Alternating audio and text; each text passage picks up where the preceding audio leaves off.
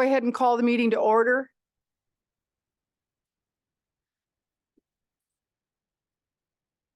Sheriff, I do that when I know you're way across the room, so you have to run forward.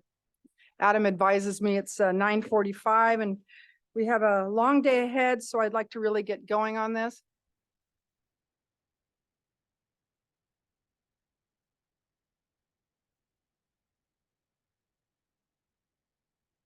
I'd like to thank and extend my appreciation to all the board members that are here in person. It's good to see all of you now that we've removed ourselves from a heavily laden remote process. So it's great to see you in person.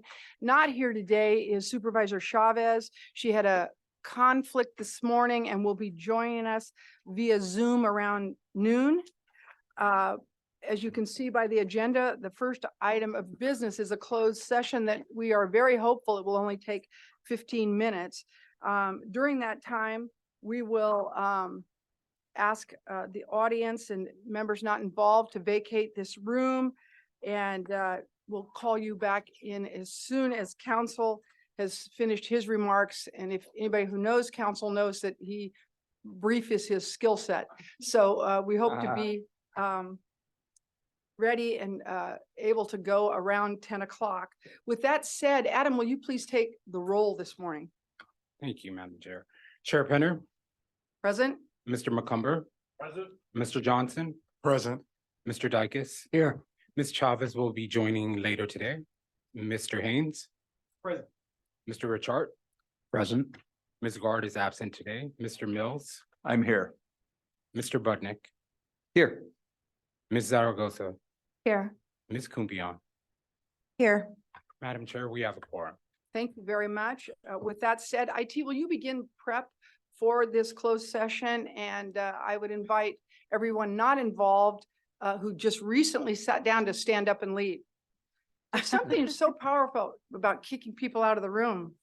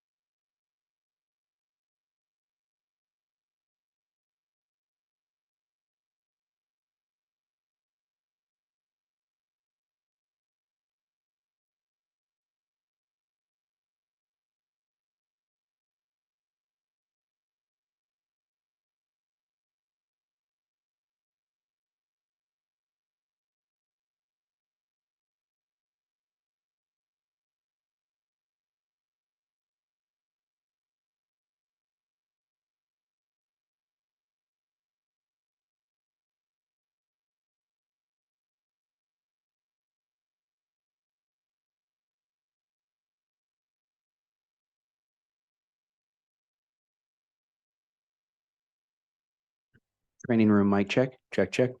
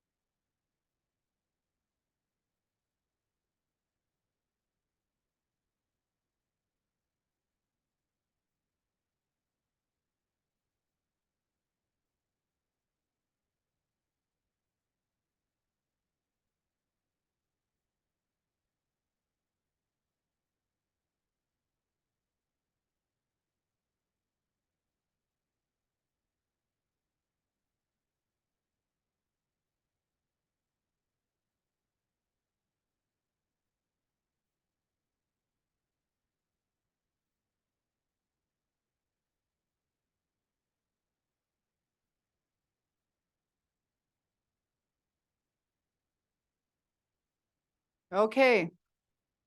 We're ready to proceed. Welcome back, everyone, to the regular meeting.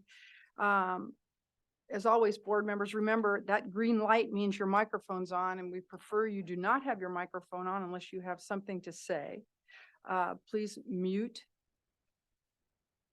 Adam will do the long set of instructions to those of you online, and I'm looking here. How many do we see that we have online today? There were 200 when I last looked. 200.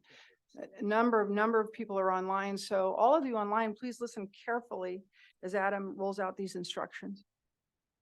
Thank you, Madam Chair. Good morning, everyone. We are meeting both in person and virtually, and will support public participation during this meeting through the Zoom webinar platform.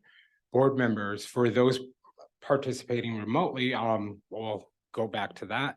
Regarding voting, all agenda items that require a vote will require a roll call vote at the end of each agenda item. Board members in the room, as Chair Penner stated, please remember to turn off your microphones when you are not speaking. And please remember to speak into your microphone so that all on Zoom may hear you. Members of the public, we will give the members of the public the opportunity to comment after the presentation of each agenda item and prior to the board voting on an item. You will have 2 minutes for your comment. After your 2 minutes have ended, I will verbally let you know, and you may watch the screen where we will display the 2-minute timer and those in queue. We encourage anyone wishing to make a public comment to raise their hand at the start of each agenda item being discussed. Members of the public will not have the ability to unmute yourself during the discussion until the chair opens it up for public comment. You must raise your hand on Zoom or send a request through public comment at bscc.ca.gov. This is also available on our website. If you've sent in a request through the public comment email box, I will call on the email addresses or identifiers you provided in your email. If you are calling by phone, dial *9 to raise your hand, dial *6 to unmute yourself. I will call on those who have raised their hands and those who have emailed your request to speak, and I will ask you to unmute yourself. As a reminder, I will notify you when the timer sounds. Again, the timer will be visible on the screen, so please try to keep track of your time. When the time is up, you must complete your comment so that we have the opportunity to hear from everyone who wants to make a comment. Also, if your comment aligns with other speakers, please feel free to associate your comment with prior speakers. Thank you for your patience and understanding as we work to ensure all speakers can be heard. Agenda item 7 is the opportunity for any member of the public to make a comment on any agenda items or other comments in general. We will call the members on Zoom first, then the members in the room in Sacramento. Public participants in the room, please complete a public comment card by the table on the door, by the door on the table and provide it to me during the meeting. As always, we thank you for your patience. Madam Chair, that concludes my instructions.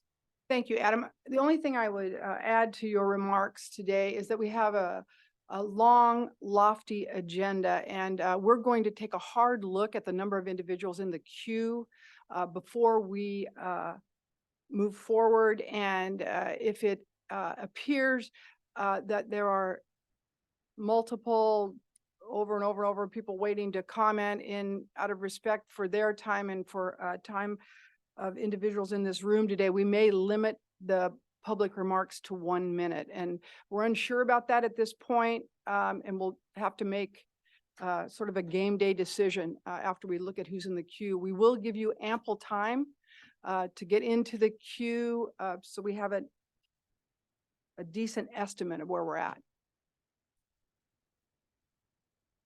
First order of business today, unusual to us, is that Sheriff Dean Groudon is out in the audience. If you would not mind coming forward, Sheriff, we are delighted you're here today. Since our last meeting, come on up. Yes, he's looking for permission. You sat next to me for years.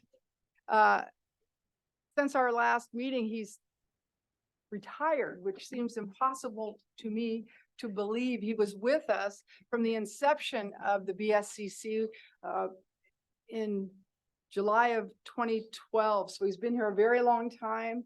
He would not brag on himself at all, but I need to do it for a few minutes. He has been a stellar member of this board. All of you have seen him in action, understand that he's not afraid to raise his hand and volunteer to do a lot of heavy lifting for us. He's participated in numerous executive steering committees. He's led a number of bodies that have pushed grant money out into the field. And for that, I'm eternally grateful. What you don't know when you see him show up is that he lives somewhere in the state of California that's way up high and has a lot of snow associated with it up there in Lassen County. And he makes this drive that takes him 3 hours? Oh, today was 4.5. 4.5 hours to get here, and often turns right around and goes back home. So unspoken in this room is the personal effort he makes to do his professional obligation. A great individual. Personally, whether he likes it or not, I count him as a friend. And I know he doesn't want his reputation ruined. With that said, we have a plaque to present to you today. But before I do that, I'd like to ask any members of the board if you'd like to say anything about the sheriff in his last meeting here. I just want to thank Dean for his work on the board. I've also had the opportunity to work with Dean as part of the Sheriff's Association as his past president. And he's always had the right demeanor and understood the bigger picture where sometimes others don't. And it was greatly appreciated by myself and my predecessors. So thanks, Dean. You will be missed. I'd just like to say, Dean, I appreciate your leadership and the influence that you've had on this body. Me coming in as a new member, very welcoming. And you represent the sheriff profession on this board in a way that helped me to understand some of the struggles, some of the, the highlights of the work. So I just want to say thank you and appreciate all you've done, and have a good time in your retirement. Dean, thanks for leading the way. Always FTOing those of us that come out here on the board. We appreciate it. And thank you for representing sheriff's efforts. I know your experience and having a sheriff on the board based on all the things we're trying to do, and especially in the reentry capacity, is fairly substantial. So being able to share it is a big deal, and you've been a great voice for that and a great voice for all of us. Thank you. Anything else? Feel free. Okay, well, I just want to say thank you. Really, I want to thank all the board members. It's been an honor serving with you all these years, and those that came before you. I think the BSCC staff are incredible, do an incredible job. And really my experience here, when I came in, I was, I think, 38 years old when I became sheriff, and I think 39 when I got appointed on this board. So I was a youngster, but I learned a great deal in interacting with everybody. And the experience as a whole made me a better person and a better sheriff. So that's why I really wanted to come here today, because I wasn't able to make the last meeting before my retirement date. So I wanted to come down and just thank all of you. So thank you. Thank you. Can I add one thing? Yes.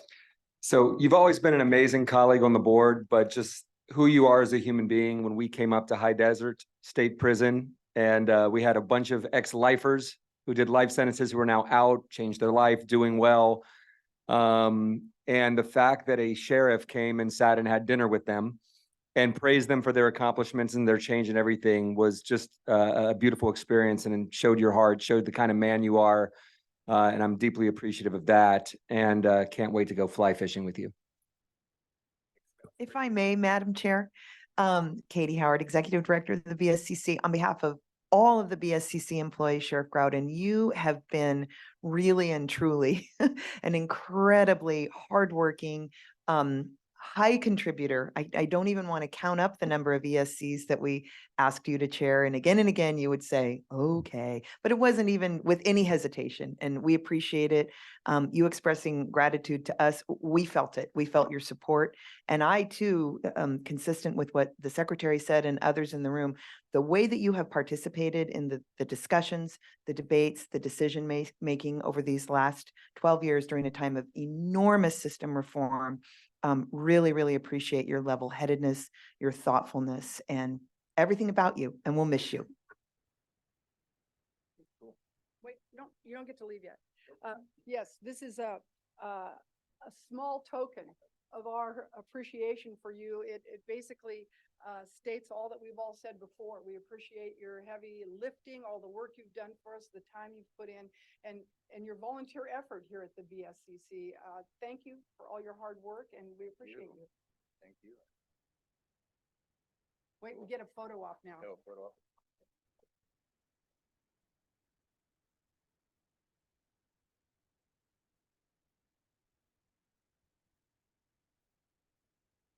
Oh, now, there's a lake here somewhere? Oh, Feather River. Feather River. Yeah, one fish. There you go. Thank you. Thank you.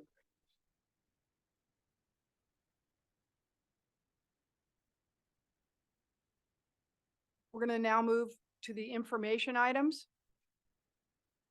I'm going to forego the chair's report today and call upon our executive director, Kathleen Howard.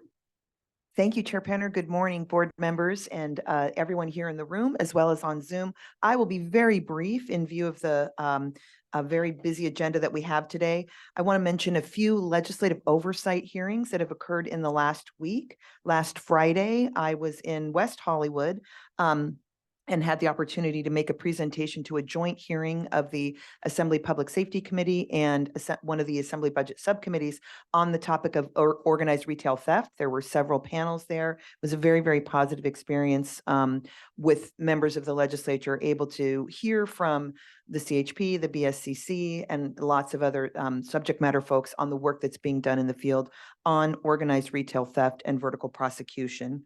And then yesterday here in Sacramento at the Capitol, there was a juvenile justice realignment informational oversight hearing, and that was conducted by two of the Senate budget subcommittees.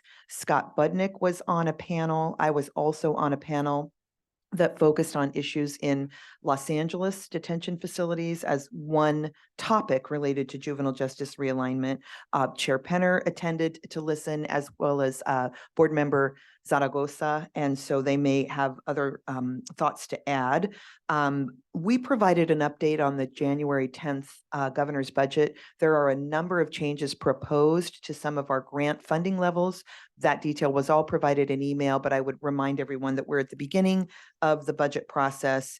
Everyone is aware that California faces a significant deficit, and there will be much to be worked through in terms of the budget subcommittee hearings and all the rest. So I want to also point your attention to the legislative update, which is in your information items. Nothing that we need to talk about now, but all the bills that have been introduced so far that directly relate to BSCC work are included in your binders. Thank you, Madam Chair. Happy to take any questions. Thank you. Legal update, council. Thank you, Madam Chair. Briefly, we're not awarding any grants out today, but we do have an RFP on the agenda. I asked the members to turn their attention to agenda item G with the burn skip RFP going out. The eligible entities are cities and counties. And if you turn to that board report, it's for communication, education, outreach for extreme risk protection orders, and then also funding available for law enforcement agencies as well. If a board member is interested in their agency potentially applying for that grant, we'd ask you to recuse when we get to that agenda item. Thank you, Madam Chair. Thank you. Looking to the board, are there any questions or comments on any of the information items? Seeing none. Adam, do we have any public comment on information items? Not for information items. Thank you. Let's now move to the consent calendar.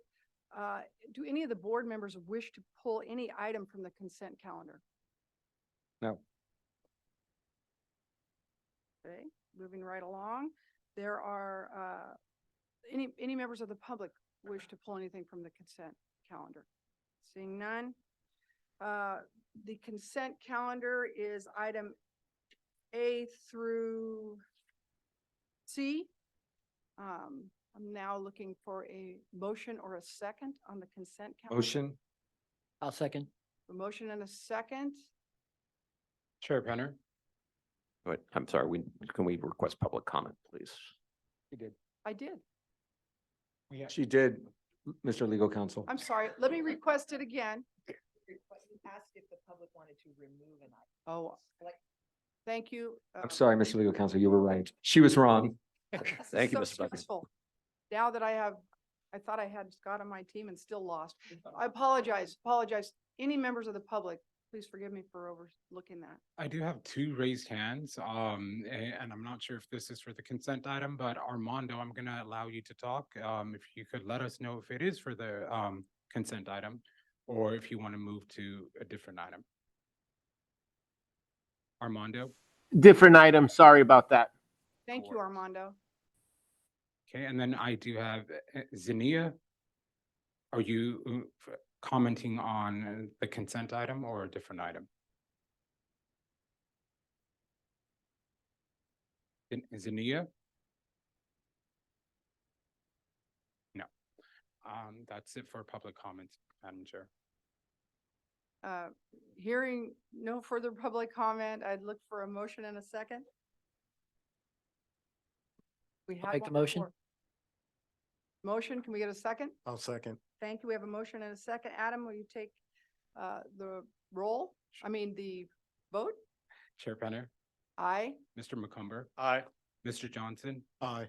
Mr. Dykes, Aye. Mr. Haynes, Aye. Mr. Richard, Aye. Mr. Mills, Aye. Mr. Budnick, Aye. Ms. Zaragoza, Aye. Ms. Kumpion. Aye. Madam Chair, the motion carries for the consent items A through C. Thank you. Thank you. Moving now to item 4, discussion items. The first item today will be a nomination for the vice chair of the board. Katie? Thank you, Madam Chair. Penal Code Section 6025 requires this board to have a vice chair. Thank you, Sheriff Groudon, for serving in that capacity for many, many, many years. And the statute does require that the BSCC vice chair be one of our members who is a chief probation officer or a sheriff. I would like to turn this matter over to Chair Penner to make a nomination, perhaps in the form of a motion, about a vice chair for this board. Thank you. I'm going to take this opportunity to nominate Chief Kirk Haynes as our vice chair. Any questions or comments?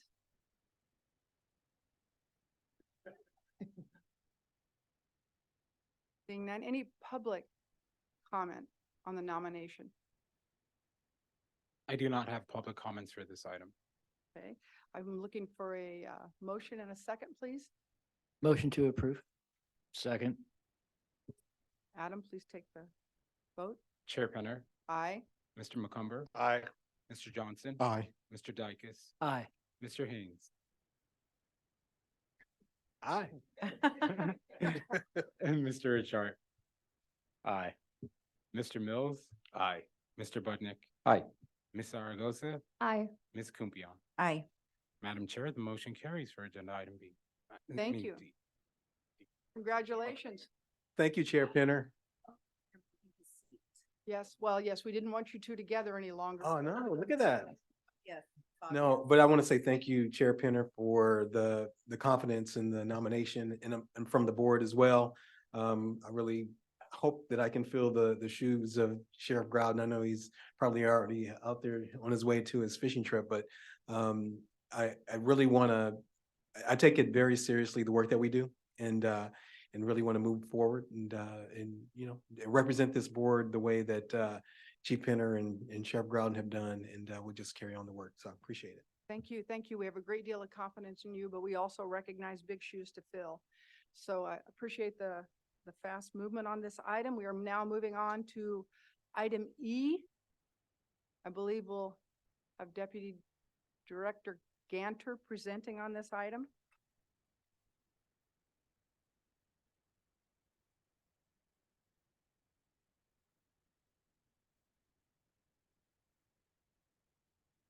I guess prior to doing that, because they're already in place, I would like to welcome Sheriff Luna from Los Angeles County, representing today, and Chief Paula Tokar. It's great to have you both here. I appreciate you responding to our request to be present, and we'll move this item now.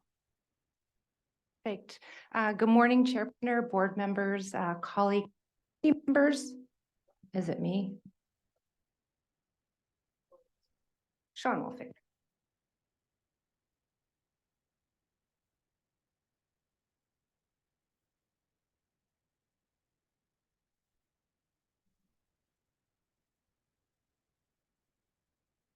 Okay. I'm Allison Ganter, Deputy Director with the FSO and Research Division here at the BSCC, and I'm here to provide a regular update on the status of our facility inspections and outstanding items of non-compliance. I'll also be providing a summary of the items of non-compliance at the Los Angeles County Men's Central Jail and the Alameda County Santa Rita Jail. Los Angeles County Sheriff Luna and Alameda County Sheriff Sanchez are here with their teams today, as requested by the board in November, to share their feedback on progress towards compliance as well. I'll begin by sharing the regular update on compliance, and following that, we'll invite Sheriff Luna and his team to provide their update. I'll share a summary of the issues at the facility, and then after that, Sheriff Luna and his team will provide their statement. We'll do the same for Alameda. When the discussion on Alameda has closed, we'll take public comment on the item. So I will start with our regular inspection update. And as a reminder, we no longer conduct inspections every other year.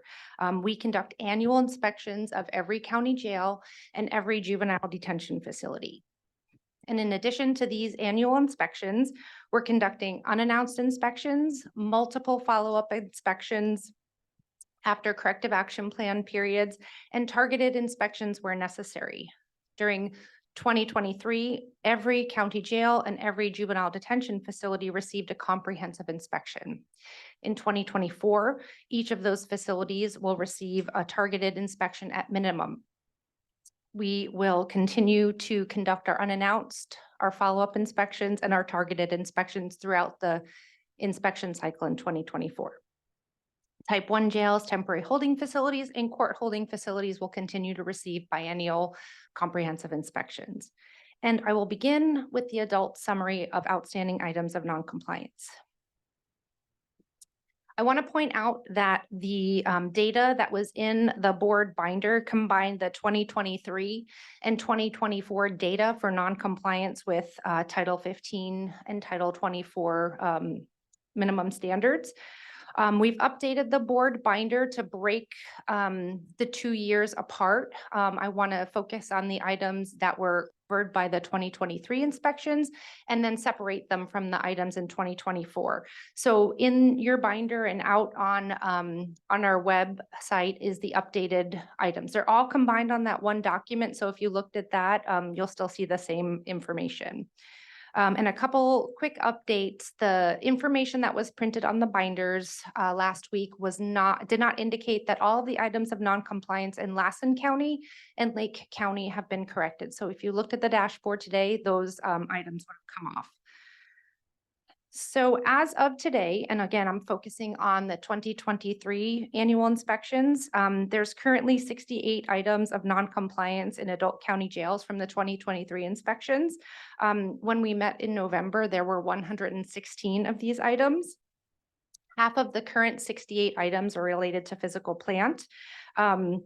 And as I mentioned, many of them have been corrected since the inspections in 2023. Our team is out there continuously conducting follow-up inspections on these facilities. The most common item of non-compliance still outstanding in 2023 is exercise and recreation related to out of cell time and number of personnel. Those two remain the most common items of non-compliance. Most of the outstanding items of non-compliance with safety checks are violations that are related to policy and procedure, not necessarily practice. And we'll talk about that when we get into the items of non-compliance with Los Angeles and Alameda County. Again, these are the current items of non-compliance with the 2023 inspections that have concluded, and we'll continue to update you on progress toward correction of those outstanding 68 items. In 2024, which started just a few short weeks ago, we have 67 items of non-compliance. And again, those are in the board binders. All of those items are in the corrective action plan process. Sorry, I'm trying to turn this off. I Si- don't know how. Siri. Siri wanted to get in. Again, all of the inspections that have happened in 2024 and the outstanding items of non-compliance now we're in the corrective action phase. 9 of the total 67 items are related to physical plant. The items that you have up here are related to Title 15 operational regulations. Most common is policy and procedures. There is a chunk of non-compliant 16 total with court holding and temporary holding facilities. Those were recently discovered in the Los Angeles court holding facilities. Again, still in the corrective action plan phase process. So we'll continue to keep you updated on those items of non-compliance. At this point, staff do not recommend that any sheriffs come before the board related to the 2023 and 2024 items of non-compliance. I'll provide a quick summary of the outstanding items of non-compliance with juvenile minimum standards. I am going to focus on counties other than Los Angeles. We will be talking about Los Angeles later in this agenda. I will mention that several of the facilities that we won't be talking about today, some of the camps and other SYTFs are working through corrective action plan processes. We'll only be talking about the Barry J. Nydorf and Los Padrinos facilities. But again, I'm going to focus on counties other than Los Angeles. So right now, currently, there is only one county with outstanding items of non-compliance in juvenile Title 15. That is San Diego County. They are still in their corrective action plan phase. They have until April 18th to fix the remaining 4 items of non-compliance. I want to note that they had 19 total items of non-compliance in their initial inspection report. All but 6 of those, I said 4, all but 6 of those items were corrected and verified when they turned in their corrective action plan in late January. And their corrective action plan shows a targeted date for the outstanding items of non-compliance is April 18th. Those items are 1321 staffing, room confinement, and programs, recreation, and exercise. So we will continue to keep the board updated on that when we receive verification that those items have been corrected and their corrective action is complete. The most recent items of non-compliance that were closed out through the corrective action plan process was Imperial. They had a maximum statutory resolution date of May 2nd, 2024. We received their corrective action plan and verification, and were able to review and verify their evidence of compliance. They've completed their corrective action plan. They've corrected all the items of non-compliance. We've verified that, and they are no longer on our dashboard for corrective action. We have no other requests for other chief probation officers to appear before the board at this time. So that concludes the summary of adult and juvenile outstanding items of non-compliance, and we'll move to the next section of our agenda item. Thank you, Al. Allison, do you want us to approve this portion at this point and then move forward? So I don't believe that we had any action items on there, and I'll look over to council to confirm. Yeah, we don't need an approval for this agenda item, Madam Chair. So it's just for information only. Thank you. Well, we've already introduced the members from perfect. LA, so I'd ask you to go ahead and move forward with the LA County Men's Central Jail. Okie dokie.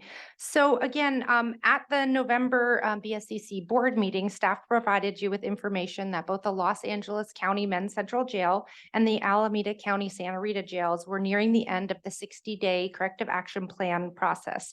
And due to the seriousness of the items of noncompliance, staff recommended that if the two facilities remained out of compliance at the end of the corrective action plan process, the sheriffs of each county would be requested to appear before the board in accordance with our enhanced inspection process.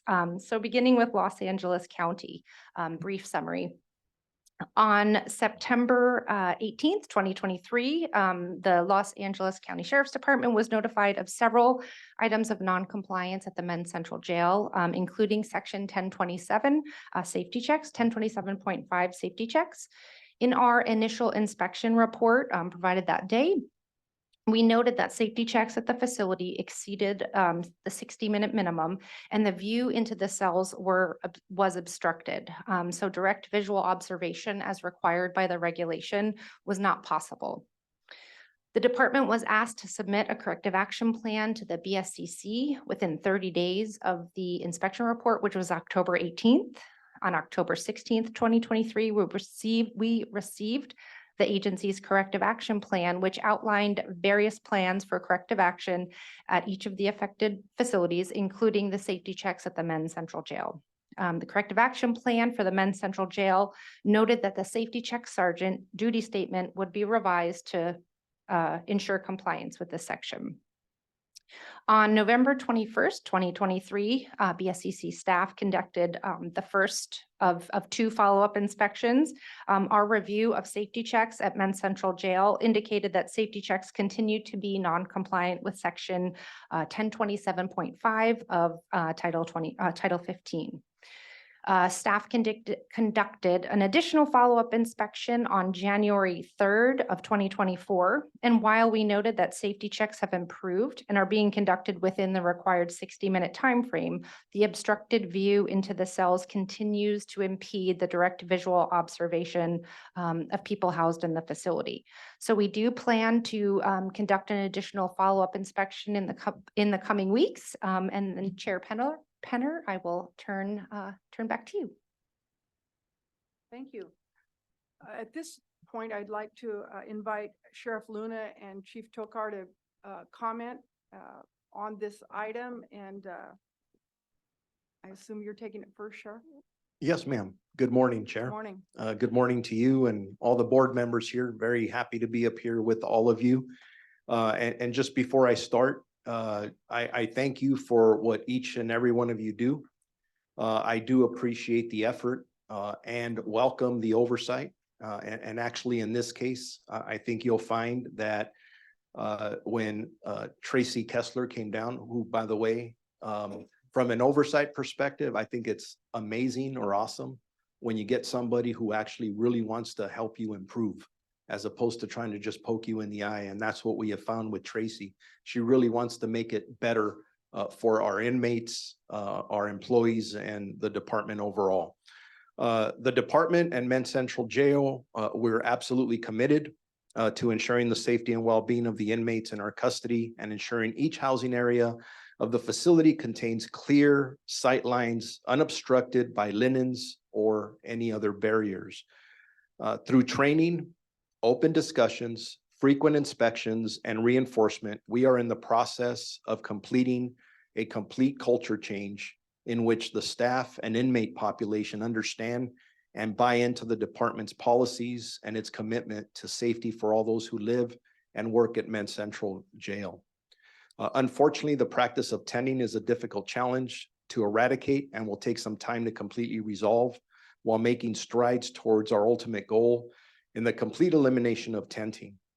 We're also very focused on fulfilling in what we believe the board's primary objective regarding compliance, ensuring a clear visual inspection of each inmate while conducting safety checks. In the short term, the clear visual inspection may require staff to pull obstructions to the side and create the required field of vision, but we are absolutely committed to ensuring that this occurs through quality checks that are conducted on each walk and quickly come into compliance with the board requirements. And just as I wrap up, in really looking at this issue, which again, the goal is clear. We're going to comply. It's going to take a lot of work. But over the years, specifically during COVID, a lot of our inmates used blankets and other mechanisms to kind of give each other additional privacy, which our employees were. Can I just speak out loud? 1, 2, 3, back on. Trying to be empathetic to the inmates of giving them additional privacy, whether it was from light or anything else. And back then, I think they were actually trying to take extra steps to prevent from getting COVID. So this happened over years. But again, we get it. We understand. We appreciate the report, the oversight, and we're going to get better. Thank you. Anything further? Okay. Now I'm returning back to the board for any questions or comments.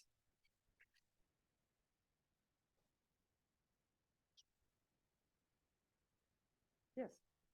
Chief Bell. Sheriff Luna, thank you for being here. And I really, as a board member, appreciate the humility of which you've come with to talk about how you can improve the jail. And I know that big ships turn slowly. I don't think anybody's looking for an overnight change, but we appreciate the attentiveness you're paying to this problem. And we are confident, I am confident that LA jail will get better. I have a question. Thank you for being here, Sheriff. When you talked about tenting, when you first, is that what you're saying is the blankets and all of that in the cells? Okay. The Civil Brand Commission also had a report on the LA County jails a couple of weeks ago, and they referenced the rat problem inside the jails at length. And I'm wondering if some of the tenting or the blanket usage is because of the rat situation. What do you think about that? That hasn't been the reason expressed, and we do have a rodent problem in one area of the jail. The tenting issue is more widespread. So we believe that the tenting issue and the visual obstruction is more in relation to the privacy issue, but we do acknowledge that we have a problem with rodents and taking steps to correct that. We do have a pest control agency that we are working with. I, in fact, went to the facility with them yesterday and we're trying new traps, new methods to contain the problem. We're aware of it and we are definitely taking active steps to eradicate it. That's really great to hear. Thank you. Yes, Jason. Good morning, Sheriff. Thank you for being here. Really appreciate it.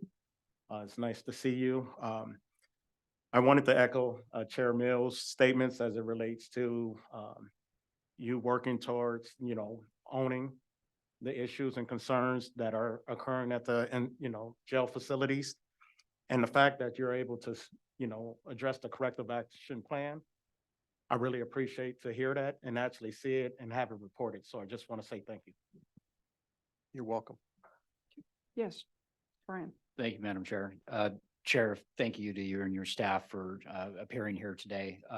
I wanted to emphasize a couple of words you chose in your statement, and that was culture change, because I think that can't be overemphasized. Culture being the foundational practice that you're going to have to pay attention to in order to make these changes. This isn't a policy matter. This isn't a practice matter. Those things come as a result of the culture change. And so that you mentioned it and that you identified it, I think shows that you get it. And I appreciate that very much. Thank you.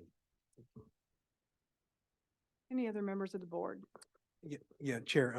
Thank you, Sheriff, so much for being here with us today. In regard to the barriers, and I'm not familiar with how the setup is, but you have dorm areas, but you also have individual room areas as well. That Yes. okay. And so in the individual rooms is where we're having the problem, Allison, with the barriers that are in front of the windows. It's both. Okay, and so when in those kind of cases, I understand you explained about the tinting, but and it may be the culture change that we're talking about why there are barriers in the windows. have you guys investigated or looked at why those things are happening? For privacy's sake is what we have conducted numerous hundreds of town hall meetings with our inmate population. And they're expressing that they're covering the window areas, it's actually barred areas in the cells for privacy. And we've explained the reason why those need to come down. We did have the same issue in our dormed areas where they were using sheets or blankets to cover their individual bunks. So that, you know, there was a privacy between bunks. That actually prior to our inspection, Men's Central Jail on itself eradicated that issue with the tenting between bunks in our open dorm areas. So we recognized that it was a problem and we corrected the dorm areas before this inspection in November. The cells have been a more difficult challenge because we have to enter the cell in some cases to take that barrier down so that we can have that clear line of sight, which obviously once you enter a cell, it creates more of an issue, a safety concern for the inmate population and our deputies. However, we are making great strides to change the culture amongst both the deputies and enforcement and the inmate population in compliance and taking those things down. And you will see an improvement in the celled areas. And just to add, the chief talked about town hall meetings. We've actually done 152 town hall meetings, really trying to communicate with our inmate population because they do not like this at all. And unfortunately, there are a handful of uses of force that have occurred when the deputies, after communicating with the inmates, I think we have 3 to date that we're aware of. So we're trying to be as cautious, trying to de-escalate the situation as much as we can. But it has caused friction within our facilities. Well, I appreciate the work. I know it's going to be it's a challenge to be able to kind of, you know, get folks to understand, the obligation that you have to keep folks safe, but at the same time to understand their right to privacy to a degree. I mean, it's still one of those balancing things that you're going to have to work out. But I appreciate the work. Thank you. We're going to now, and I appreciate your time and your response, but I want more of your time if you don't mind. I'd ask you to please take a seat, and then I would invite Sheriff Sanchez and her staff up.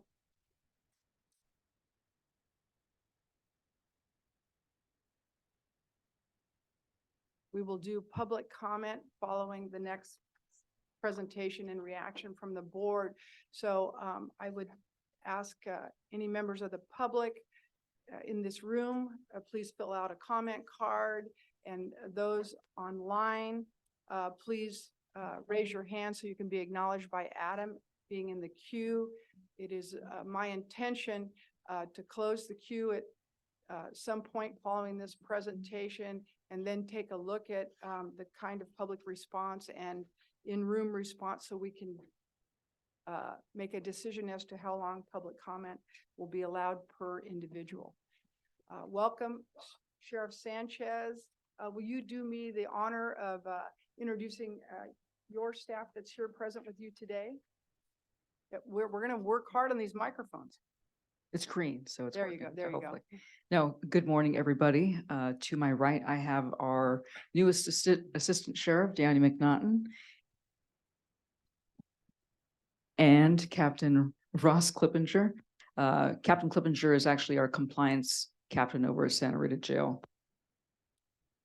Okay, what are we going to do here? Excuse me for just a minute. So any chance of you taking one of these except mine? Fortunately, we can't because those Okay. are wired.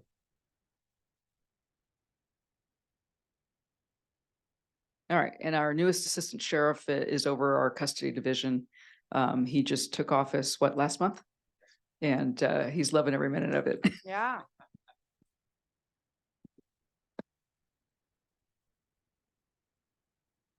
Thank you, Allison. Oh, here we go. Allison, why don't you take a seat and in Aaron's seat, because that wasn't, there we go. Thank you again. Good morning again. A brief summary on the items of non-compliance at the Alameda County Santa Rita Jail. On August 15th, 2023, the Santa Rita Jail was notified of several items of non-compliance, including non-compliance with Section 1027.5 safety checks. In our initial inspection report, we noted that safety checks at the facility exceeded the 60-minute minimum between checks as required by regulation. The agency was asked to submit a corrective action plan within 30 days or by September 14th, 2023. And on September 15th, 2023, we received the agency's corrective action plan.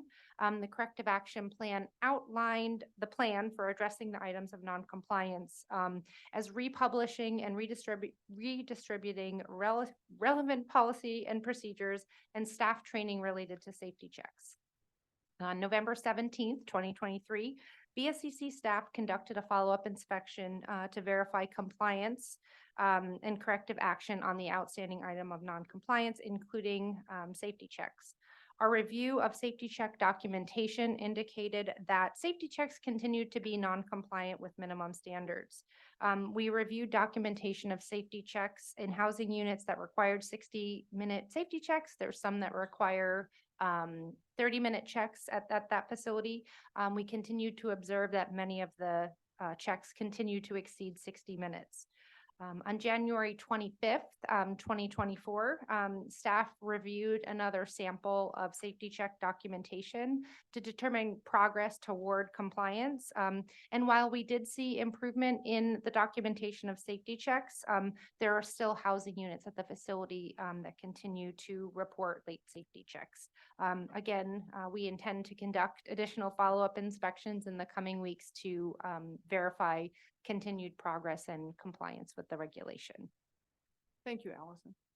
And let me begin, Sheriff, by thanking you for your affirmative response in coming in today and bringing your staff to discuss this item, which is, as you can see, important to us. The safety checks in both facilities that we're highlighting today are something we have great concern over for both the safety of individuals housed there and your staff. So I appreciate you coming in.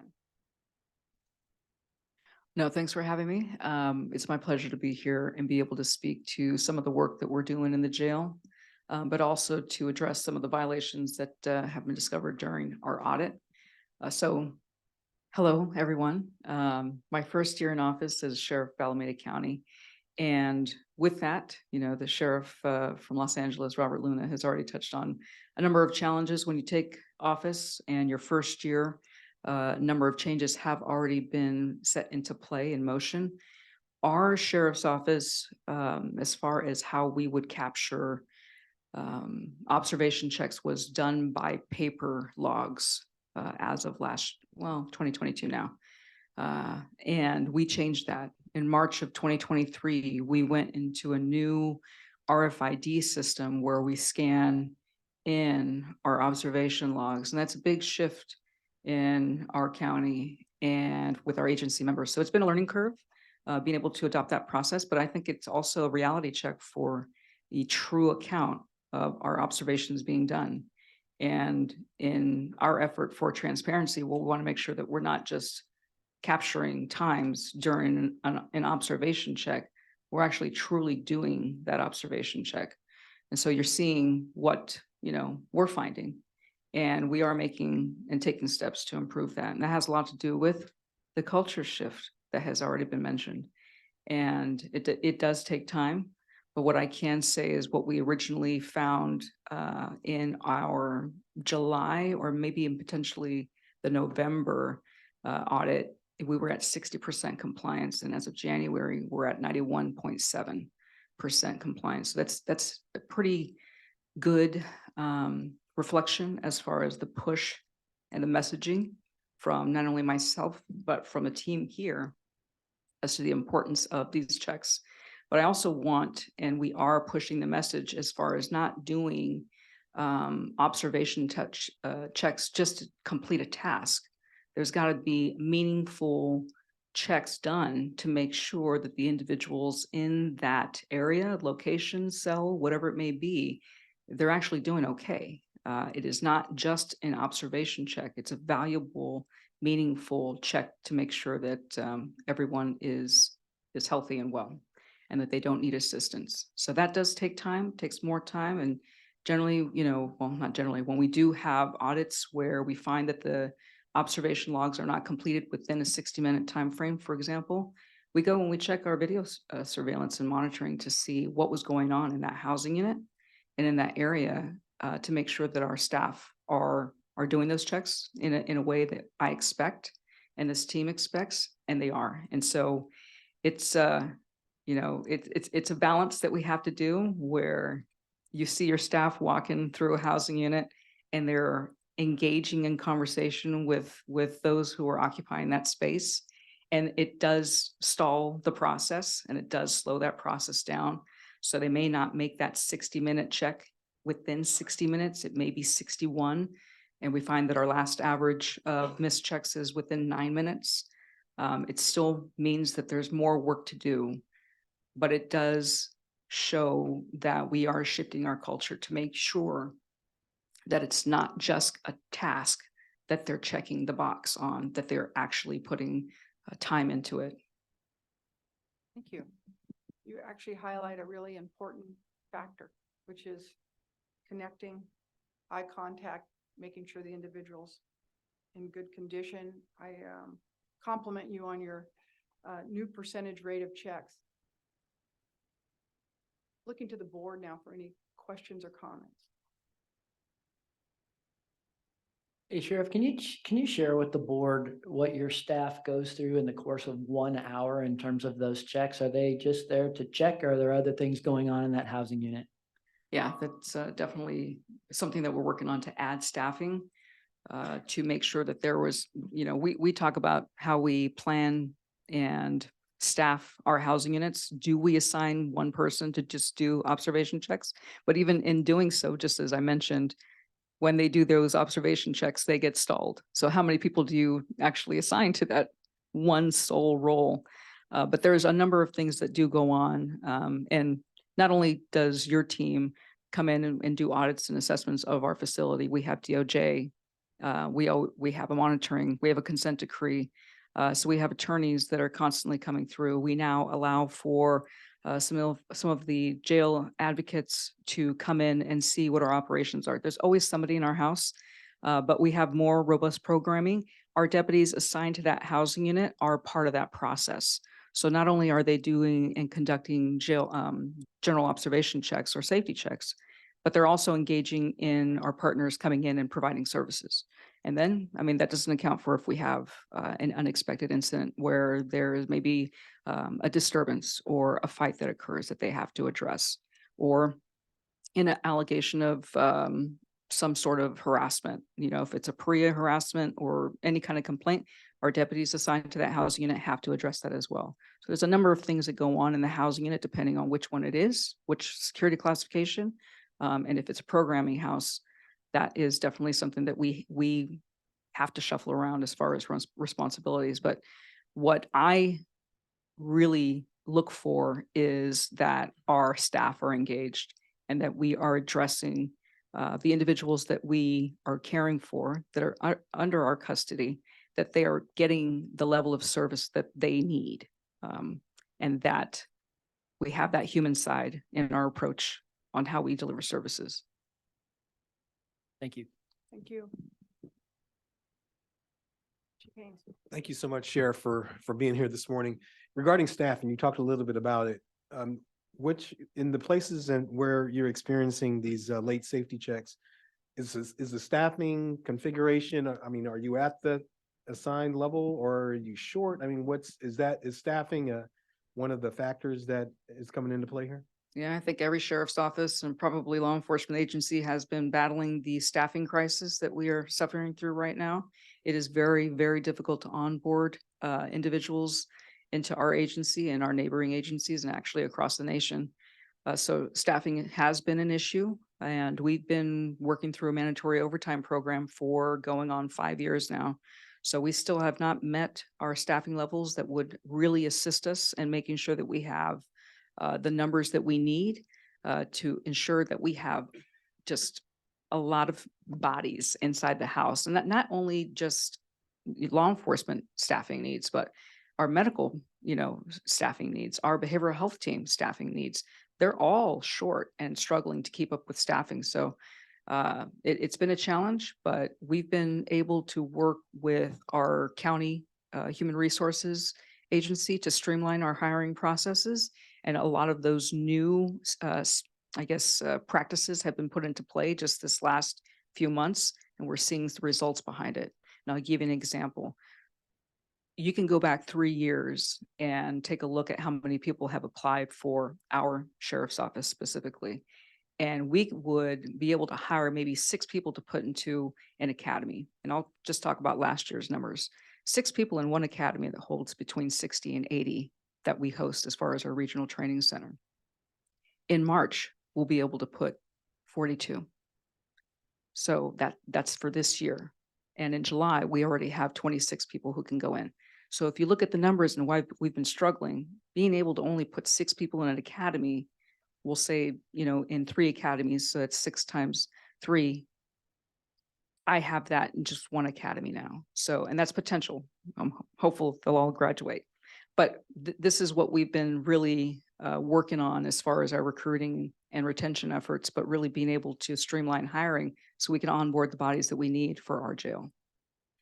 Have you, besides the mandatory overtime of your correction staff, have you ordered or directed any other staff, patrol staff, or anyone else to come in to try to provide relief or no? Everybody's part of the whole team. Okay. I mean, this is a team effort. So our patrol, it doesn't matter where you're assigned. If you are a sworn deputy, you come and you're part of the mandatory overtime program, including sergeants. Okay, thank you so much. Thank you. Any further questions, comments from the board? Seeing none, Adam, I'd ask you to let us know where we stand in terms of the queue. Right now, I have 3 on Zoom and 2 in the room. We'll share the public comment screen, the queue and the timer. Okay, and certainly that's very manageable, and we'll maintain our 2-minute comment period. And these comments are on all of agenda item E that is before us, so both LA and Alameda. Yes, so I'm gonna call on Adrina. Adrina, you have 2 minutes. Please And unmute. following Adrina's comments, we will. close the queue. Hello? Hello? Adrina, Okay. try. Can you hear me now? Yes. Yes. Okay, thank you. In order to destroy a culture, simply destroy the men. Kill the men, rape the women, and enslave the children. You can see this cycle in effect today. Now we're 700% increased mass incarceration. And whose men are they out to destroy? The Black and brown man. It's time for a community of people to wake up and acknowledge what's in front of us. Now, with all the problems of non-compliance and failures of these government institutions, your discussion is on bed sheets and inmate privacy. While you have a rat and rodent problem, fix that. While you have a drug problem, fix that. While kids and men are dying in your facilities, fix that. While there's no program, school, or rehabilitation, fix that. Who's prioritizing this list, and why is bed sheets the topic of discussion while you have bigger problems? This is called subversion. While you take taxpayers' funding to provide education and programs that do not exist. You always say you follow statute. What statute is that exactly? Do you take oath of office? Because someone is lying to the people here. And it's no wonder you have so many problems. The problems are within leadership. Can we see an accounting of the Treasury on why LA probation is hoarding millions of taxpayers' dollars meant for rehabilitation? It seems to be missing. Thank you. Okay, next we have Peter Waldron for agenda item E. For you really quick. Peter, your hand was raised earlier, but you've since put that down, but you still want to make a comment on this agenda item? I actually want to comment on item number F if I can, LA County. Sure, I'll move. Thank you.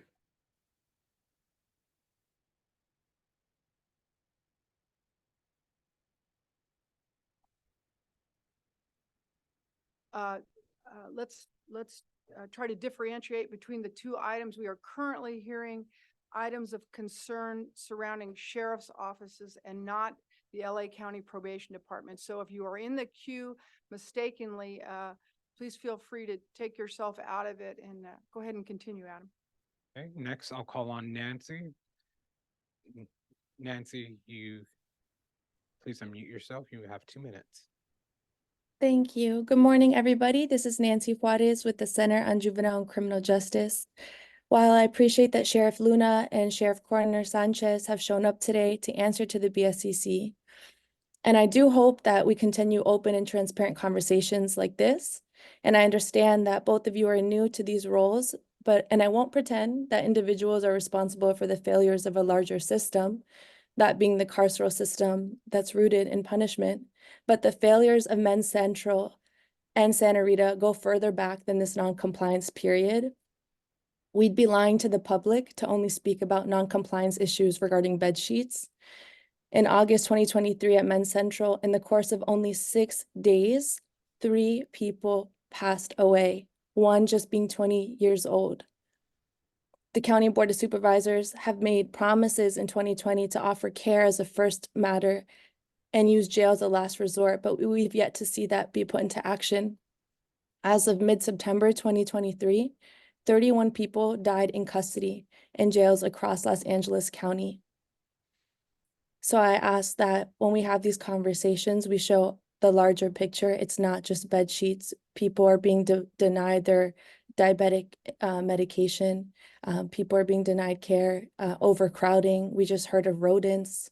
This is a much larger issue, and I hope that the BSCC wouldn't disguise it with just bed sheets being the non-compliance issues. This is much, much larger, and people are dying. Thank you. Thank you. Next, we have, is it Johanna Blunt? Did you still want to speak for agenda item E?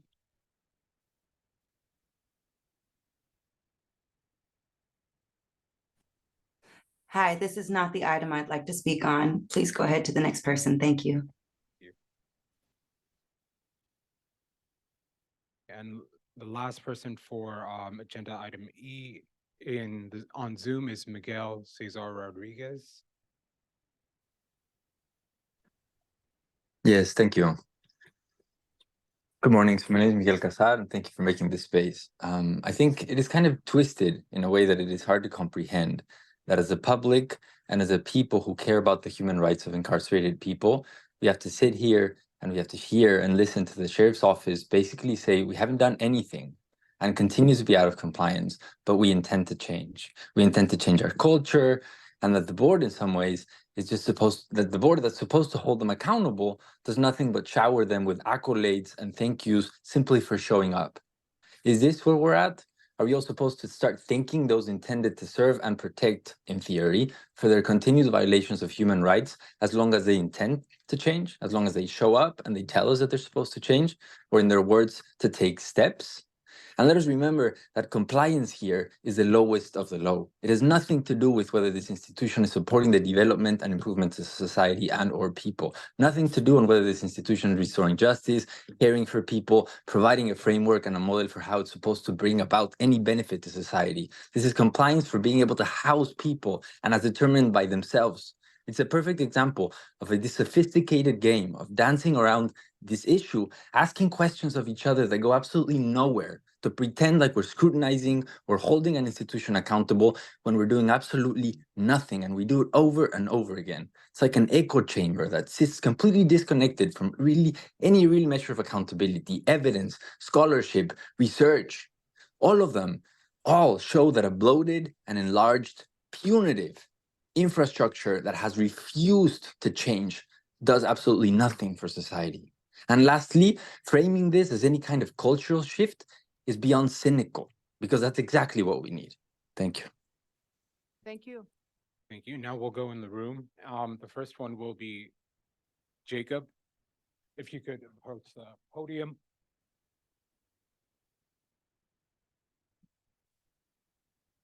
The Jacob Jackson.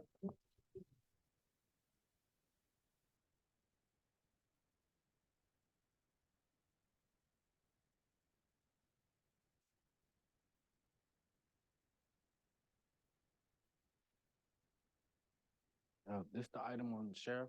Yes. Okay. Would you introduce yourself? Yeah, how y'all doing? My name is Jacob Jackson with the You Just Coalition.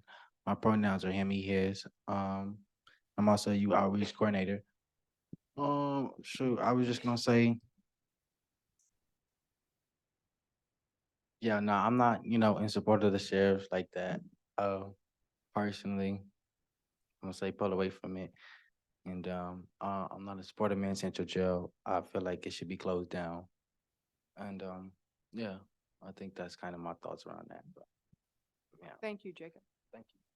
Next, we have Jade Green, and I'm gonna call the other commenters, Jeffrey Hines and Justin Marks, if you could line up behind the podium. Oh, okay, those are all on item F then? Okay. Thank you, thank you.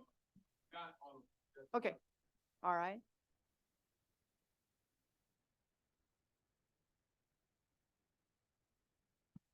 Hello, my name is Justin Marks. We drove here 6 hours today to look you all in the eye and to tell you that Men's Central Jail is not safe, that the sheriff should not be responsible for the supervision of adults or youth. We are also speaking on probation's role and their lack of capability or competency to be able to provide suitable, safe conditions inside of the halls. And the reason that these two are relevant is because we believe that it'd be this board's decision to potentially use the sheriffs as a solution for the continued failure of probation. And we're here to say that that's unacceptable. There have been 13 people who died inside of Men's Central Jail last year. And I would like to echo what was shared earlier. To frame this as an issue about privacy in rats is a sham and is dishonest. Thank you. Thank you. And Jade and Jeffrey Hines are for agenda item F. Yes. Okay, Yes. thanks. All right, Madam Chair, that concludes agenda item E, public comments. Okay, I see Allison. Thank you, Madam Chair. I just wanted to thank Sheriff Luna and Sheriff Sanchez for appearing. I also wanted to acknowledge the team of inspectors are working really hard to visit facilities, find items of non-compliance, continue to do follow-up inspections, unannounced inspections. I just wanted to thank and acknowledge my team as well and how hard they're working out there in the Thank you. field. I certainly echo your gratitude to both staff and the sheriffs for coming in today and the continued work you'll do on this effort. With that said, anything else from the board before okay. Madam Chair, just very quickly. I know a lot of the comments are referenced cultural change by the sheriffs, and I think we need to evidence that some of the things that were said are proof of that cultural change. And what I mean by that is you talk about the privacy of a blanket, and it sounds very simple in its face, but you heard Sheriff Luna say that that can also result into a use of force. Cultural change is understanding that and mitigating that circumstance, and that's what was evidenced here today. And also, when you talk about Sheriff Sanchez talking about meaningful conversations with an inmate, if a deputy sheriff were to have a meaningful conversation with every inmate they're charged with, you definitely wouldn't be able to make that 60 minutes. And I think that's evidenced of the heart of the sheriffs and what they're trying to do, particularly being new sheriffs taking their seat. And I think that should certainly be complimented and make sure that that continues to move forward. But that's evidence. That's evidence of the cultural shift that they presented here today. And I think that's what we should be asking for as a board. Yeah, thank you. Thank you. I just wanted to speak a little bit to that. I also appreciate you all showing up and talking about culture change and all of that, but to speak about a blanket, and I know that that's your space to say that that could be used as a weapon or whatever, as a formerly incarcerated person, who sits on this board, I feel that it's my obligation to also say that blanket can also represent dignity. And that blanket can also represent warmth when the cell is really cold. And I just wanted to be able to say that also, that I think looking with the lens of centering human beings and centering people and thinking about what those blankets mean to the men and women who are incarcerated. So thank you. Thank you, Norma. Super, super. Can I say something to that Yes, too? yes. So I definitely, I hear what you're saying. I agree. There has to be a level of dignity in your stay while you're incarcerated, right? While you're thinking about what you intend to do when you get out. How do we balance that to make sure that, because we do have deaths in jail. And so how do we make sure that the person who is behind that blanket for their privacy, for warmth, is okay? And that they are not covering themselves because they're having harmful thoughts.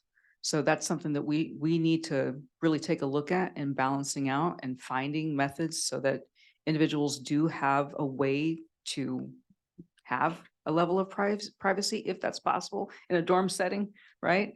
But still knowing that we have to absolutely have a visual of those individuals because we have to make sure that they're okay. Yes, I appreciate that also. Thank you. Yeah, it's that complicated space where the regulation interfaces with what people in custody would prefer, and it's not a simple answer, and illustrated today by the discussion, honestly. Allison, we do have a question from a board member here. Ellison, I have just a couple of real quick questions. How many full-time staff members do you have to do these inspections? It sounds like you did several hundred.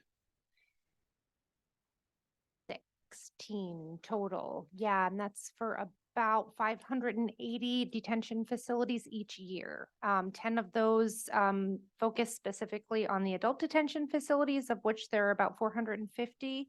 And then the remaining 5, I apologize, it was 5, are in our juvenile detention facilities. So is it safe to say it's a massive lift with travel and days off and training and so forth for you to get to all these facilities? Yes. And spend a great deal of time there? Yes, our team spends a lot more time out in the field than they did in the past when we did one inspection every other year and didn't focus on as much on follow-up inspections and targeted and unannounced inspections.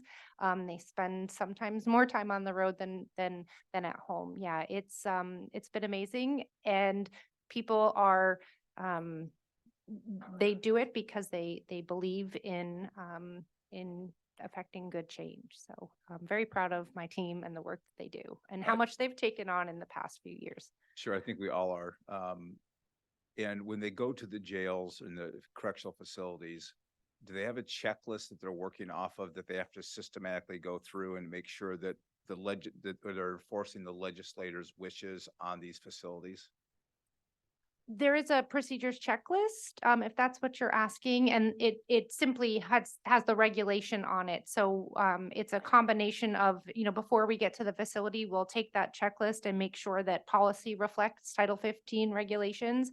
That can take quite a bit of time, but then spending time in the facility is so important because they get a chance to interact with the people that are housed there, with staff, and then reviewing documentation. So between the review of policy and being able to talk with people who live and work there and reviewing documentation, they're able to verify that the compliance is being met. You can't do a verification of compliance with just one of those things. So Yeah, I guess my question is, you don't just make up the things that you want to inspect. It's heavens it's no, yes, created by the legislature. 100%. We do, I mean, the team is there.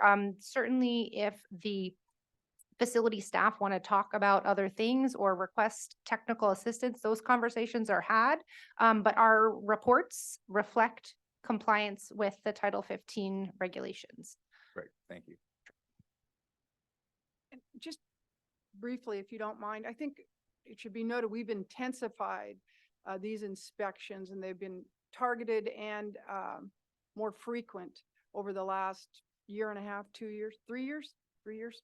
Um, Yeah, and I think we've been able to ramp up. The other thing we have done is we're doing a number of unannounced inspections. So I think when Allison laid out what had happened prior to both LA and Alameda taking the comment section of this, was a number of follow-up inspections that continued to take a hard look at what was going on and working to give technical assistance to improve towards, a better outcome. And I appreciate all of that. Okay, any further comments from the board? And we've done public comment. So I think what we'll do now is take a brief break and release those who are at the table and in the room that need to leave, and move towards our next item, which is a determination of suitability for Los Angeles juvenile detention facilities.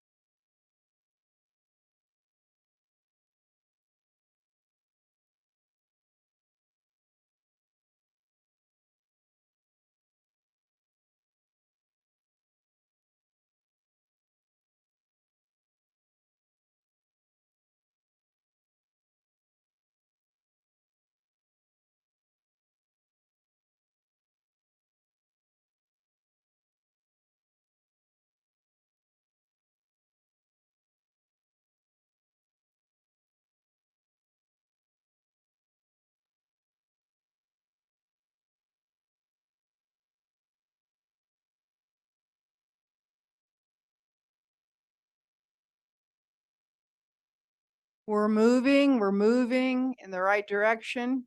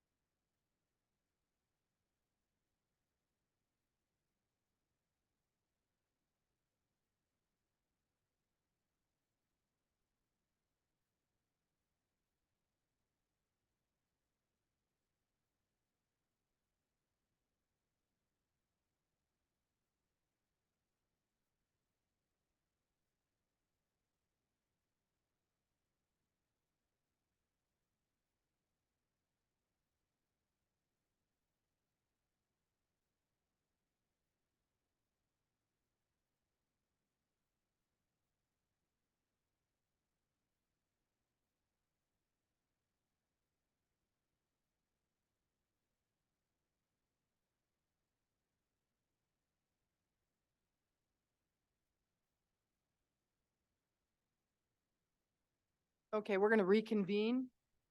Thank you all for finding seats right away. Couple of things we need to consider first, and that is recusals in this, on this item.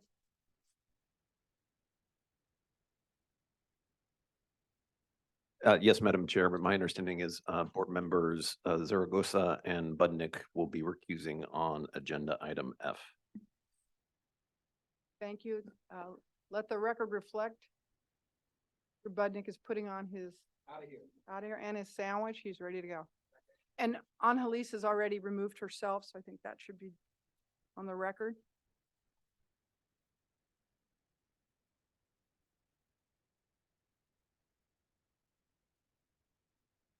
Once again, Deputy Director Ganter is with us on item F, determination of suitability for LA County juvenile detention facilities.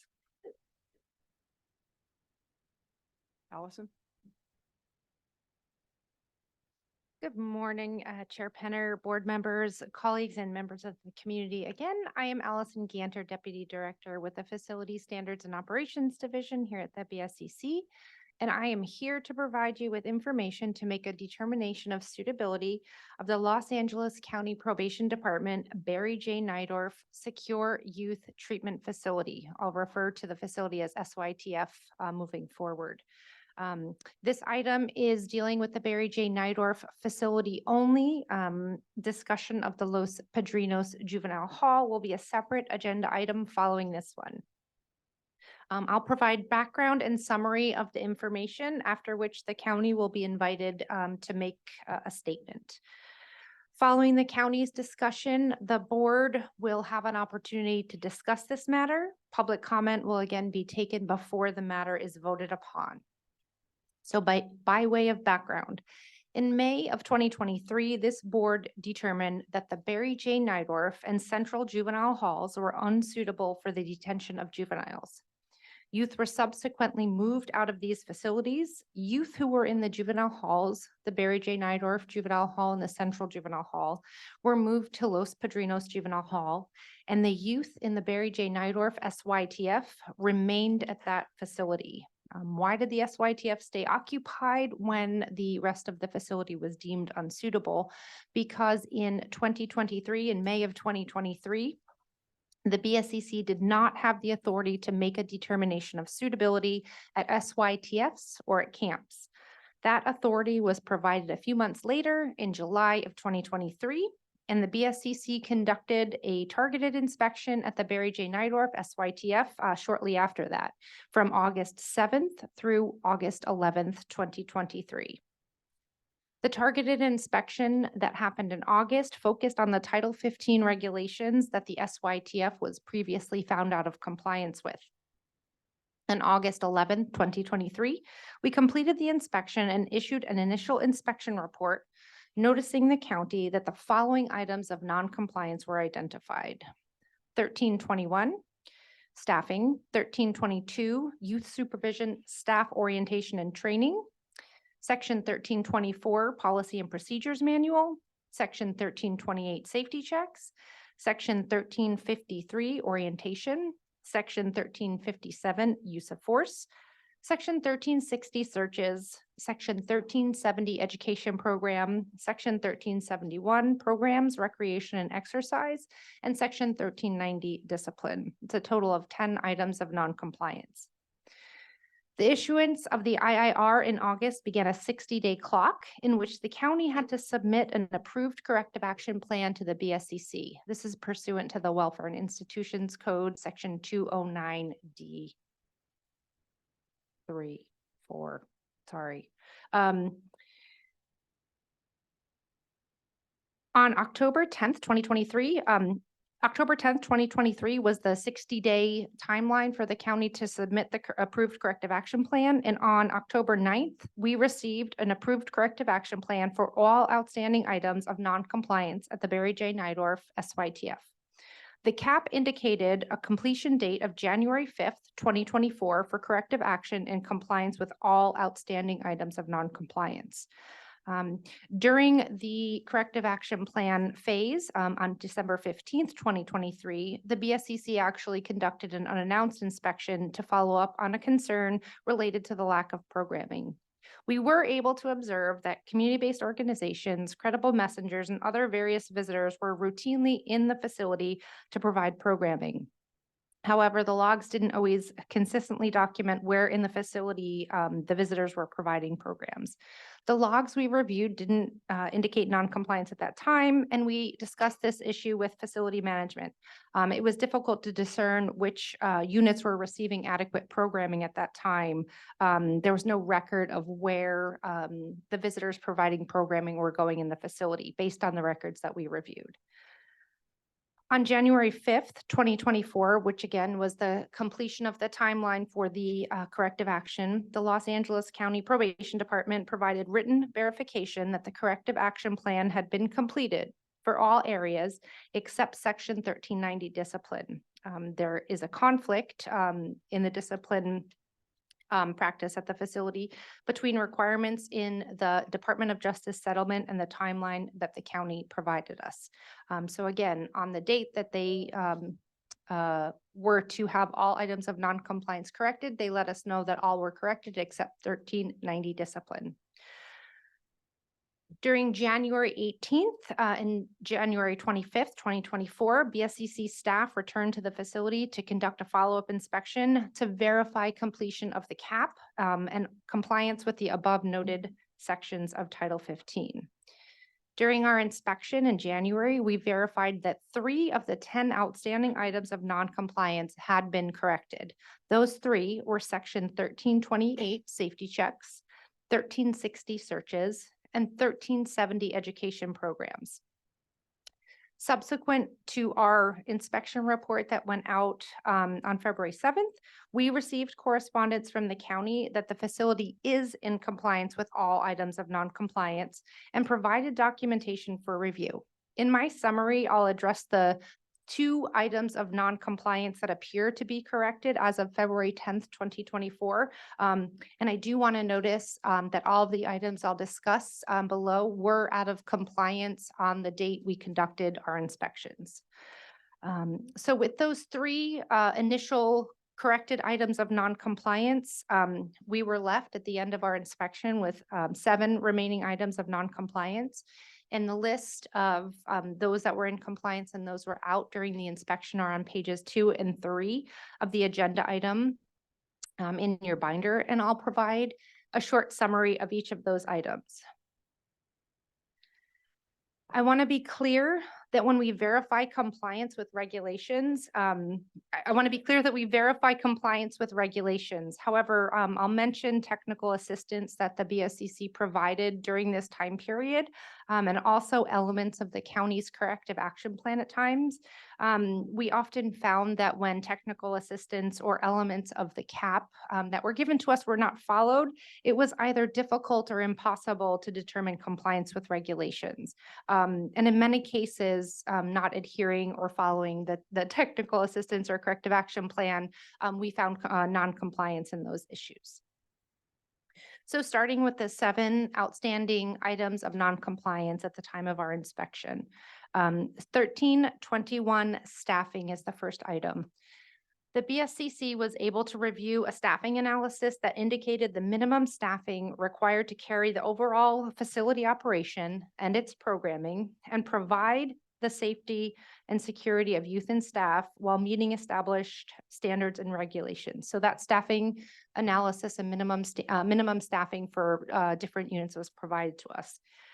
Our review of documentation of actual staffing indicates that the county is not consistently meeting their own staffing minimums. Additionally, we observed that the reassigned field staff who were assigned to the facility to bolster staffing were removed from the facility shortly after our inspection began. Staff continue to be deployed from the field, but this reassigned complement is key to meeting minimum staffing numbers. Due to the continued prevalence of staff callouts and use of overtime, it's clear that the county needs staff to be present at the facility. The facility's corrective action plan, correction of the non-compliance and continued compliance is dependent on staff to meet the minimum staffing requirements. Without this staff, we're unsure of how the facility will achieve and meet compliance. So 1321 staffing remains out of compliance. Second is 1322 youth supervision staff orientation and training. During the inspection, we reviewed documentation that youth supervision staff assigned to the facility have received appropriate facility-specific orientation training. However, the reassigned and deployed staff had not met that training. The county indicates in the CAP that they would have provided the training schedule to the BSCC, and we did not receive that information at the time of the inspection. While the schedule wasn't required for compliance, the information would have possibly helped assist us with compliance at that time. We've continued to provide targeted technical assistance to help determine the specific type of and number of training hours needed at the facility. In the documentation that was provided to us by the county last Friday, we were able to confirm and verify that after our January inspection, all appropriate staff have received the site-specific training and the facility is currently compliant with this regulation. We did not find them compliant at the time of our follow-up inspection or as of the CAP completion date, January 5th, 2024. But currently, the documentation reflects compliance. Item 3 is 1324 Policy and Procedures Manual. The facility provided us with an updated policy and procedure manual for review. However, there was no documentation or evidence of staff review or acknowledgement of this document. This is required by regulation. It was not available at the time of inspection. We also provided technical assistance related to the policy and procedure manuals by informing the county policy is often inconsistent in staff direction, which is confusing and can lead to non-compliance. In the documentation that we were provided with on Friday, we were able to confirm the agency provided documentation that indicates that between February 7th and 10th, 2023, all appropriate staff have reviewed and signed off that they've reviewed and received the updated manual. The facility appears to currently be compliant with this regulation. Again, we did not find them compliant at the time of our follow-up inspection or as of the CAP completion date on January 5th, 2024. The next section is 1353 orientation. And our review of the orientation manual indicates that the manual is missing several areas required by regulation. In addition, other areas have not been implemented. Next is section 1357, which is use of force. And there were 2 areas of regulation that were out of compliance: staff training and incident debrief and parent contact after use of force. The issue with the incident debrief and parent contact had been corrected at the time of our inspection. However, a review of documentation indicates that not all staff assigned to the facility have received the required training. The approved cap indicated that the updated training would conform to policy requiring 24-hour training, and also stated that the department would implement a 2-hour training on the appropriate use of OC spray for all staff that had previously not had the training. Our review of records reflect that there are Barry J. Nydorf staff that have not been trained as far back as 2019. There are deployed and reassigned staff who have not been trained to meet current criteria at all. Next is 1371, programs, recreation, and exercise. While the facility is compliant with the exercise component of this regulation, programs and recreation continue to be non-compliant. Some improvements have been made, and documentation and interviews with youth and staff indicate that credible messengers are regularly in the units, providing both mentorship and some programming for the youth. The detail on the activity log and sign-in sheets that we reviewed do not make it possible to determine compliance, and this is an ongoing issue. We've provided technical assistance on the recently implemented activity log, and updating this form will help meet and achieve compliance. It should be noted that a meeting was held between probation and Department of Justice and the BSCC recently to address this issue. As in prior inspections, there continues to be a lack of availability of recreational activities. While a few activities have been added, the activities offered at the facility appear to be the same as those were previously offered. We understand that the facility is actively working on this issue. However, as of the inspection date, youth do not have access to live or recorded television programming. They cannot watch live sports events or other pro-social television programming. We were told that youth can watch YouTube for educational or other appropriate entertainment material. However, we didn't observe this happening while we were on site. The agency has implemented gaming consoles in all units and is in the process of implementing virtual headsets on each unit for youth education and recreation. We've mentioned this before. Recreational activities are not age appropriate and offer little to no stimulation for the youth. They continue to report being bored. They would like to participate in other activities, watch live sports, hear music, and do something other than what they have now. Young people who have been at the facility for lengthy periods of time have participated in the same activities for years. During each of our visits, youth are either watching DVD movies or playing video games. And finally, Section 1390, discipline. And again, at the end of the corrective action period, the probation department provided written verification that the corrective action had not been completed for Section 1390 discipline due to the delay of the requirement that the California Department of Justice approve the training for the soon-to-be implemented disciplinary process in the detention facilities. And as far as we understand, this item remains out of compliance. As I mentioned earlier, we received correspondence from the department indicating that all areas of non-compliance had been corrected as of February 10th, 2024. While two items, 1322 training and 1324 policy and procedure manual, appear to be in compliance, we are still in the process of reviewing the additional documentation that was submitted, and the other items of non-compliance as mentioned remain out of compliance. I'm happy to take any questions. I'll pass it back to you, Chair Penner, to invite the county to provide their statement. Thank you, Allison. At the table today, I see Kimberly Epps, Chief Deputy in Los Angeles County Probation, and Sheila Williams, Deputy Director in Los Angeles County Probation. Welcome, and thank you for coming in today. And I give the dais to you to respond or comment. I will, for the record, indicate while we were on break, there's a February 15th letter from your agency that came in regarding Barry J. Nydorf Secure Treatment Facility and Los Padrinos for this suitability hearing. There were two prior letters, one I believe on the 9th and one on the 10th, if I if I have my dates correctly, that the board is all in receipt of. I'm not certain board members have had time to review the letter received today. And I don't know which one of you prefers to go first. I will. Maybe there's- Thank you. Good afternoon, Chair One Penner. moment, you gave us two presentations. Which ones did you want up first? The Barry J. Niles.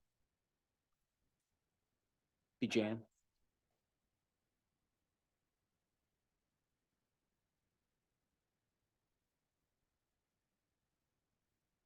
Thank you.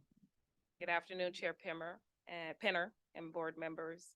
I'm Sheila Williams, Senior Manager in the Chief Executive Office. I'm still on loan to Los Angeles County Probation Department as their Deputy Director over Admin Services and Operations Support.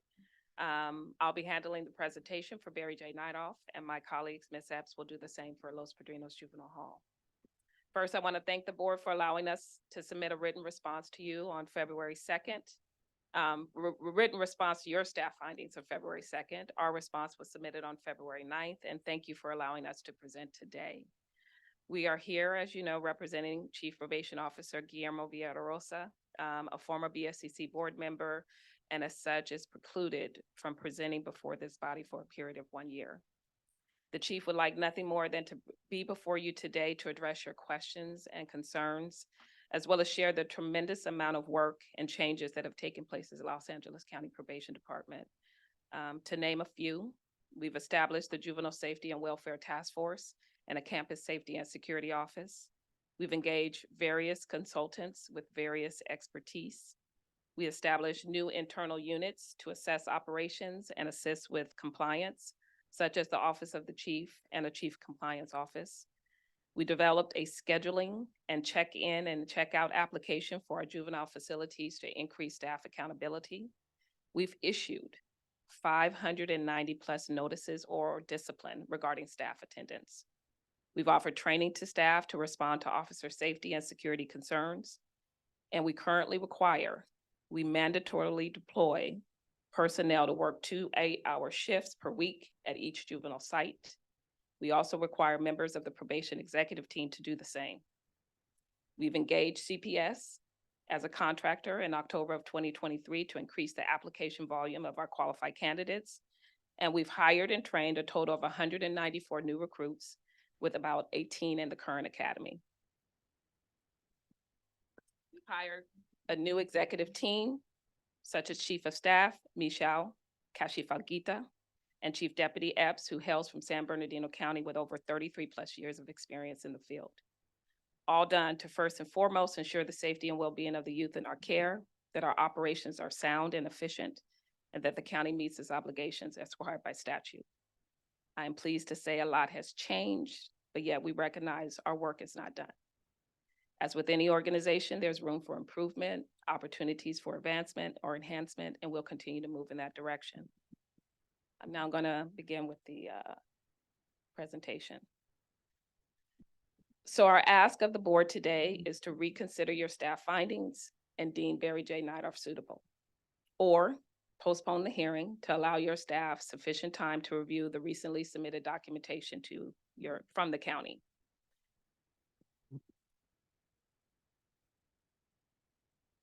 In your notice to the county, you indicated that we were out of compliance with 7 sections of Title 15. I think your staff has gone over those 7 sections, indicated that based on the information provided, we're now in compliance with 2. However, I'll still go through my presentation addressing each of the areas outlined here. On February 9th, the county submitted our written response indicating we have corrected any identified deficiencies. We provided proof of practice to demonstrate that compliance. We acknowledged there were some deficiencies, and as previously stated, they have been corrected. And in other areas, we believe that we were in fact in compliance with Title 15, based on the reading of the regulations, and therefore request that you find Barry J. Nightoff suitable.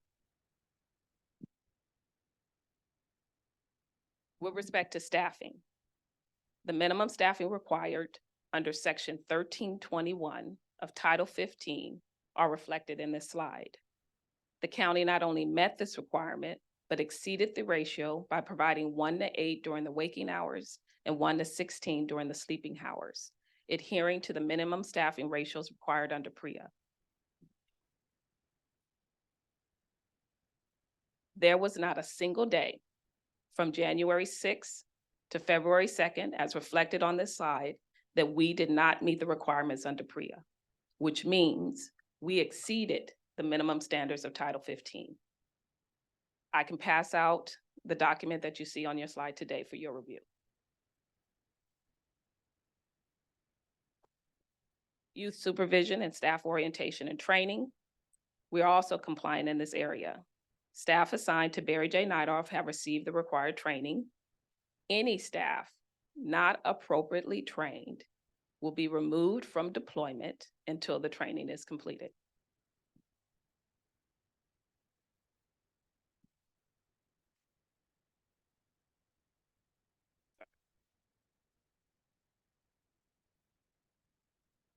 A sample of the training records is provided on this slide for your review.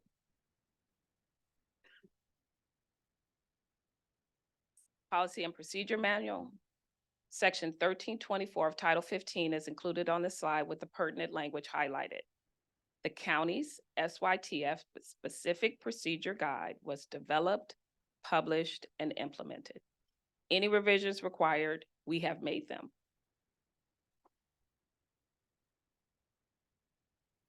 The county's published manual included a directive to staff for them to review the manual. Compliance should be determined by the expressly stated language contained in the regulations. Orientation. We agree. Several areas required by the regulation were missing from the youth orientation handbook. It has now been revised and all youth have been oriented. We provided proof of practice to your staff, and I understand that they're going to continue to go through our proof of practice to determine compliance in this area. The county's use of force policy is reflected in this slide. Staff assigned to the facility have received the appropriate training, and we are now in compliance with this section.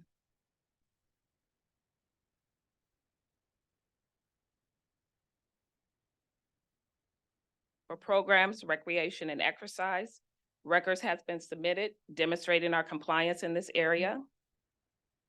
We believe at issue is the way the information is being tracked on our activity logs. There are differences between what BSCC would like to see versus the Department of Justice, who we're currently in a settlement agreement with. The county should not be penalized due to conflicting requirements from its state agencies. With respect to discipline, once again, this was a challenging area for us. There are two state agencies opining as to how we should implement discipline for our SYTF population. Although difficult, we proceeded to train all staff assigned to Barry J. Nightoff on the DSS manual, despite the training plan and materials not being approved by the Department of Justice, as required per our settlement agreement. Supporting documentation has provided to your staff for review. This is a sample of the DSS training records of the staff assigned to Barry J. Nightoff that has been provided as proof of practice to your staff. We had a very short time frame in which to respond to this report, but we did so. We provided in advance as much documentation as we could to support our standing here before you today, that we are now in compliance with Title 15, and we respectfully request that this board that they find us in compliance and deem Barry J. Nightoff suitable. That's it. Thank you. That concludes my presentation. Thank you. Well,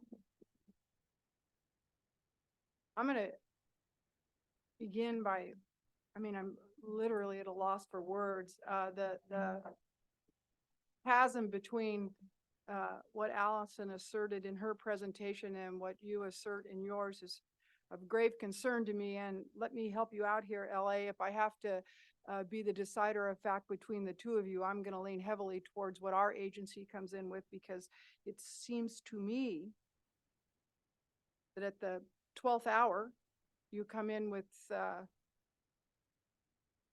what you believe is documentation of compliance in many of the areas that we found you out of compliance with. And I struggle with that because we've been here before. And we have heard presentations from your county before assuring us that you would get into compliance, and here we are. This initial inspection was August of last year. Here we are in February. I think what I heard you say at a moment in time during your presentation was that you had a short period of time to respond and struggled with that response. Because in my opinion, you've known about the deficiencies since August, and it does sound like from your assertion that the department has done a number of things to get in compliance. But here we are. I am not compelled by your argument that the DOJ wants one set of documentation versus what the BSCC wants. My reaction to that is, here we are, we're the BSCC, you're before us, and you have an obligation to comply with all of the many people that are in your facility that want you to do things safely. I don't know what to do with your assertion that you fixed it.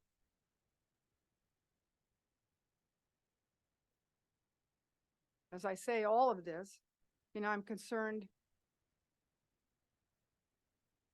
about moving forward, finding you unsuitable if in fact you have fixed it. But I'm not going to rely on your assertion today. Our agency has to verify. Our agency gravely concerned about what's going on in LA, and many people in this room are the same. Looking to the board for any questions or comments. Madam Chair, I have one I'd like to ask. Looking at all of the challenges that you have there in LA, one of the initial questions that I asked as a board member when this first started under the previous probation chief was, I do not understand and still don't understand why we can drop down to one facility. The number of kids would fit in any of these facilities that you're dealing with, but yet we still maintain 2 facilities and have staffing problems. I don't think I completely understand why we can't drop to 1 facility, take good care of these kids, have an overwhelming number of staff to be able to work with those kids. And nobody's been able to really shine a light onto what the difference is there. Frankly, it sounds to me like there are union issues. And if we could get some clarity on that, because there's a board member who recused himself, but has talked to us about working in those facilities and the heart of the probation folks that work there. And I know the heart of the leadership, and I know that they're very good at what they do. But is there an overwhelming staffing problem because of union issues or something going on there? These people aren't willing to travel? Because if that's the case, that's not a good excuse. We should force these people to go there, but we can do things for our employees like provide vans and transit and a number of things, and really go to one facility, focus all these efforts in, focus that staff in there, and accomplish all the goals that the BSCC is setting forward. I'm pretty familiar with, monitors and things in corrections. A number of us are. That conflict with DOJ and the monitor that's there, I would certainly think they know the law. And the standards that we enforce here at the BSCC are the basic minimum standards. And I think that's important to kind of emphasize that minimum piece. So maybe you guys can help me understand why that drop back to one facility and emphasizing the number of staff in one place and really focusing on the problem, and then do the build out as you get the staff and do those things and meet the requirements as we go, where from the technical expertise, we're actually working together to try to get LA County probation where it needs to be. I hope that made sense. Chief Deputy Kimula Epps, I'll answer the question. So the two facilities that we're talking about in question, one is a secure youth treatment facility. That's our local response to the DJJ realignment, where our DJJ commitments are now at the local level. So you're committed for housing. Those are our 707B offenders. Those are youth that will be committed to that facility for longer terms. The disposition or resolution, if you will, in their case is complete. Whereas Los Padrinos Juvenile Hall is primarily a predisposition facility. That is anybody that's come into custody that is pending court action and a resolution to their case, also known for us as a disposition. Some youth already have their disposition, and that disposition is, I am awaiting transfer to the secure youth treatment facility. I am awaiting placement. I'm awaiting return to placement. I'm awaiting delivery to a camp because I've been committed to a camp program or return to a camp program, or what is known as RTSB, which is a secure placement facility. So waiting delivery or return to a secure placement facility operated by the county. So combining the two doesn't work because of the type of youth that's maintained at secure youth treatment is a commitment, very long-term, where cases are being worked through at Los Padrinos. So then when you look at the issues, yes, there's some union issues, but it's far deeper than that. We have more than 1,400 staff that are on some form of protected leave and not working, or some form of light duty, whether it's in combination or whether you're just actually out, period. We have a number of staff that have been in hundreds of staff that are no shows, no calls, and that has been on the books, if you will, for many years. And we're systematically working through that list and terminating people for not coming to work. So there are a number of staff issues. We could say, well, it's the union, but that is not the primary issue. The primary issue is people on protected leave. People do get hurt. That happens through the course of these types of careers, any career, in fact. But we have a high number of people that are in positions that are not able to do the work of a peace officer and need to be transitioned out of those positions. We have a number of people that are off work and have no determination on their status for return to work. And then, as I said, we have a number, hundreds of people that have been no shows, no calls, whether they are assigned to the facility, whether it's available staff that could be deployed to work into the facility.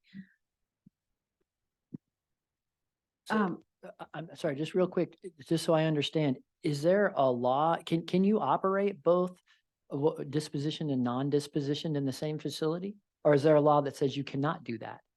You can't. We attempted to do that at Barry. We attempted to do that at Barry J. Nightoff, where our pre-dispo and the FYTF population was committed. That became one of the facilities that you deemed unsuitable, and we had to relocate the predisposition youth. The size of LP, I do not believe can accommodate our full amount of population for the SYTF population as well. Right now, I believe it has a rated capacity of 318. I think it's 318. And we're currently working on making it more home-like and remodeling, but I do not believe it has a sufficient amount of space to accommodate currently almost 50 youth at our SYTF population, an additional 20 that we have stepped down at our campus Kilpatrick.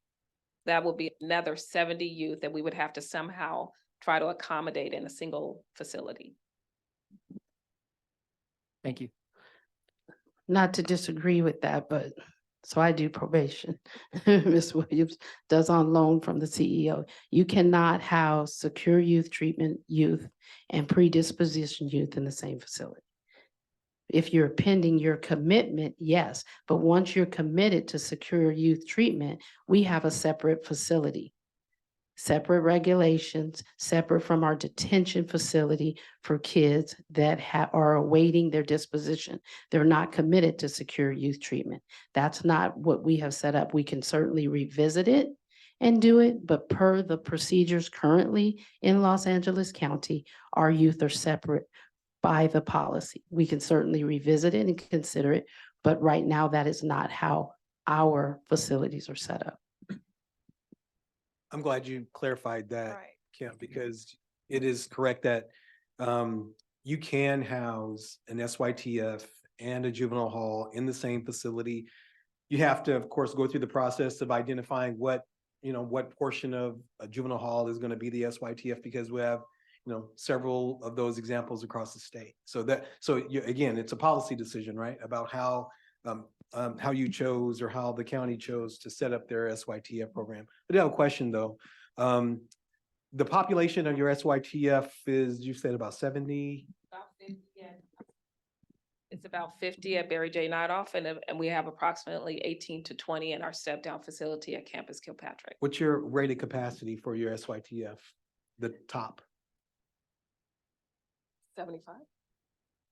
Is it Well, 70? Barry J. Nightoff is, yeah, it might be 75, but Barry J. Nightoff has been deemed unsuitable for our pre-disco. Understand. Yeah. And we'll come back to that, but for the 75 young people for the rated capacity in your SYTF, what was the configuration of staffing? What level of staffing? Just give me just a round number to say you needed 100 staff based on the ratios that you needed to meet for Barry J. Well, I can't say for the 75, but I believe for the 50, we had about 116 or 120 assigned for the 50. So then it would just have to scale up accordingly for additional 20, 25 youth. Okay, so if you added, if the court added 20 more kids to your program next week, Mhm. you'd have to rate your staffing up to, The 1.8 is what we're currently using. you're using the 1.8 Right. PREA standard right Right. now. Okay, and I'm not gonna ask why, but that is, again, above and beyond what the Title 15 standard is, but we can talk Right. about that later. In regard to the staffing that, in the report that Allison did give, one of the measures to kind of meet the standard for staffing was to bring in additional, it sounds like, and you can clarify for me, bringing in additional officers. You made comments about, I'm assuming probation officers coming in to cover 2 additional shifts per month? Is that what it is? Per week. Per week? They're being deployed twice per week, 2 Perfect. 8-hour shifts. And so, and Allison can clarify this, but it sounds like shortly after the initial inspection happened, it sounds like some of those officers got pulled out of the institution. Explain that to me. So we reassigned under the previous chief, Chief Fletcher, we reassigned 100 field staff to each of the 2 sites. At the time, it was Barry J and the other was Central. Since that time, we are mandatorily deploying all of our field staff into the 2 facilities, now LP and Barry J. Although the reassigned staff were sent back to their primary home, we are still deploying into our facilities 2 days per week, 290 plus field staff into Barry J and approximately 400 field staff into Los Padrinos. So any reassigned staff, they went back to their primary location. They then became part of the deployed staff. So it didn't impact our staffing levels. So today, you assert that you have met the staffing standard that The 1-8. the 1-8. I'm going to provide you with the forms that's included in the PowerPoint so you can take a look at. And then the staffing analysis, which was very lengthy and detailed for each of the summary sheets, has been provided to your staff. When was that? 2/9 When? to February 9th. And I just want to make a comment that we are not actually finding non-compliance with the ratios. Before you get to ratios in the regulation, there's actually 7 other requirements to meet to be in compliance with staffing. It's not just ratios. Minimum staffing requires an adequate number of staff to provide the operations of the facility, to meet compliance with Title 15 and to provide for the safety and security of the young people and the people working there. That's just one of the 6 requirements before you get to ratios. So what we found is if a county has established minimum staffing that they are saying, they are asserting, this is the minimum staffing that we need to keep the facility running and keep compliance with, compliant with Title 15, this is the number. If the county goes below that number, and there's items of non-compliance as a result of being below those numbers, we look at the totality of conditions. We're not just looking at, are you meeting the ratio in one unit? So I just want to make a point about that. We are not asserting that the county is not meeting ratios, either PREA or the ones established in Title 15.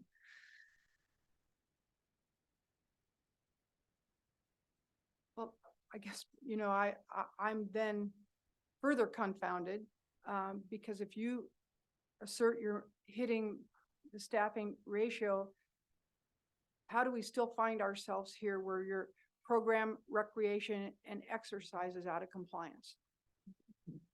So once again, we went back and reviewed the documentation. I'm not going to say that the documentation didn't have some deficiencies, but when staff did a summary review of the work of the audit timeframe, we met the 3 hours per week and the 5 hours on the weekend. Documentation was a challenge.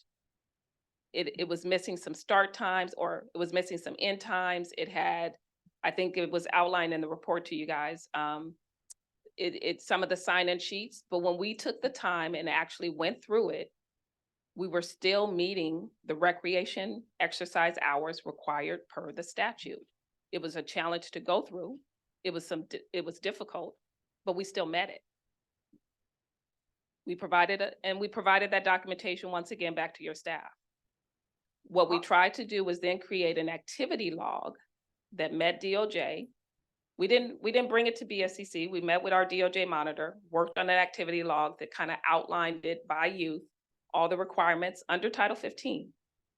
But it was not easily discernible or readily, I'm trying to remember the words that we use in the report. It was not easy for Ms. Southwell to determine compliance based on the way it was laid out. She did not say we didn't meet it. She just said she couldn't figure it out. So you referenced in your comments recreation and exercise. Talk to me about programming.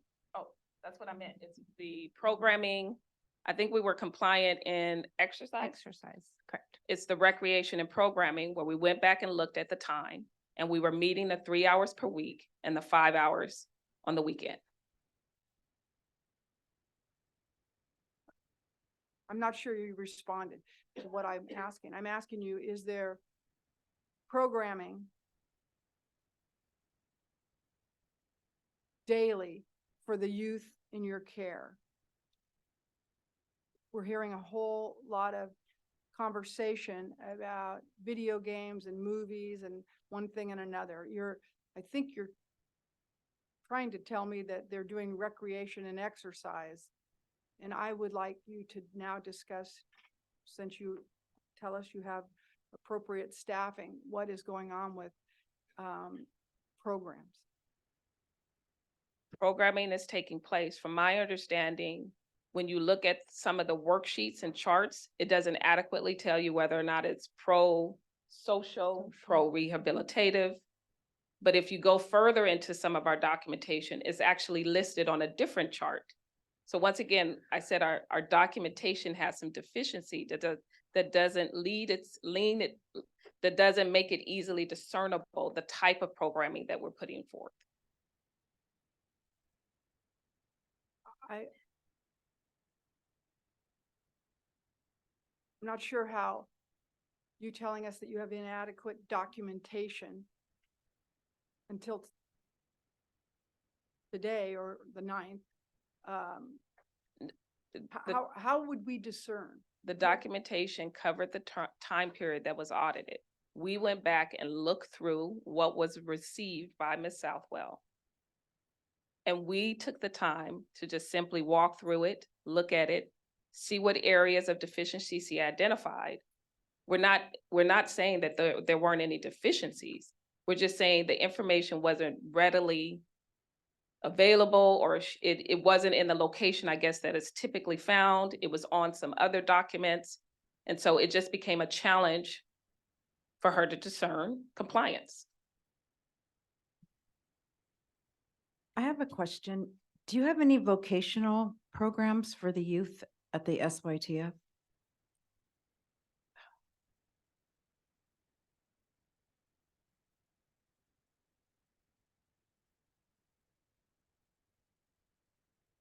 I do not know off the top of my head. Madam Chair, I just want to note that Supervisor Chavez has joined the meeting on Zoom. Thank you. There are programs available at Nidorth and LP, but they're not as robust as they should be. So the vocational programming is slim. There are some. Cognitive restructuring programs are available, but slim. Those are areas that we need to improve in. Should there be more? Yes. Should there be more programs available? We do have credible messengers coming in, working and mentoring with youth. So some of those things are available, but not as substantial as they should be.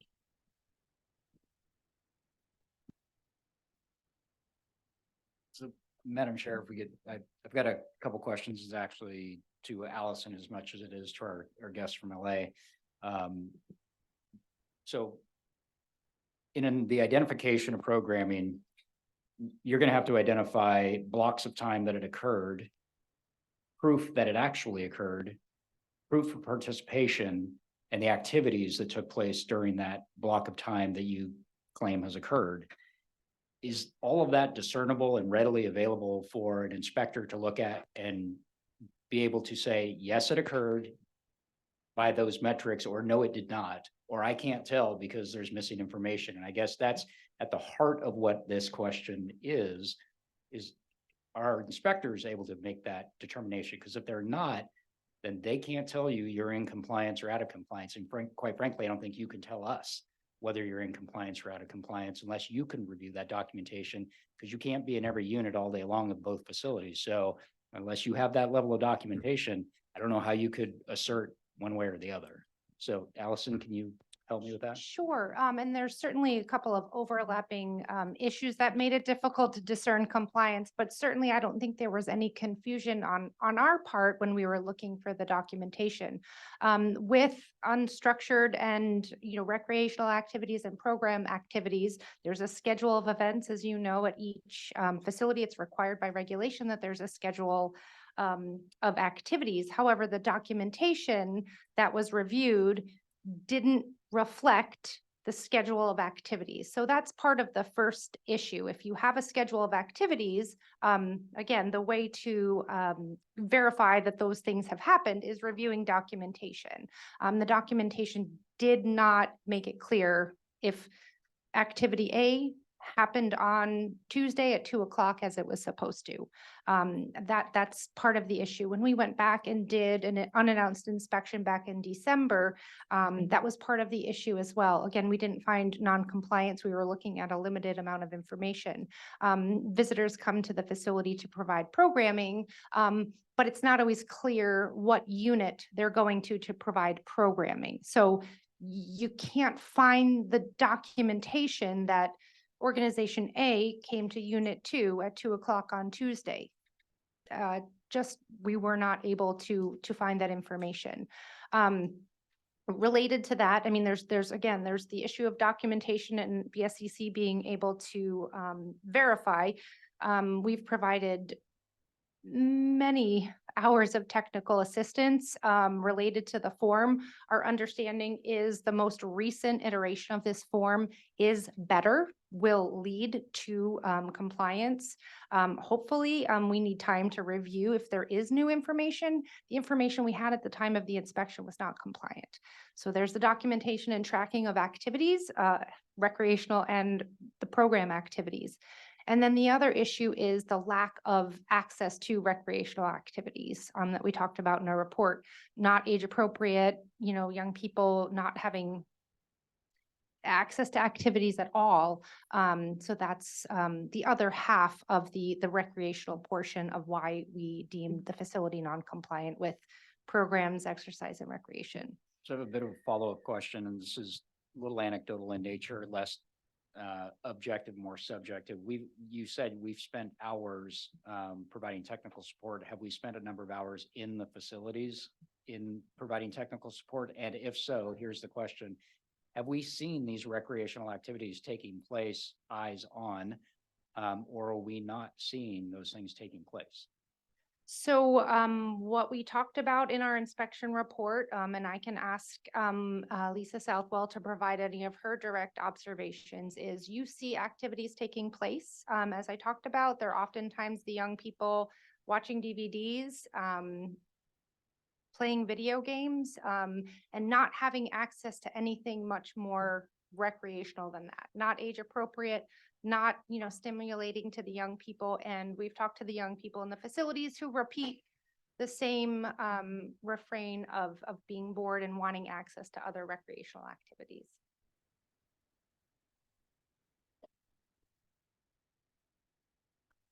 So thank you for the presentation. I do have a couple questions. If kind of focuses on the culture, you've issued 590 notices of discipline to employees. That's correct. Over what kind of time frame? Beginning in October of 2022 to present. Okay, and how many of those were followed up with discipline? All of those. There's normally a process that goes with that. There's notices and then the actual discipline. These are the actual actions taken. Okay, so 590, thank you for that. Yes. You said that there are 1,400 staff members on protected leave. Out of how many?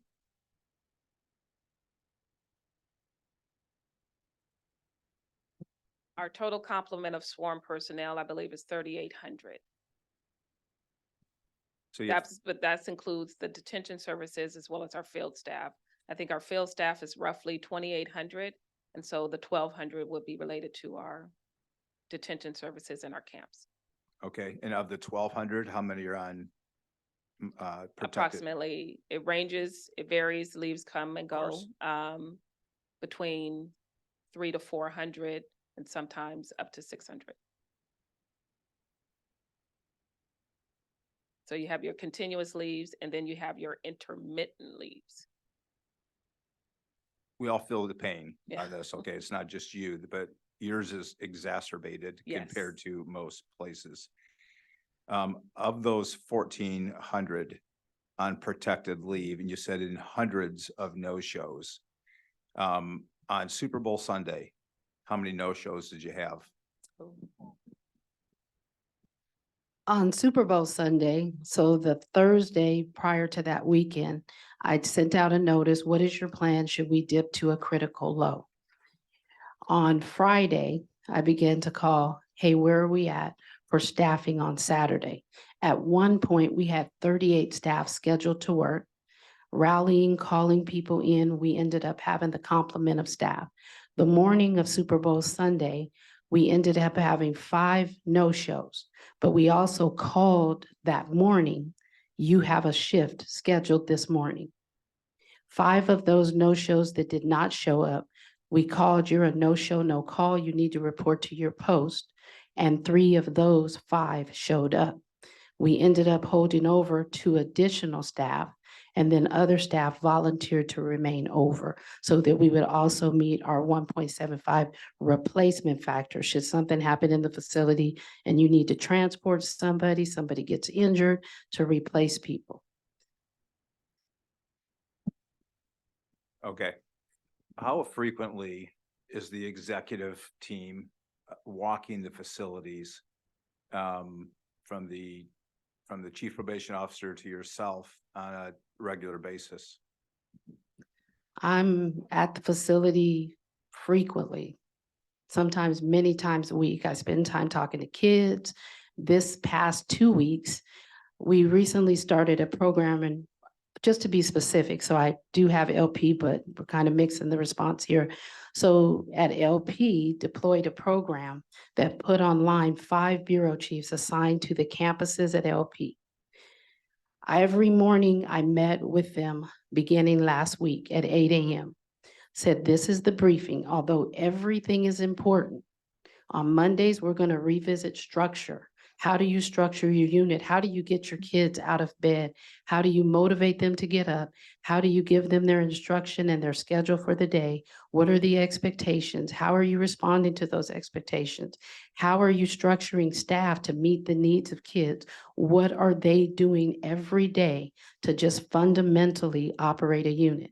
On Tuesday, it was, what are you doing for safety checks? When you are doing your guard one, it comes on, here's your employee number, you get your options. Is a kid in their room? Are they out of their room? Also talking to those bureau chiefs, I need you to talk to every supervisor and every director assigned to that unit and to say, this is the instruction for the day. I need you to make sure that you are picking up room check slips, not room check slips, I'm sorry, your safety log. I need you to make sure that you are picking up the activity logs every single shift, that the activity log is complete. The third day, Wednesday, how are you staging staff when you come into a unit? If we have 3 staff, it's not practical for you to be staged at the very top of the unit. You should have one person posted nearest the door. You should have another posted to this wall, but in proximity to you. And then, as if in a triangle shape, one person posted at this back wall. You should be addressing issues as you see them emerging. You do not wait to address what we call packouts, multi-subject attacks against one youth, or fights or arguments after they've already started. You need to have an action plan when you start your shift. Who is the person ideally that you would like to spray? Your plan might not go as expected, but you need to have a plan. What's the responsibility when you respond to the unit to secure youth in their rooms, to give strong directives that if you are not involved in the incident, you need to sit down? Thursday, talking about properly wearing your equipment. People refusing radios when they come into the facility. Everybody needs to have a radio. You cannot refuse a radio. If you have been properly trained, you need to have on your OC spray. Everybody needs to have cuffs. Making sure people sign in and check out. Very basic things. Okay, I understand that's, it's probably too operational for me right now, but I appreciate that you guys are trying to do all you can to run the facility. I guess here's my struggle that I'm dealing with, and I'll turn it over after this. I read through the letter you just gave us, which I assume is a public document. And you talked about requiring dramatic changes that BSCC is to the facilities. That the BSCC enforcement structure is too difficult. It's all or nothing. And then you go on and continue making the comment about the difference between BSCC and the DOJ. They should be harmonized. You have 4 or 5 examples in here where you're essentially blaming the BSCC for your inability to run a facility. And it sounds to me it's completely a cultural issue in the organization, starting at the top. I don't understand why we wouldn't do everything we can to work with the BSCC to come into compliance as all 57 other counties do. You're not the only county in the state of California. To me, it's kind of like the house is on fire and you thought it was a barbecue. At some point, you've got to get serious with this and get this thing fixed. And I get it from an executive perspective that this is very difficult to control. But when you have, how many kids total you have in custody right now? Yesterday, our population was 294. 294, and you have 1,600 employees. That just absolutely blows my mind. And the CEO, the county executive's office is going to have to work with the attorneys and figure something out to make sure that the union is in compliance with what you, the executive team, wants to execute the mission. If you don't, I don't see a way forward for LA County, the largest county in the state of California, one of the largest in the nation, to have a facility for kids. I have one more thing. It's my understanding that a lot of the deployed staff have doctor notes that say they can't interact with the youth. That is correct. Thank you. Madam Chair. Yes. Good afternoon, Ms. Epps, and Ms. Williams. The question I had is that I heard from Allison regarding, the youth recreation is DVDs and, video games. Can you just, walk me through the life? You gave me just the daily of the staff. Can you walk through the daily programming for youth?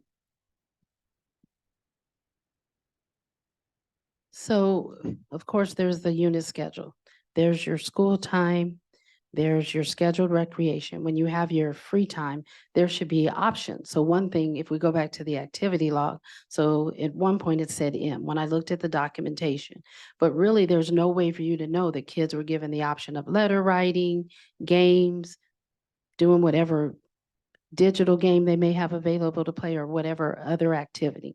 So there's the free time. School's in the morning, you're usually out before 2.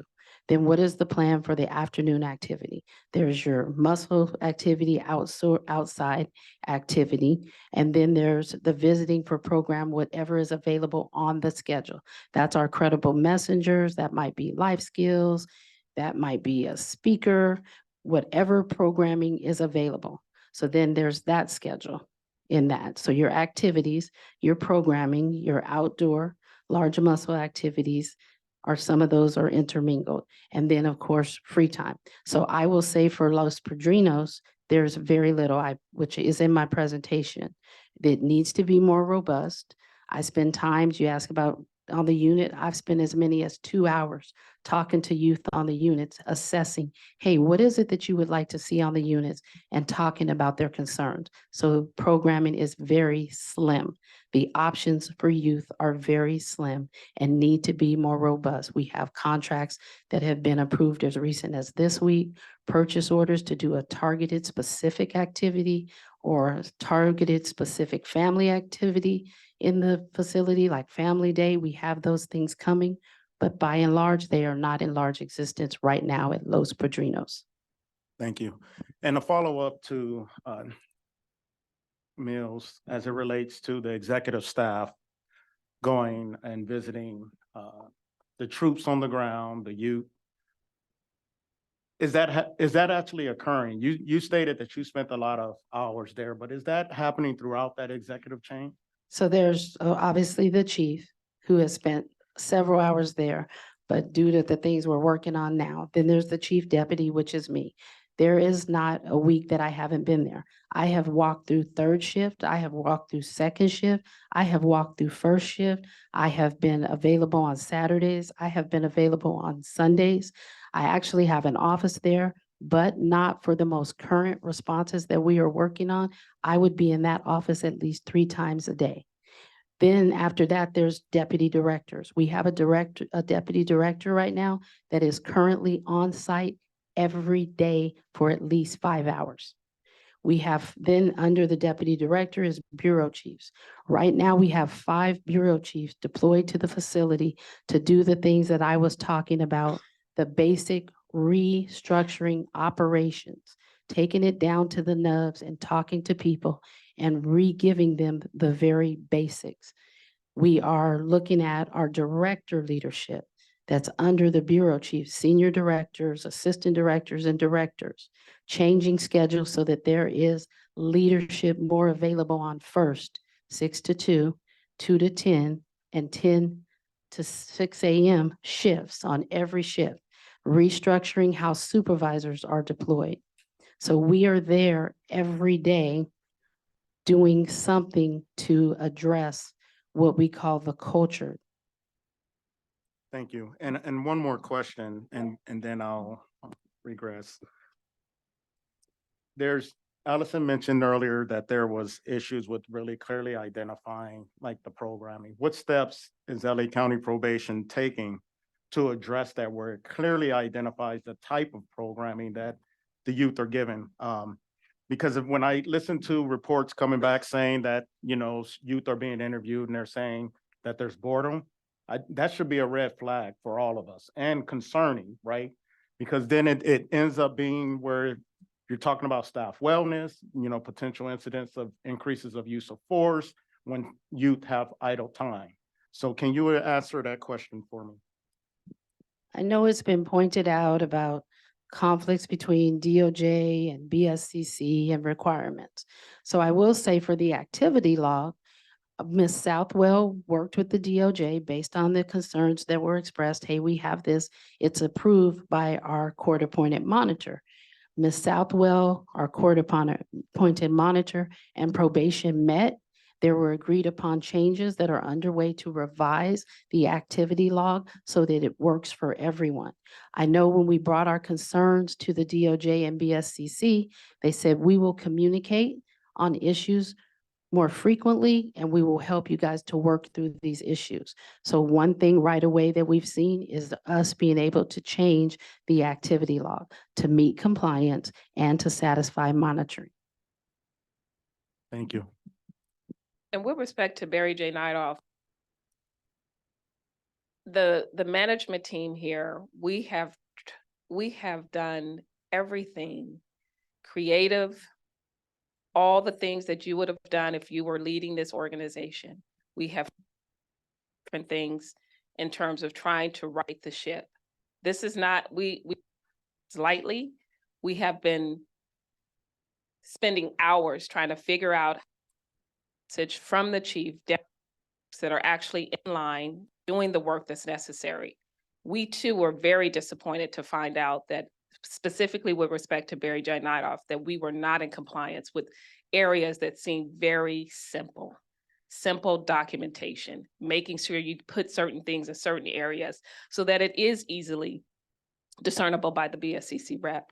So in response, we are bringing in Mike Miner along with 5 other consultants that were former DJJ directors, and they are going to assume oversight responsibility for Barry J. Nightoff going forward until we can figure out how to make the changes that we know are needed lasting. Because we agree that we can't continue to come before you time after time and again, saying the same things and not seeing the results that we need to see at our facilities. There's only so much at the level that we are in terms of pushing down the message and making sure that folks go out and do the things that they're getting paid to do. We recognize that this is not something that should be going on. And so we're taking drastic steps to make sure that it continues going forward. Madam Chair, can I just, one last point on Barry J. It's been over a year ago when this board found Barry J, the juvenile hall Barry J, out of compliance. And of course, the youth were moved and went to Los Padrinos. So I feel like it's an opportunity lost because, it's been, even though, technically the SYTF was allowed to be able to remain there, but it's been over a year in order to fix a lot of these issues that that continue to fester in that facility. And I don't believe it's the building itself. The building itself is what it is, but it is really about how administration and how the troops on the ground, how the union can work together, how can we work with BSCC to make sure that we don't end up here. Because even though, yeah, it's been since July or whenever it was that officially you became an SYTF. And so officially we have the ability to be able to have some oversight over it, but you've had over a year since you made the conscious decision to leave the kids there to stand up your SYTF program. And so I completely agree with you, Ms. Harris, Ms. Williams, that you have to do something different to continue to do the same thing that we did a year ago, because that's where I feel we are. You're gonna have the same result. And so it's a lost opportunity. The BSCC is here to support all counties, and especially Los Angeles when we see the kind of things that are happening, not just the staff, but to the young people who have had to go through a lot, moving from place to place and trying to figure out what does all those things look like for them. So whatever we can do, I don't want this to be a lost opportunity a year from now when we're talking about moving somewhere else. That's really something that I want to have to avoid, but you really need to do something more impactful And we're here to provide guidance on that. But I just wanted to make that point. Yeah, Brian. Thank you, Madam Chair. I want to be thoughtful in the way I deliver my comments, because I think I don't doubt your sincerity in executing your professionalism toward a solution. I really don't. Chief Vieira Rosa is new to the scene, relatively speaking, less than a year. Kimberly, I know you're new on scene, and just the addition of additional experienced executives bringing in fresh set of eyes on the problem is evidence of an effort. And I appreciate that. And you can't do nothing. However, here's what I'm concerned about is you are either here today representing what you believe to be a solution that is workable, or you're here today delivering a solution that is evidence of we have to do something. We don't know if this is going to work or not, but we're doing this. I absolutely believe what the BSCC staff is presenting. I have no doubt about that. I've been subject to these inspections for 17 of my 25 years in this career, and I know the type of work that they do. I know Miss Southwell as an inspector. I've been subject to her inspections, and I know that she's good at what she does. I know this team is good at what they do. And I know that they are objective in the way they measure things. And so I have all the confidence in the world that what they are asserting is accurate. What I'm concerned about is that Los Angeles County came back and said, we have achieved our plan. And we came back as a team and said, no, you didn't. That tells me that you don't know what success actually looks like relative to what is expected of you.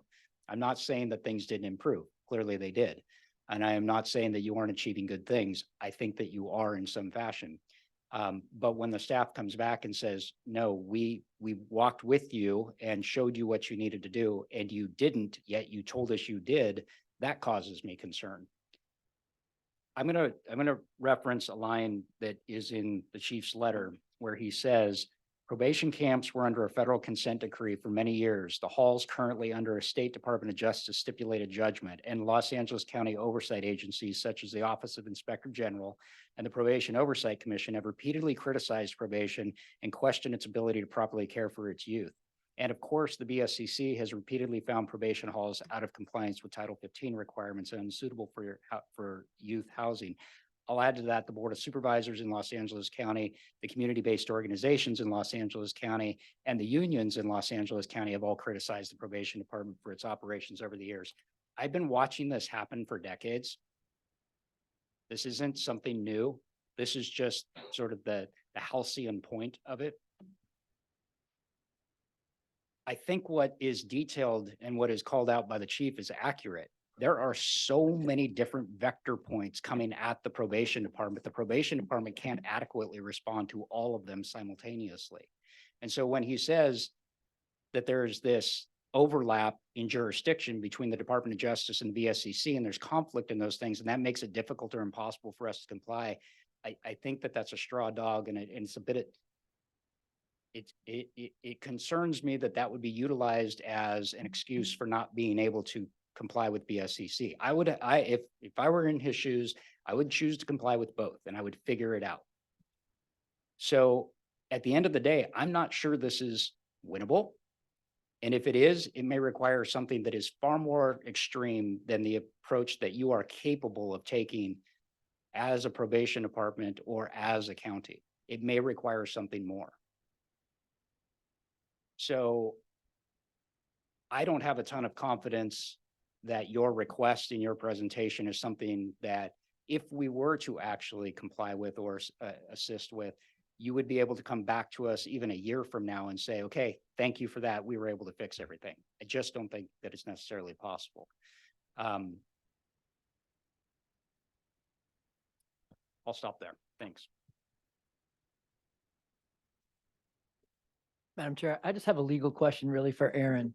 In the letter, it documents some type of subservience one to the other. Are these from a legal perspective coexisting? Are you? DOJ versus BSCC.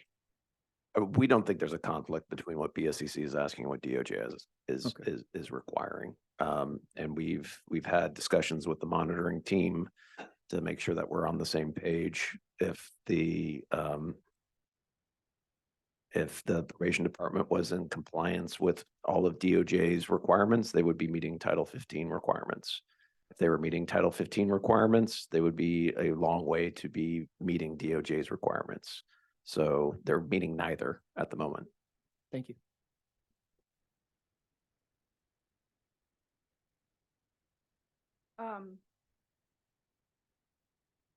So council, I call on you again.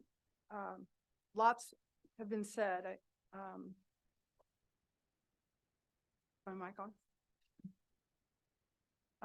What are the options?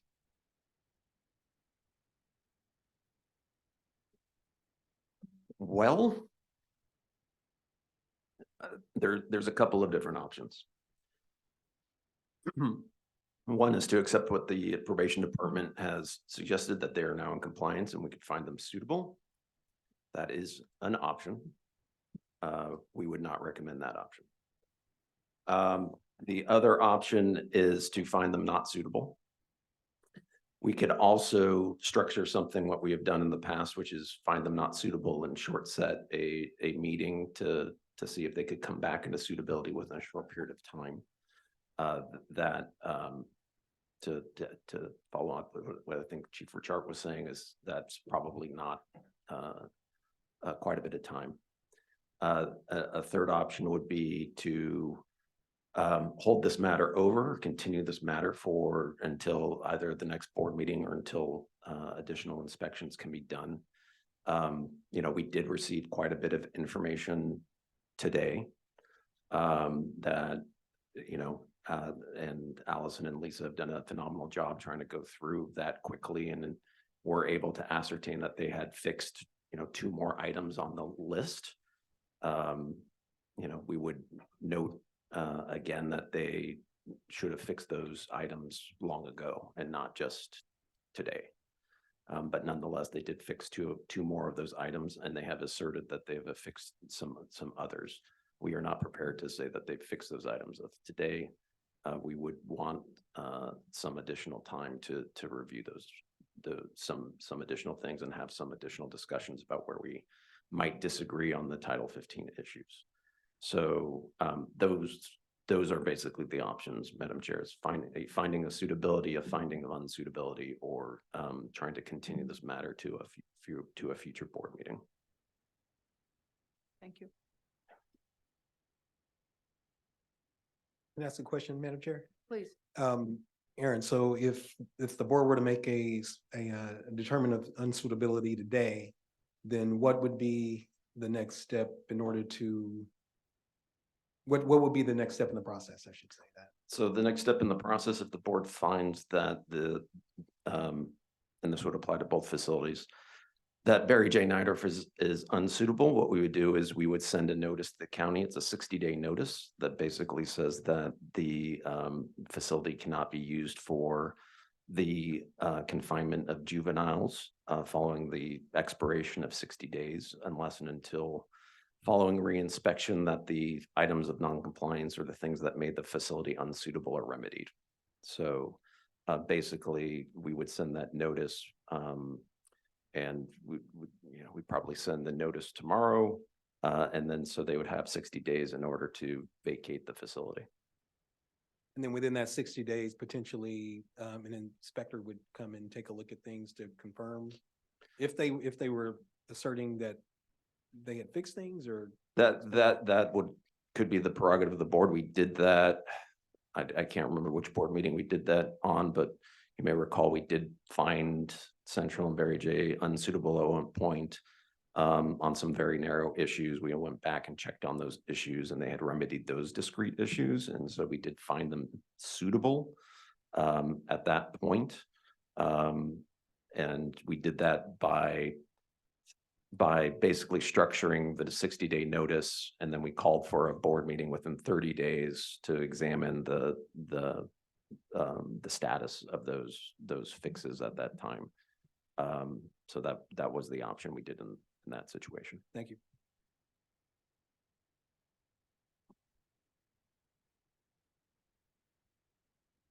Well,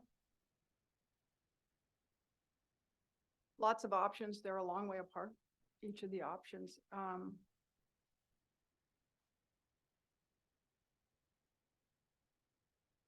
don't want to completely discount credibility of our presenters today, although I weigh heavily on our staff, and I'm confident in their reports to us. I'm troubled, that it comes down to, well, we have too many people to report to rather than owning your obligation to the BSCC and how you should report out to them. I hear Ms. Epps telling us that, she's out at the facility regularly, that when you say you've deployed directors out there, are they housed out there? The bureau chiefs are there most of the day, yes. They're not, their offices are not there, but they're there for the full shift that they're deployed there. They have supplemental members that are helping them with the coaching and the mentoring of staff as well. Okay. Yes, I think we have to consider verifying what we've been told today. But as we do that, it cannot be for an inordinate amount of time, and that we have to consider what you suggest as your compliance to the board, and see if there's any part of that, or if we need to look at another consideration. It's hard for me to articulate that, frankly, because we've been here before, but Madam Chair, yes. if I might, I feel like our conversation here today is in consideration of what's been brought to us in response to all of the activities that have gone on over many, many months now. I'm not personally comfortable providing additional time to determine whether or not the assertions are accurate or adequate. And so for me, that would be a no. Madam Chair.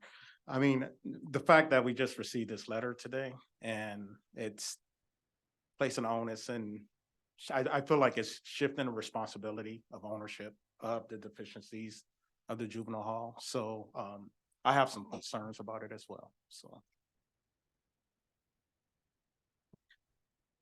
I agree with both of the commissioners, and I mean, if it's appropriate, I would like to make a motion to find Barry J. unsuitable at this time.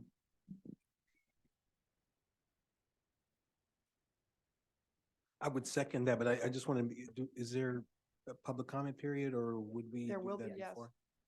I'll second that motion. Right. I think we should point as the board, I think the executive leadership is certainly trying to make change. I think the culture, if we're going to use that word below them, has shown a history of not being willing to change. And just by sheer numbers alone, being able to swing that Titanic, I don't see how that's going to work even with the best hearts and the best minds in the business, unless there's some drastic things that really from the HR department in LA County should have taken to task years ago. And that's my feeling. Thank you. Okay, we have a motion and a second. Adam, what are you seeing in terms of public comment? We have around 40 members of the public who would like to comment on. Is that both in the room and outside of the room?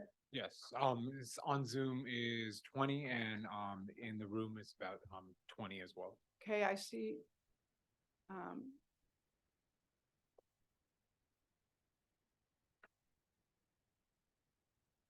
There's two more people filling out slips. We are going to close the queue. We are going to only allot 1 minute per individual comment. I would encourage people not to be redundant. If somebody before you has expressed your concern, it's okay to, just refrain from taking the whole minute, but agree with whomever it was that you heard speak earlier in the interest of getting the work done today. All right, I will You call. want to, you're going to do the online first, okay? Yes. Give me- Madam Chair, I just want to ask if any members of the board need a brief break. I know people want to hear public comment. Is everyone okay, like for restroom break? Okay, thank you. All right, so I'll call Johanna Blunt. Are you still here? She's no longer here, so I'll move on to Peter Walden.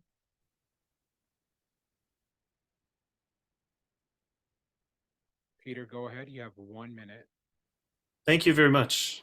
I am an educator and an executive director. I've been working for 18 years in LA County. I've worked in every hall and camp in the LA County system. I'm here today to just speak to two basic issues that I think are really the real problem, which is that we cannot simply use criminalization and punitive ways in order to reach teenage people who are in transition to becoming adults. I have worked at Nydorf, and the reason why programming is not happening there is because it's unsafe. It's unsafe for our staff, it's unsafe for the POs, and it's unsafe for the kids. And I've done this work for a long time, and I think it's the biggest meltdown I have ever seen in LA County probation. Thank you very much. Thank you. Next, we have Raya. Okay, Raya Blakely. They are no longer on the queue. We'll go to Armando.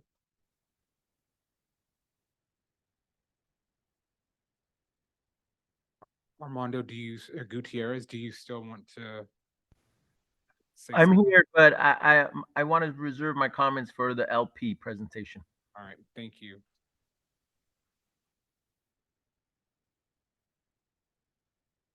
And we have Nancy Zavala.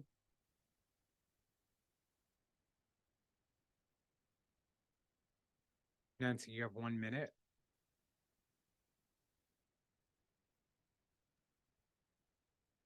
Hi, this is Nancy Juarez. I believe you unmuted the wrong Nancy. Oh, I'm sorry. Let me see. No problem. Bear with me. I do not see Nancy. So, Zinnia.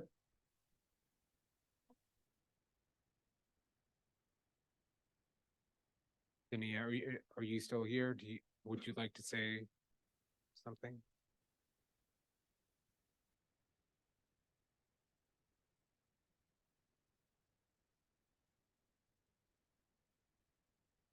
Okay, we'll move on to Lauren.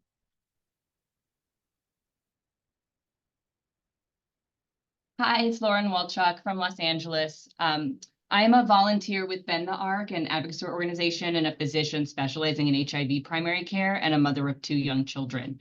Until 2021, I worked at LA County Men's Central Jail, taking care of incarcerated patients living with HIV and other chronic conditions, and experienced firsthand a real and significant lack of access to medical care within the LA County jail system, also overcrowding and unacceptable living conditions, lack of adequate recreation space and time, excessive use of force on incarcerated people, and lack of support after release as people transition back into the community, resulting in rampant recidivism, all of which we've heard about today.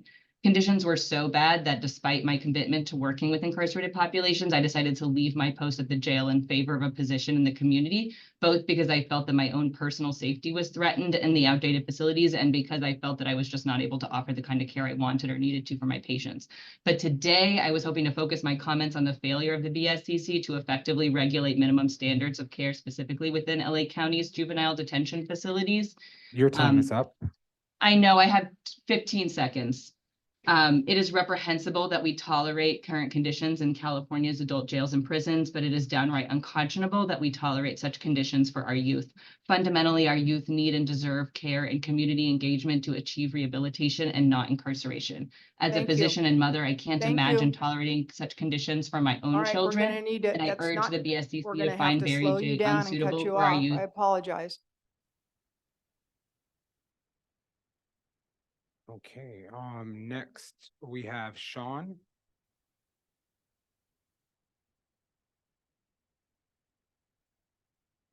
Sean, go ahead. You have 1 minute.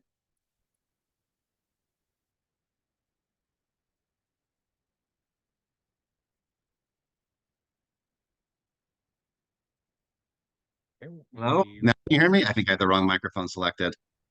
Yes, go ahead. You have 1 minute. Thanks. Sorry.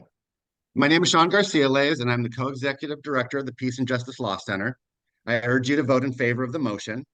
The board's duties here are relatively simple, despite the department's last-minute attempt to muddy the issue. WIC 209D plainly explains that because LA's facilities remained non-compliant with minimum standards when the county completed its corrective action plans, the board must now make a determination of suitability. There's consensus that Barry J. Nydorf was non-compliant with minimum standards at the completion of the corrective action plan. BSCC inspections found evidence of non-compliance, and the department itself admits that there remained deficiencies at that time. Also, it should be remembered that a determination of unsuitability will not lead to an immediate closure of the facility. The department will still have 60 days to demonstrate correction of the non-compliance. If the department is correct that Nydorf has already come into compliance, then all that will be necessary will be a new inspection. A notice of unsuitability today is not the end of the process, but is a necessary step to ensure that at some point Your time compliance is up, is reached or the facility is closed as required by law. Thank you. Thank you. And next we'll go on to Olivia Shields. Let me find you.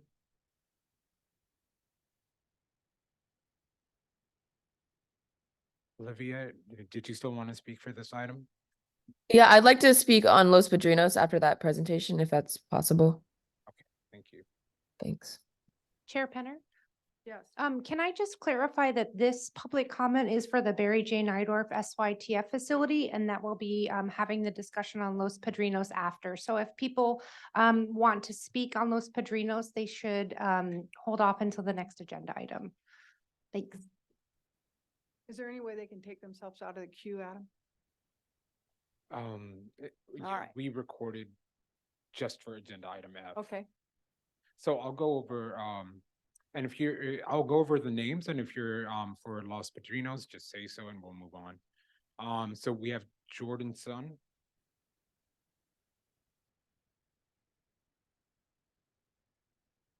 Hi, yes, I can make a public comment now.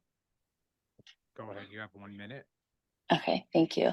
Hi, my name is Jordan and I'm with LA Youth Uprising. Instead of sharing all the reasons I believe a determination of unsuitability is a given at this point, I'll just quote Chief Verarosa himself in his letter to the BSCC stating that what I have learned in slightly less than a year here is that the problems plaguing probation are deep-seated structural issues that are not amendable to quick fixes. There is no more time. Young people should not have to wait one more day for dignity, and no amount of additional resources could dig probation out of their trench of historical abuse and neglect. So I'm here today to advocate for another path forward, one that has already been spearheaded by community, adopted by the LA Board of Supervisors, and embraced by stakeholders. And that vision is called Youth Justice Reimagined. California has an opportunity to set a new precedent through YJR, starting with expediting decarceration and structured release, an effort already put in motion by Supervisor Holly Mitchell. Thank you.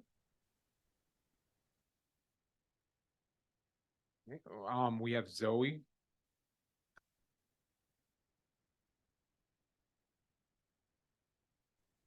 Yes, good afternoon. This is Zoe Rawson from Arts for Healing and Justice Network and LA Youth Uprising. Because I'm part of a community-led movement, I get to experience Youth Justice Reimagined on the ground in action. This isn't an issue about probation restructuring or getting better. This is an issue about our leadership not understanding transformative justice, not understanding healing, and not moving away from the isolation, deprivation, and imprisonment of young people in LA County. We're ignoring the science of trauma and recovery, and we're forcing youth that have experienced trauma into dark, smelly, decrepit, indecent, and unsafe places with 1-inch toothbrushes. And yet we have community expertise and leadership that has poured into Youth Justice Reimagined. We're centering trauma and trauma recovery, steward safety, and culture change. We have the knowledge, we can do it. We have the wrong leadership in place. Thank you. Next we have Saul. Saul, you have 1 minute. Go ahead. My name is Saul Campos. I am a youth advocate with the Anti-Recidivist Coalition, and I'm here to say that probation putting a bandage in a wound that needs stitches is not the key. It's not the problem. It's not the answer to this problem. What should be implemented is a housing action plan where these facilities will keep being maintained, so these juveniles, these young persons will not have to go through all this turmoil and through all this added stress. Now they're left wondering whether they're going to get moved or not, and it should never have got to that point. Implementing a plan of maintenance will be very beneficial, and keep including these other organizations that are willing to help out. Credible messengers are doing their job going in there and helping them heal. Probation should get on the same page with them and help them heal as well. They do have the abilities to do so. I've seen it myself. I was in Barry J. Nada for 2 years and 3 months, so I know a lot of staff are good in there, and they could help in implementing a maintenance plan with these housing facilities. Thank you. All right, next we have Sir Bailey.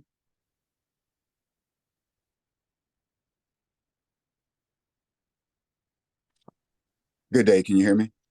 Yes. I'd like to speak at Los Padrinos as well, but thank you for this opportunity to speak. Thank you for your efforts towards transformative restorative justice. My name is Sir Bailey with Justice LA Youth Justice Coalition.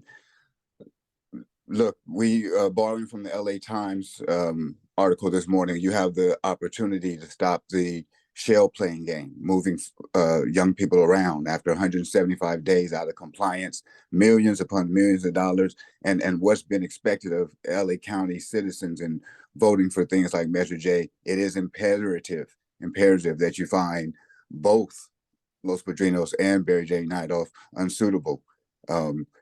In the Senate hearing yesterday, there's some explanation about why it seems so difficult to move resources away from probation and into community-based restorative transformation. And I hope I get to share that with the Los Padrinos time. Thank you. Thank you. And we have Shania.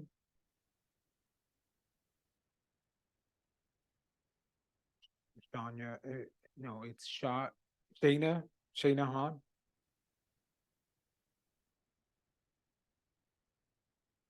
Oh, not on the list anymore. So Nancy, back to you.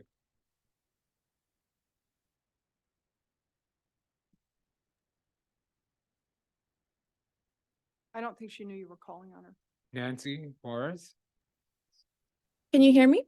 Yes. Thank you. Nancy Juarez, Center on Juvenile and Criminal Justice. Process is important, and I appreciate the discussion around it, but I'd like to highlight what it really means when a county is out of compliance. It's more than paperwork. As Chief Mills said, the house is burning, and those in harm's way are the youth inside. Since August, as the board allowed LA probation more and more time, there have been 8 officers found setting up gladiator fights amongst young people under their care. Brian Diaz lost his life in the same unit we're talking about today, Barry J. SYTF, because nobody was there to check on him. How long had it been till he was found? LA County has received over 3,000 claims of sexual abuse by probation officers in juvenile facilities. LA County has set aside $3 billion for the settlement. I encourage board members and all those listening to review LA's Youth Justice Reimagined plan, which is included in today's agenda. as Tony Brown, now a student at Cal Poly, and Magic McHay, a student at UC Berkeley, two young people who were in LA's Barry J, had said their success was Your in time spite is of up. it, not because of it. Thank you. Thank you. Next, we have Miguel. These are. Hello, good afternoon, Miguel Casar again.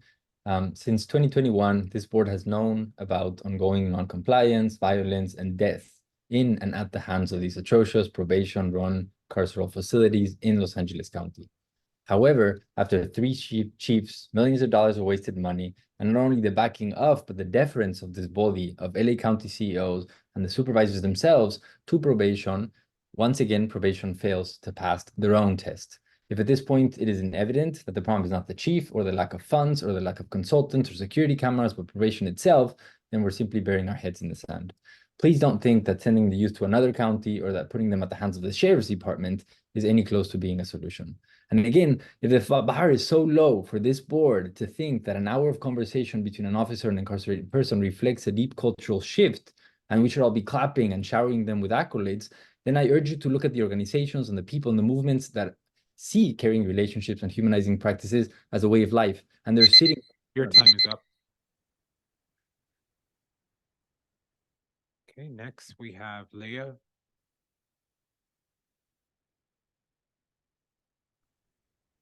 Can you hear me?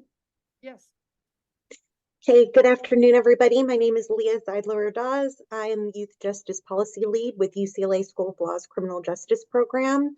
I am urging this board to declare Barry J. Nydorf unsuitable today. This would be an affirmative step to ensure true accountability, which has been lacking throughout LA County probation's history. I also want to note that Barry J. is not the only option for an SYTF in our county. We also have Campus Kilpatrick, and that is right now has a capacity of 48 youth. And the number of youth that would be in the SYTF is well below that. So Barry J is not the only option. We do have an alternative here. And I'm really urging the BSCC to not fall for giving probation more time to, come into compliance. They've had more than enough time. Please declare them unsuitable. Thank you. All right, next we have Dominique Davis.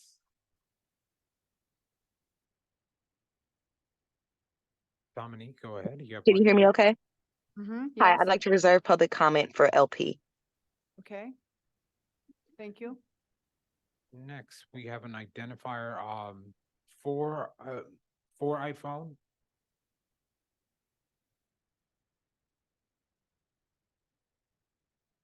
And you have 1 minute. So it's listed under for iPhone? Yes. Okay. Okay, and we'll move on. Samuel Castro.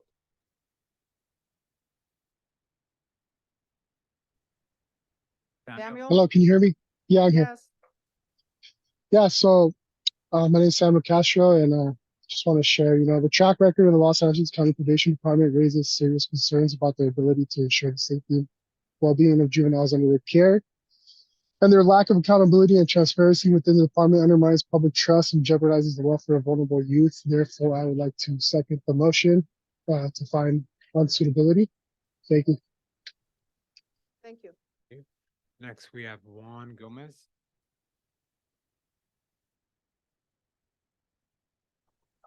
Can you guys hear me? Yes, we can. Okay, thank you for the opportunity to speak. My name is Juan Gomez with the Anti-Recidivism Coalition in Los Angeles County. And I would like to point out that even though you guys speak to these issues as being recent, I was in Barry J 12 years ago, and the same issues that are being considered today were actually in effect at that time. And it saddens me because as a juvenile as an adult, I spent almost 12 years incarcerated, and I've been home for 7 months. And it saddens me to know that the same issues are still in place. I think that youth justice should be reimagined because what has been in place so far hasn't worked, and that is absolutely without a doubt. And no amount of Band-Aids can cover that up because just providing video games and movies doesn't cut it. And if youth is the future, we have to invest in them with credible messengers and different programs to build them, to uphold them as they should. Thank you so much. Thank you. Next, we have Frank.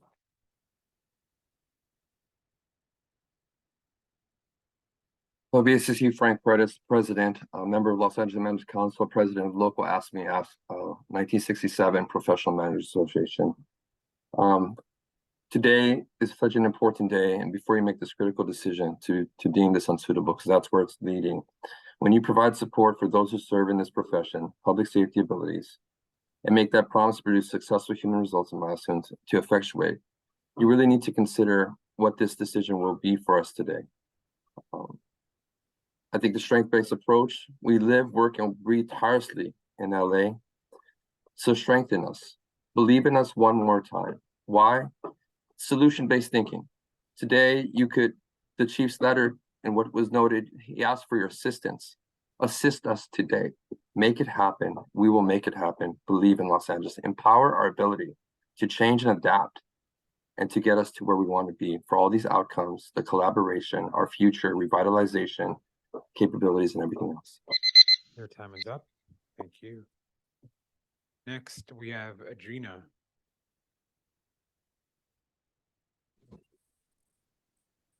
Good afternoon. My name is Adrina. I was the advisor at Barry J. Nydorf, now the president at Los Padrinos. I wanted to point out that Barry J. Nydorf was already deemed unsuitable to house kids and closed down. Why the worst unit, which is the compound unit, is still open, raises many concerns and questions. Also at Barry J. Nydorf, they have a huge, massive drug problem and kids overdosing there, leading to the death of Brian Diaz. So if deemed suitable, I do look forward to walking through those doors again to identify the ones dealing drugs to kids. That's a comment for the probation officers hosting gladiator fights, drugging kids, and hurting our communities. And I wanted to say thank you to the BSCC board members for showing the community that you don't favor the LA County probation over the well-being of kids, as probation completely lost the community's trust. And I hope the BSCC puts favoritism Your time aside is up. and not allow kids to continue to be transferred back and forth like cats. Hey, next we have Israel. Can you hear me? Yes.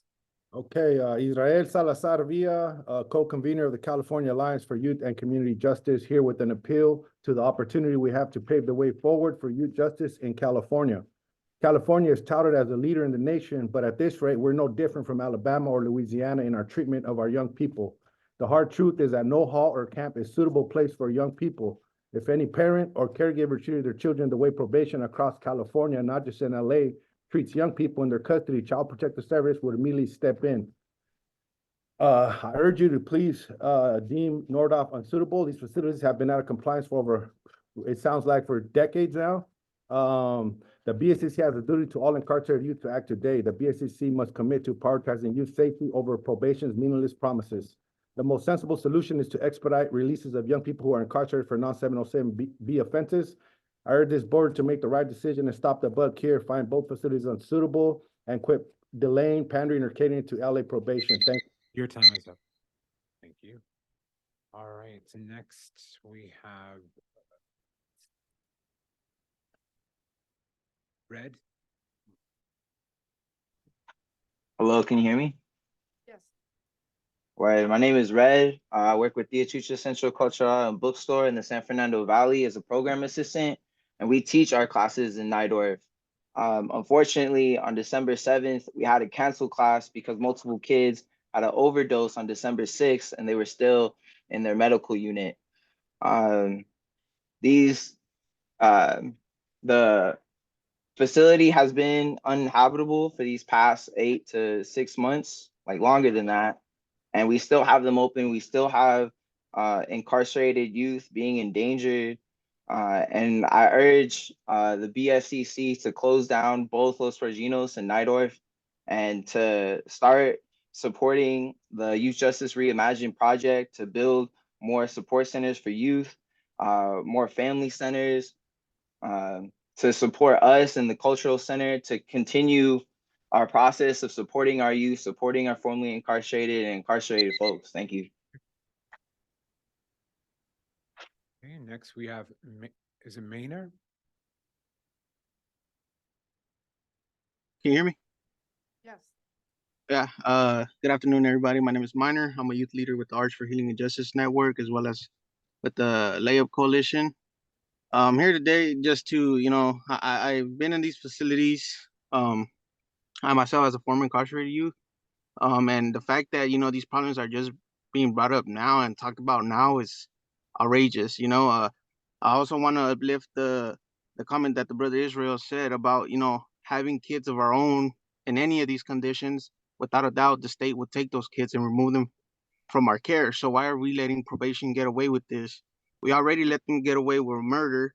So why are we going to let them get away with more? Please, I urge you guys to think about, what's right and, free us, because this is bettering our future. This is for our future. So with that, thank you. And please think about what you guys are going to vote on. Thank you. Thank you. Next, we have an identifier, E477348.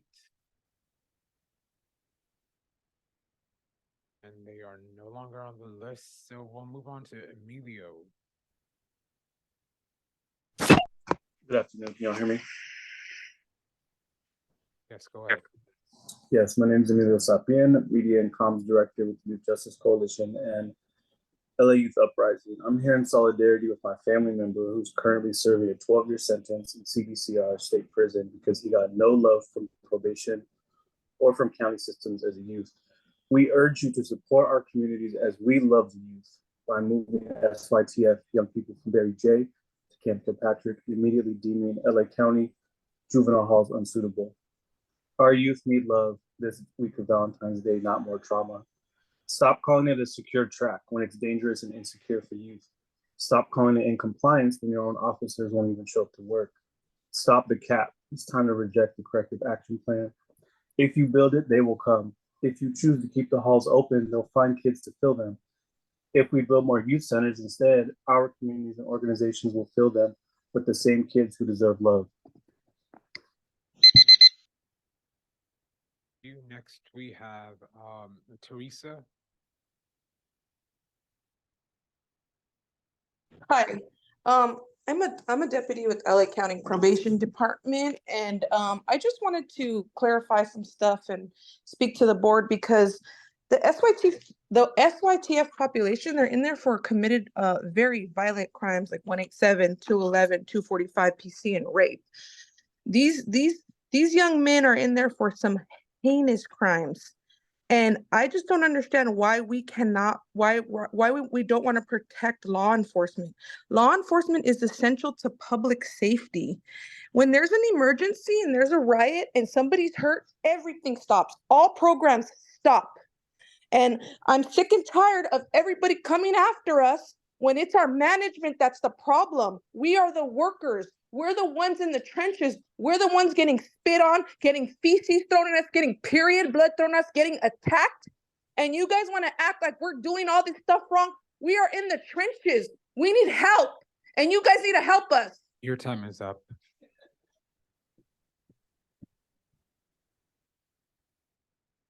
And next we have C. Romero. Hello, can you hear me? Yes, go ahead.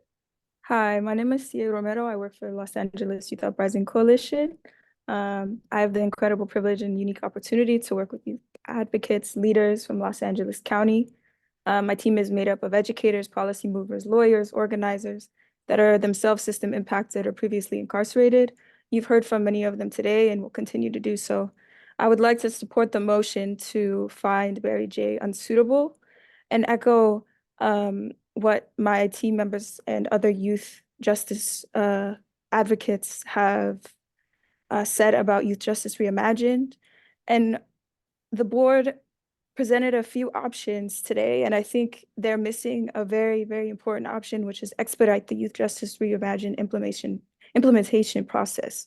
which includes decarceration efforts, safe healing centers, credible messengers, yes teams. I'd also like to say that it is unacceptable to transfer youth out of the county if found unsuitable.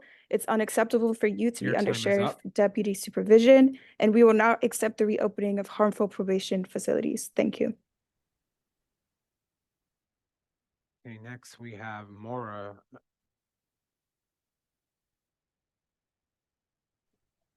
Hey y'all, my name is Maura Greer with Arts for Healing and Justice Network and LEA. I'm here to say there's a history of harm. We know these institutions are unsuitable. You've heard testimony from my community, fellow youth victims.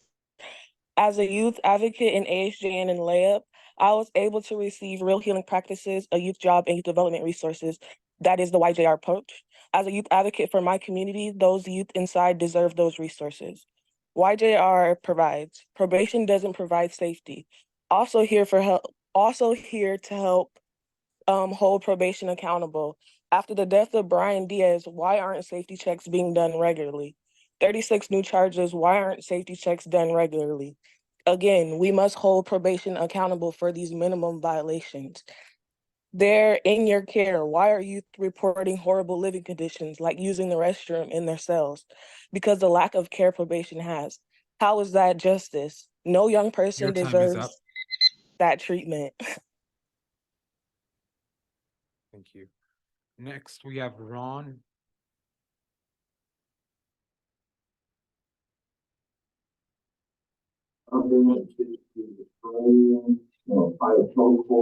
Hi, can you hear me? Yes, go ahead.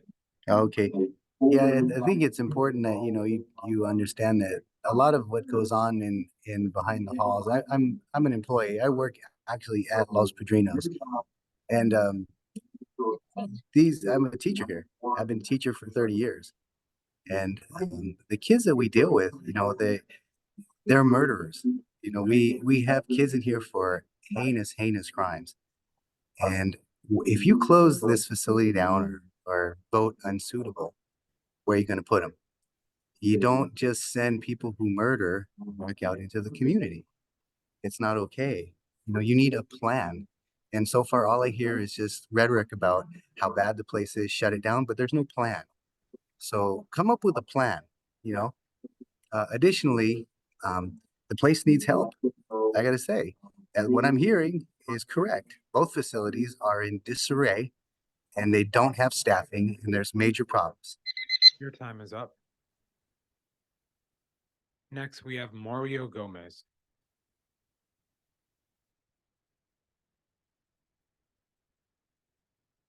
Mario, you have 1 minute. Please go ahead.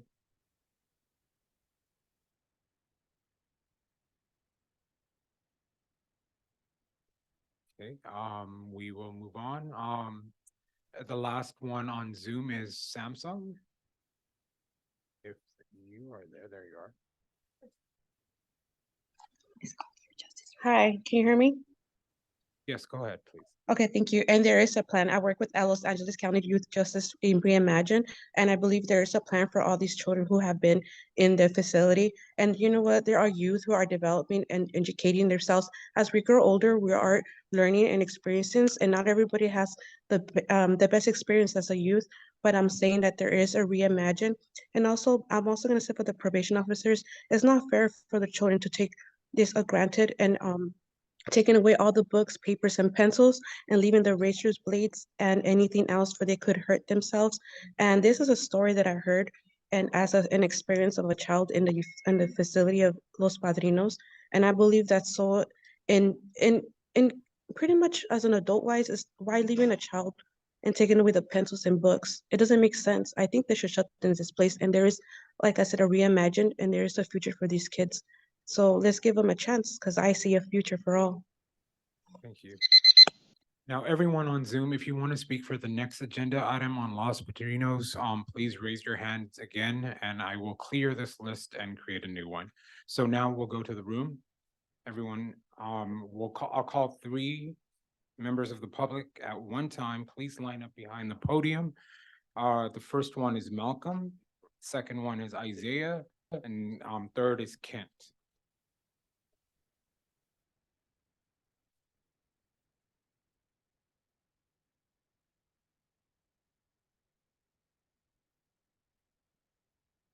Good evening.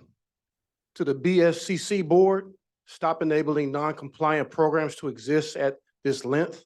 Otherwise, your inaction makes you complicit, and we've all just contributed to another episode of criminal political theater. Who I am is not important. What you allow or not allow is the topic. I urge you, don't be part of the problem. Please be part of the solution. We demand the BSCC shut down the halls because the unsuitable living conditions for all the reasons given. I'm representing Chuco Youth Coalition. Thank you. Thank you. Good evening. My name is Isaiah Barber. I'm a youth advocate for the Anti-Recidivism Coalition. I'm formerly incarcerated. I was incarcerated for 8 years in juvenile hall, CYA, and state prison as well. And I do not believe that finding these facilities unsuitable is the solution. I believe that we should implement the Youth Justice Reimagined vision and focus on credible messengers like myself that could help guide and shape the rehabilitation process for these youth and these young men, and focus on more safe healing centers. And thank you for your time. And I would like to thank you for holding probation accountable. Thank you. I appreciate your time.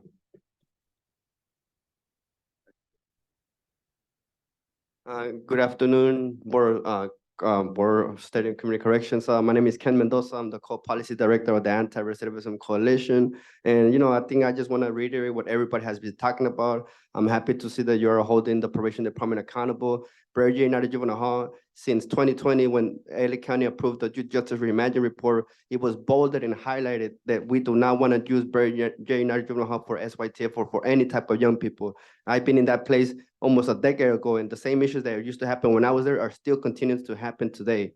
And it's just so sad that we're here again at this board hearing, just talking about the same issues that can be fixed. And just want to continue to reiterate the vision that we talked about, the Youth Justice Reimagined. That is the correction plan that we should be focusing on. That is what the BSCC should work with the POC and DYD at the local level to really figure out how to implement it and make that the official correction plan for our young people. Because at the end of the day, it's them who are going to suffer if we don't do nothing about it. So thank you so much and have a great day.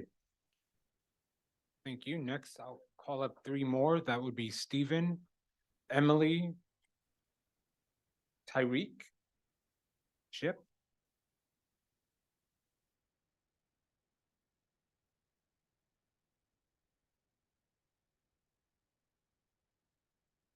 You can probably call up a few more, Adam. And I'm also going to call up Giovanni to stand in line with everyone else, Justin and Jade. Thank you. Hi, my name is Steven Saavedra. I'm a youth advocate for Anti-Recidivism Coalition, also a youth mentor.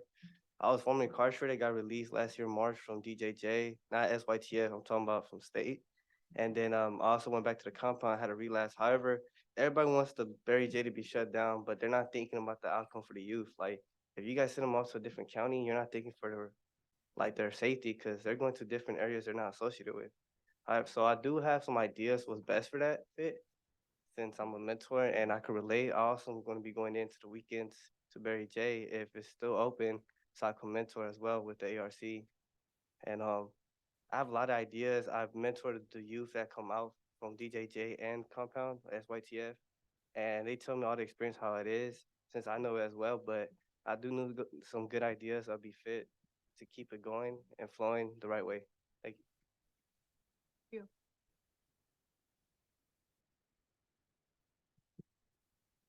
Good morning, everybody. My name is Tyreek. I'm with the Anti-Recidivism Coalition.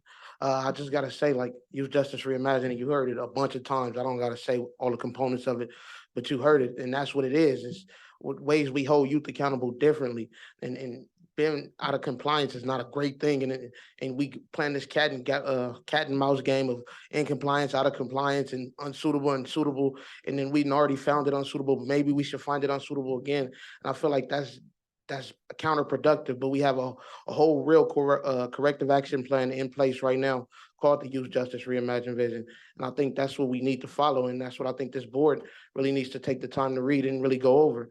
And then secondly, I would just like to note, like they mentioned credible messengers, and I work closely with the credible messengers, and sometimes they can, even them, they struggle to get programming and make program happen inside. So I think like them mentioning credible messengers was just a call on them not knowing what's actually going on. Thank you.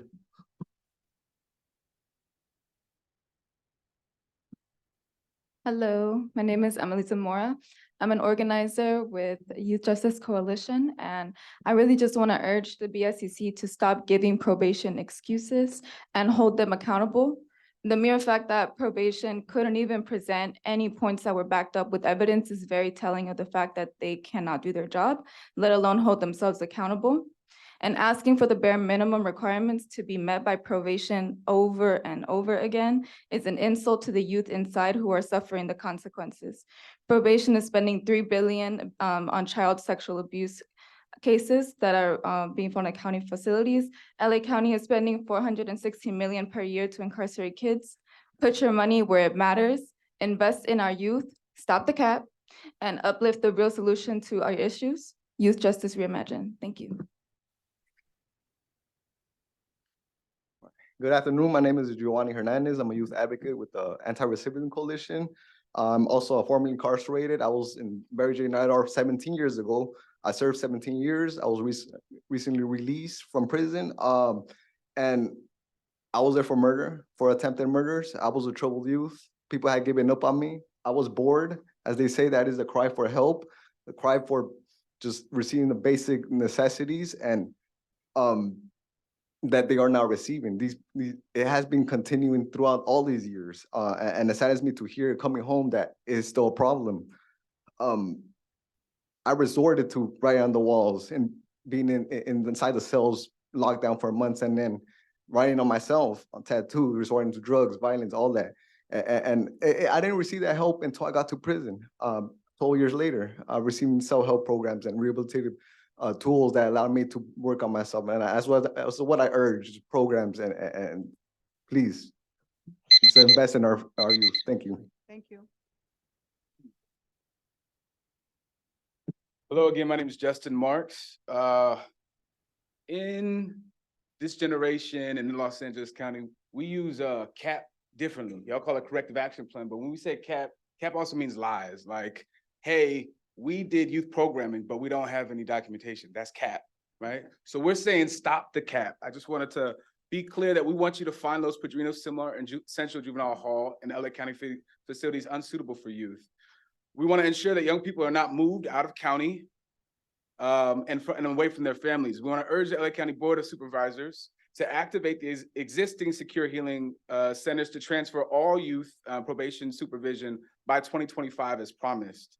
Prohibit the Sheriff Department from supervising youth in LA County and include the Department of Youth Development at the BSCC April 18th meeting. There's no reason why 5 years ago this Youth Justice Reimagined report was passed and DYD has not been in this building. Can you please include DYD on your April 18th agenda? This is a copy of the Youth Justice Reimagined. I don't know if you haven't had a copy of it or seen it before, but we want to make sure that you read this and implement it.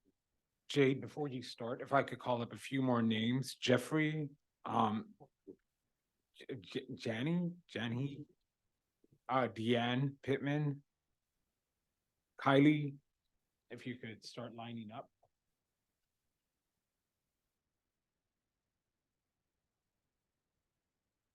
Jade, you could begin when you're ready. Oh, she said you want before I went up. You want to go? You want me to go now? Go ahead, yes. Oh, okay, cool. Hi, my name is Jay Green. I'm with Youth Justice Coalition. I really appreciate the accountability that I've heard in the room. I really do. I think that's really important for people to know that what they say they haven't been doing, that they need to do it, and that there are people here holding y'all accountable. I was listening to the next steps, and y'all were talking about it could possibly be 60-day notice, but that the facility can't be used for confinement for juveniles until it's deemed suitable again. But y'all did this before. And when y'all had, so yeah, I'm saying stop the cap too, because the first corrective action plan was failed to be fixed in 90 days. How do you plan to do it in 60? You know what I'm saying? So like, I really want to know like how this is going to really be done in a way where young people are into consideration, because every day a young person is in the facility, they are in danger. They are in danger. And people have lost their lives. They are in there doing gladiator fights, being told to fight each other by the guards in there. But people on the line talking about the guards are on the front line, they losing their life.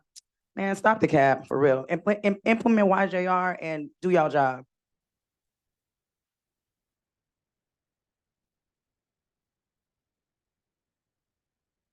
Yes. All right. Hello, my name is Jeffrey Hines. I am the Youth Development Coordinator at Youth Justice Coalition. I've sat here and listened to people dance around the subject, telling us that they're implementing things at the last minute. Today is the day of the meeting, and now all of a sudden, all this paperwork and documentation is here. It sounds like my dog ate my homework. If I'm gonna be real, it's been past the time. It is upon you all to find these facilities unsuitable for youth. If this was your children in there, you would find it unsuitable. As a member of the community from Los Angeles, driving over 6 hours to get here, I am urging you that it needs to happen ASAP. There is no 60 days. It needs to happen today. Thank you.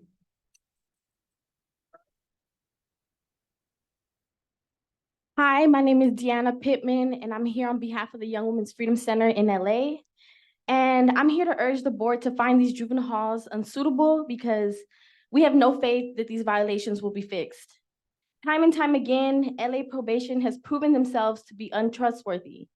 How in good faith can we trust an agency that for decades has been accused of sexual assault against children? We all agree that something has to be done, but we can't keep meeting like this. Last year, I had the opportunity to tour the girls' unit in LP, and I was appalled at what I saw. The yellow walls, the plywood on the windows, girls walking in circles in their cells with nothing to do in the middle of the day on a Friday. We're sitting here debating the unsuitability of these juvenile halls, but the answer we know. If your child made a mistake, would you surrender them to these facilities? The answer is no, so shut them down. Thank you. Good afternoon. My name is Kaylee Matthews, and I am a formerly incarcerated youth, sibling, and mother. I advocate at LA Site Young Women Freedom Center. Not only do they give me the chance to see my full potential, but I am seen and I am viewed as a human and not an animal. I'm here today to explain why these juvenile systems are corrupted and very traumatic. I've been torn down and spit out by the system, and we need more programming for these youth. I don't have faith that these violations and issues will be fixed in this 3-month deadline. This is way too long, and these facilities will continue to do what they want because probation is not beneficial in any way. We need to dismantle the trauma to these youths and stop incarcerating them. All of us are aware that these facilities are causing harm and not preventing it. My past experience has caused me anxiety and has made me disconnect from the ones that I love, and I don't wish this onto no one. Please look at it as if we were your children. You wouldn't want us in these facilities. So let's be realistic. Thank you for your time. Thank you. Before you start, let me call on a few more people. Brooklyn, Trinity, Krasanti, and Masumi. You can line up.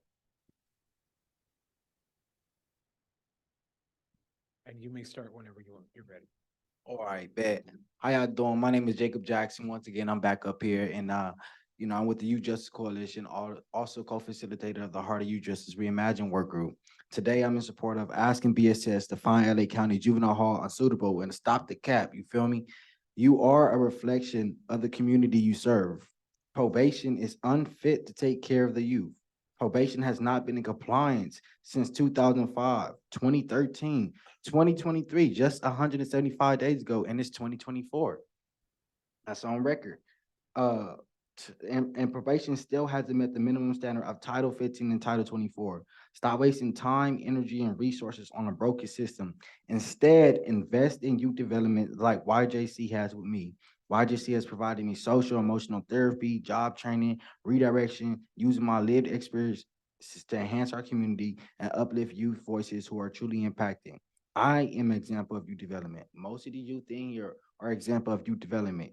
How can we get where we want to go if we can't finish where we started? Oh, and I just want to say, when I say youth, you say development. Youth, youth, youth.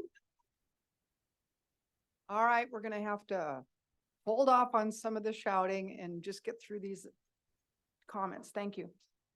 Hi, good afternoon. My name is Brooklyn. I'm with the Young Women's Freedom Center in Los Angeles. I'm here to get straight to the point and ask the board to please declare the halls unsuitable. Probation has enough workers on payroll, but their officers aren't even willing to come to work due to harsh conditions inside. On that note, probation not doing their jobs has increased conflict to arise and fights to constantly break out. The officers are even organizing fight clubs between youth. Probation has proven themselves to be untrustworthy over and over again. You guys have seen firsthand with the inspections how bad it is inside. So please find the LA County juvenile halls unsuitable. Thank you.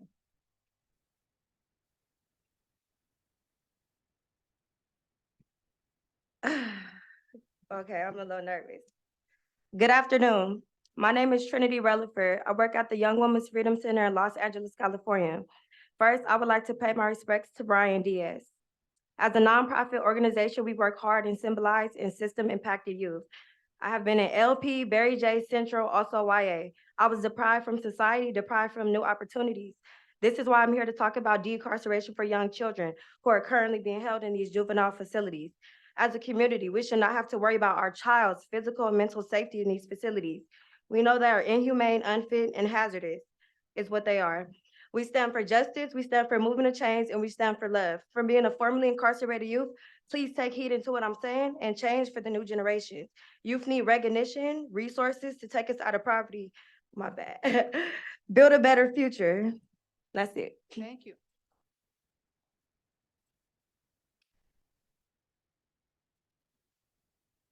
Hi, my name is Krishanti, and I'm here with the Young Women's Freedom Center in Los Angeles. As a formerly incarcerated youth, I am here today to ask you to find juvenile halls in Los Angeles unsuitable because of the isolation, lack of checkups, and restroom permission is not being met. Exploited is what I was. I was exploited by being locked up in a cell every day. I was exploited to inhumane conditions. I was exploited to my mental health falling apart day by day. Today, children are also being exploited. From catching a crime in the streets as a child, I wish my judge would have sent me to a community center like the Young Women's Freedom Center program to help instead of a jail cell. Thank you for your time, and please find juvenile halls in Los Angeles unsuitable. Before you start, let me call on a few more. Deja Scott, Lena, Aditi, and Melinda, if you could start lining up. Go ahead. Good afternoon. My name is Masumi, and I'm an intern at the Young Women's Freedom Center in LA, also formerly incarcerated. I'm here today to speak on the way people are being treated in the jail facilities. As a nation, we hope you can symbolize in bettering and shutting the jail facilities down. Reason being is because the state of trying to change somebody by keeping them in an inhumane state is not right. It doesn't give their minds any chance to change. It makes you want to still get in trouble. If there's any way people get out and be put in rehabilitation centers or even a center, it will give you a different look on life and you would not want to get out and do wrong. How would you feel being put away? How would you feel if you didn't know the time of day? How would you feel if your water tastes like paste, not knowing if your family is okay and another human being in control of your life? What would you do? It almost feels like being a slave. This is all I gotta say. How would you feel if these were your kids? My bad, how would you feel if these were your kids? People being locked up are humans no matter what their case is. Please find the juvenile halls unsuitable. Thank you.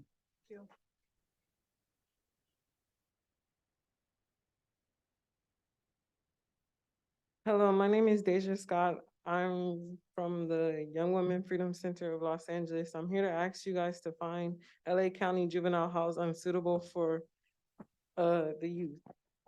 The juvenile hall system hasn't personally affected me, but it has affected my family members and peers around me.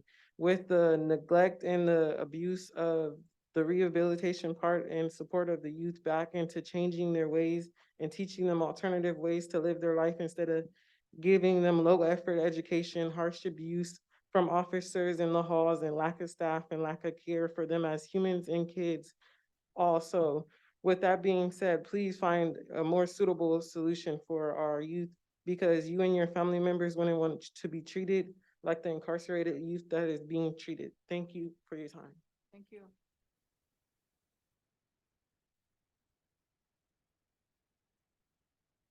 Hi there, my name's Melinda Kakani. I'm the Director of Youth Justice at Children's Defense Fund California. I also happen to sit on the Probation Oversight Commission as Supervisor Holly Mitchell's appointee. Compliance cannot be a guessing game. The only thing that we've heard today is a recipe for recidivism. It's almost comical that we're here again. And last time you all punted making a decision on the suitability of Barry J., and we were left with the death of a young person. Brian Diaz, a son, a brother, a boyfriend, a person, and non-compliance with your most basic, bare minimum standards contributed to his death. These facilities get $500 million a year to get it right. The bar is so low and the resources are seemingly endless, but clearly it's not enough. So I'm asking you today to take your power seriously, to step into that power. This isn't the time for another punt. It's the time to, again, do your job and make this unsuitability finding.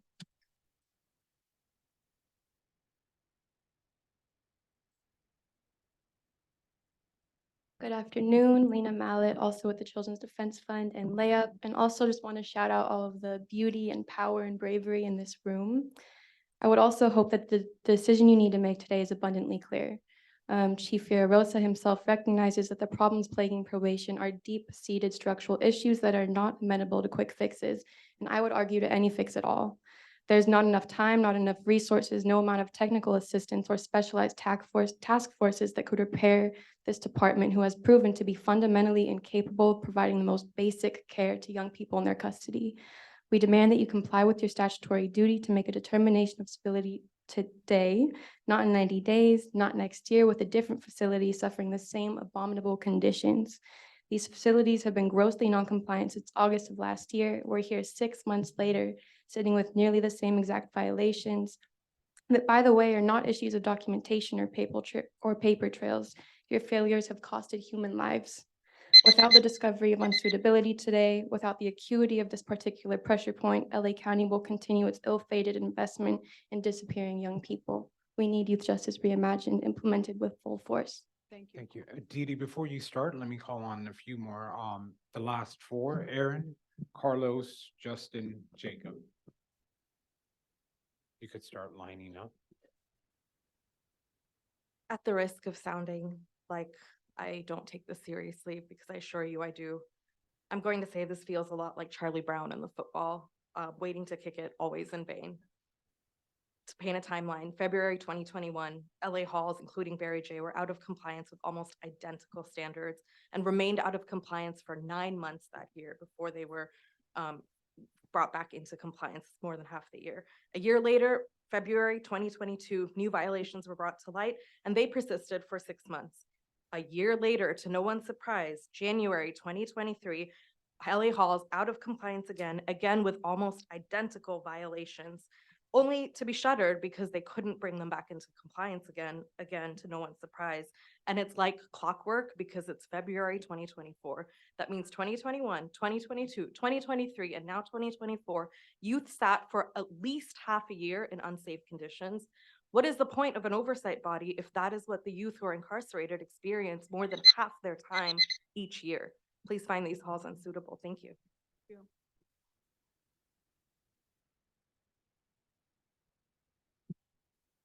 you. Hey, I'm Erin Palacios with the Youth Law Center. And I'm going to say I'm finding myself pleasantly surprised by what I believe to be an impending vote of unsuitability, because I felt relatively certain it would be punted right up until probation chiefs say that enough was enough. Grateful for you both stepping up to do that. I also want to say I heard a lot of the question marks about who to take at their word. And I understand that. And I don't believe people come in here with an intent to lie. I do think that there's incentive to try to put your best foot forward in a moment like this. And I think that's a reason why this body needs to consider its hearing rules and needs to start taking this testimony under oath. Because we've heard the same thing over and over, and then we hear a different thing the next time. And I think that can help lend more credibility to a statement and put your minds at ease with what you're hearing at different moments, but also it needs to be a record. Thank you.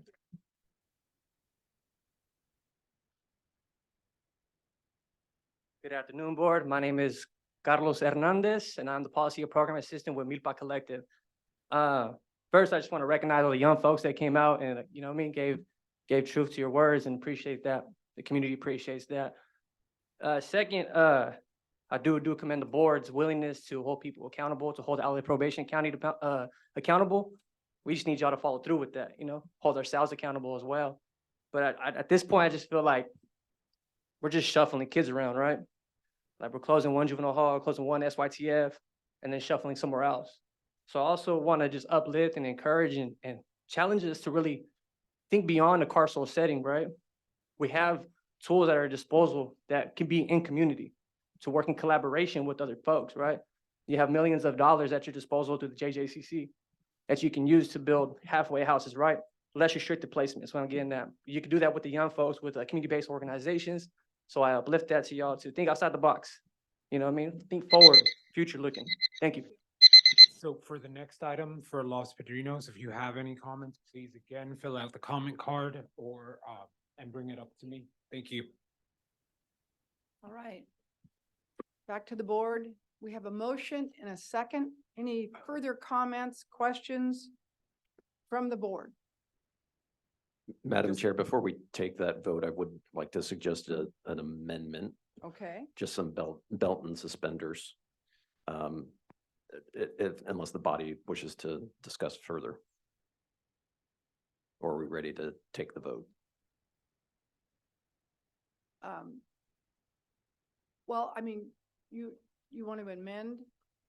I just want to be detailed in the findings that the board is about to make. So my suggested amendment would be, in addition to the finding of unsuitability, is that the board specifically find that the Barry J. Narder facility is out of compliance with the following regulations: Section 1321 staffing, Section 1353 orientation, Section 1357 use of force, Section 1371 programs and recreation, Section 1390 discipline, and that the findings related to those provisions that are set forth in attachment 4 in the board report are adopted by the board.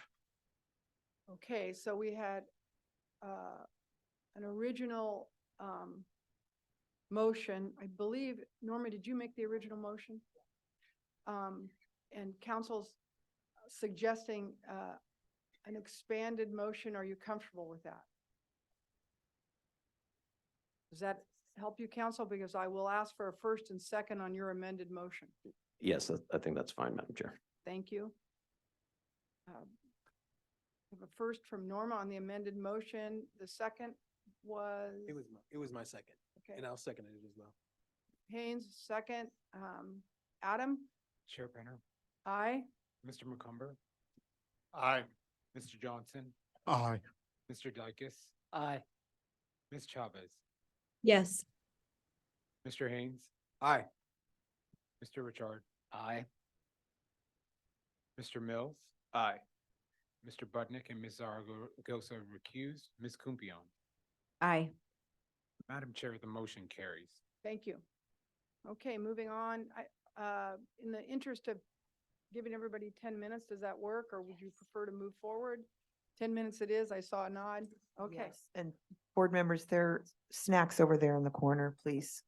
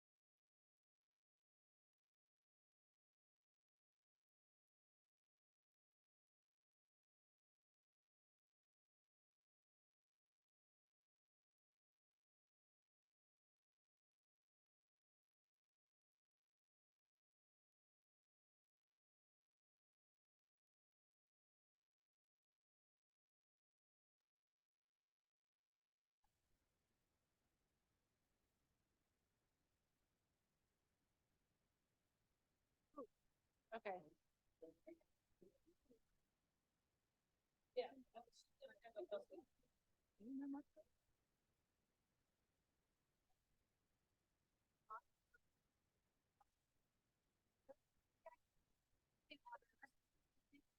No, I'm good. I just want a meat stick. A meat stick, that's amazing. Those on Zoom who wish to make a public comment, please start raising your hands now. One. Yes. 4, 1, 4. 5, 5, 6, 7, 8, 9, 10. All right, so we're just skipping. Wait, not, yeah. Oh, no, wait. Wait, what? We're missing, no, yeah, that's right. Yes, correct. 1, 4. And the rest. 4, and the rest, yeah. Okay.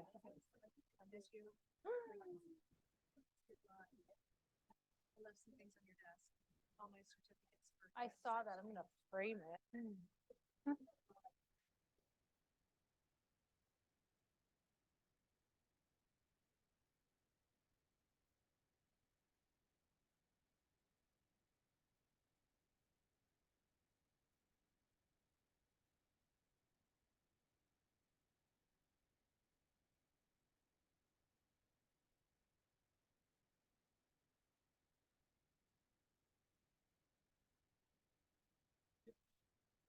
Is Brian somewhere close? Is Brian behind me? Get in your chair.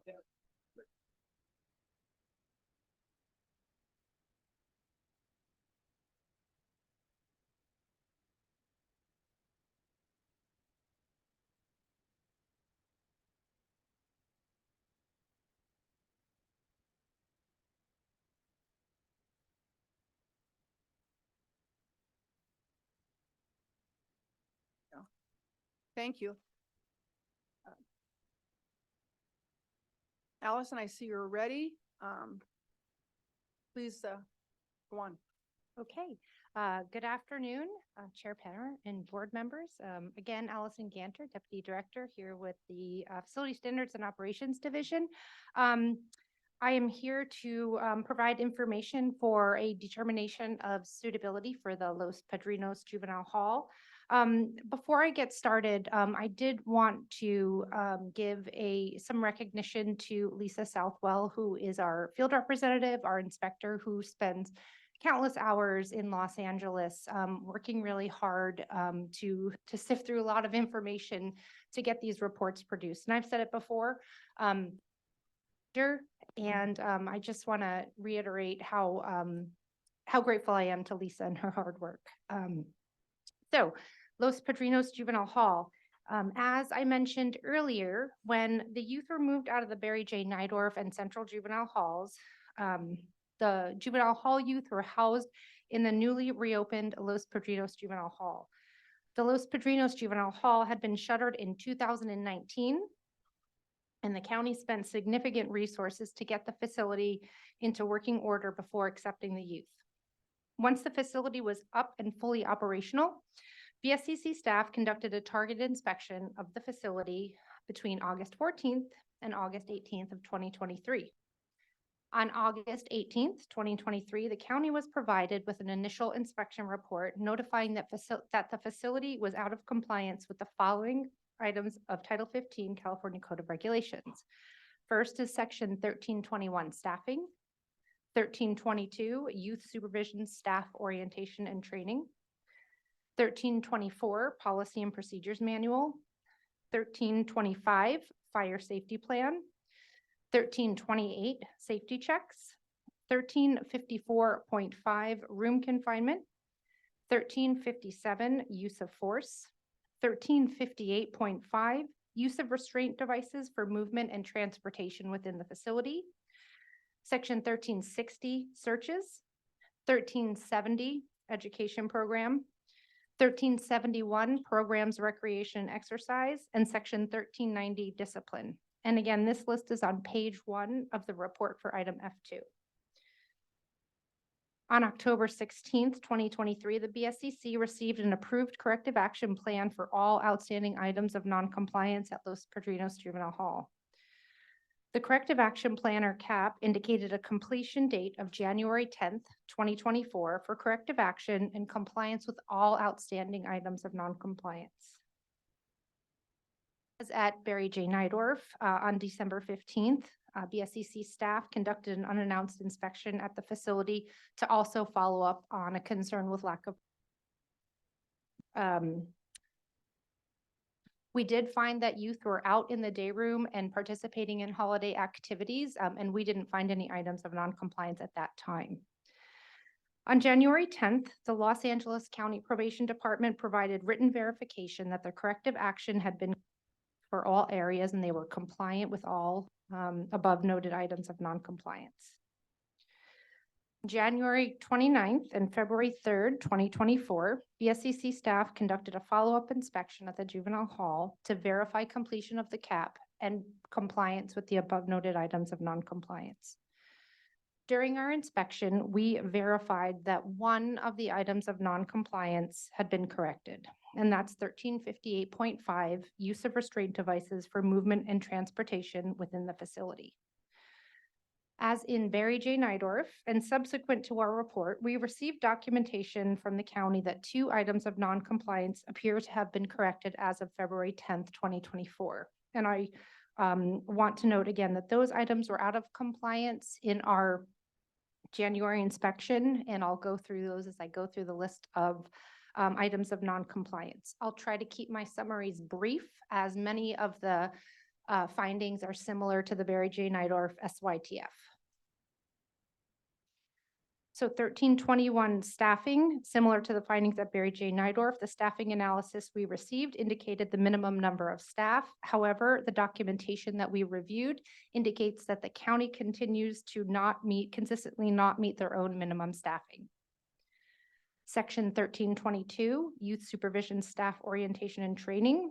While we found that this item was out of compliance at the January inspection, the documentation that we received recently and we reviewed, it does appear that appropriate staff have completed the training and that the county is currently in compliance with this regulation. Again, it was not in compliance when we did our January inspection. 1324, similar to training, we did receive documentation that all staff had received and reviewed the updated policy and procedure manual. We had found that out of compliance during our January visit, but we're noting that it is currently in compliance now. 1325, fire safety plan remains out of compliance. Although the facility has provided a fire safety plan, the plan for moving youth out of the facility in the event of a fire or an emergency does not account for enough space for the entire population of the facility to be safely accommodated. Section 1328, safety checks. We reviewed safety check documentation, and we continue to find that safety checks are not being completed within 15 minutes as per regulation and policy. We also found no evidence that the quality assurance team actions outlined in the corrective action plan are occurring. Section 1354.5, room confinement. There was no room confinement documentation available for our review during the dates that we were in the facility in January. Through observations and conversations with both staff and youth, it is evident that room confinement continues to occur. Interviews with youth indicate that they continue to be placed in their rooms for various periods of time for a cool down after an incident. However, this is not documented. We're unable to note reasons for youth being put in their rooms or for how long they're put in there. Staff and youth also report that they're routinely placed in their rooms following an incident while waiting to be transported to medical. This practice is documented. However, it does exceed the time that the facility allows for institutional operations to be compliant with this section. Finally, during our walkthrough of the facility, we observed in several units that split program appears to be occurring. There are some youth in their rooms while others are out in the day room. We discussed it with the facility, and it appears as though they're separating one group of youth from the other. It is not documented. However, the practice of this type of split programming without documentation constitutes room confinement. We also requested to review documentation of the audits of the CCTV that were required by the CAP to determine if room confinement was happening, but not being documented. This audit documentation was not provided to us during the inspection. 1357, use of force. Again, a review of the documentation indicates that all staff assigned to the facility are not receiving the required training for use of force. 1360, searches. Facility policy requires that youth rooms and units are searched each shift. We do not have documentation that these searches are occurring. 1370, education program. The documentation that we reviewed indicates that youth are still routinely late to class and missing instruction time. 1371, programs, recreation and exercise. Again, activities are not consistently documented on the activity logs or sign-in sheets, and they don't match the scheduled programming that's available. We also found multiple occurrences where rehabilitation programs were not provided in some units, again, or where the programming schedule was inconsistent. There continues to be a lack of availability of consistent recreational activities. There are improvements. What the facility has done has had outside bureaus adopt units and help develop the recreation programs for the youth in that unit, which is fantastic, but it creates inconsistency across the facilities. There are some units that have really cool activities, and there are some that don't have really great activities. So again, it creates an inconsistency of availability of recreational programs. Much like Barry J. Nydorf, the activities that are provided are the same that were previously offered. And additionally, all the youth should have access to consistent age-appropriate recreational activities. Finally, Section 1390, discipline. The facility has implemented a new behavior management program. However, it has not been fully implemented. There are elements of the program that have not been implemented, although there is a policy available and staff have been trained. The facility needs more time to fully implement and provide for the entire behavior management program, and it remains out of compliance. On February 10th, subsequent to this inspection, we received a letter from the department requesting that the board not accept the BSCC's February 7th report and postpone the hearing, in addition to the request of creating a joint operational reconstruction compliance team. I'm happy to take any questions and also turn it back to you, Chair Penner. Thank you very much.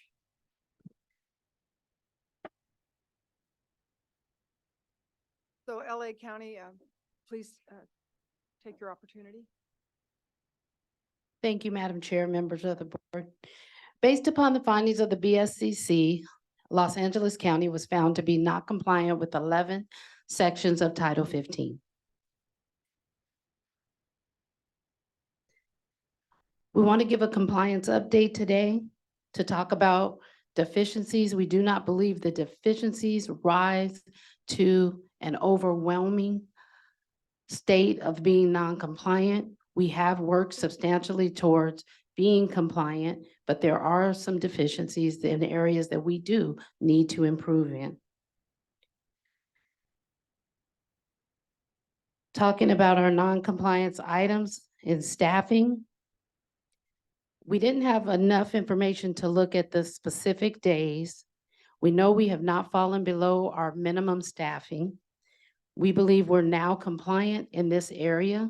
As I talked about earlier, specifically being there, calling people, hey, you have a shift, getting people to their post. We have worked aggressively to do that. So we believe we are in compliance in this area now. Youth supervision, staff orientation and training. Despite the number of staff we train, we have a different view on it. We worked with our rep, Lisa Southwell. There were 13 areas of training that needed to be had for deployed staff to be able to work in the facility. They have to do a modified 59-hour course to be able to work in the facility.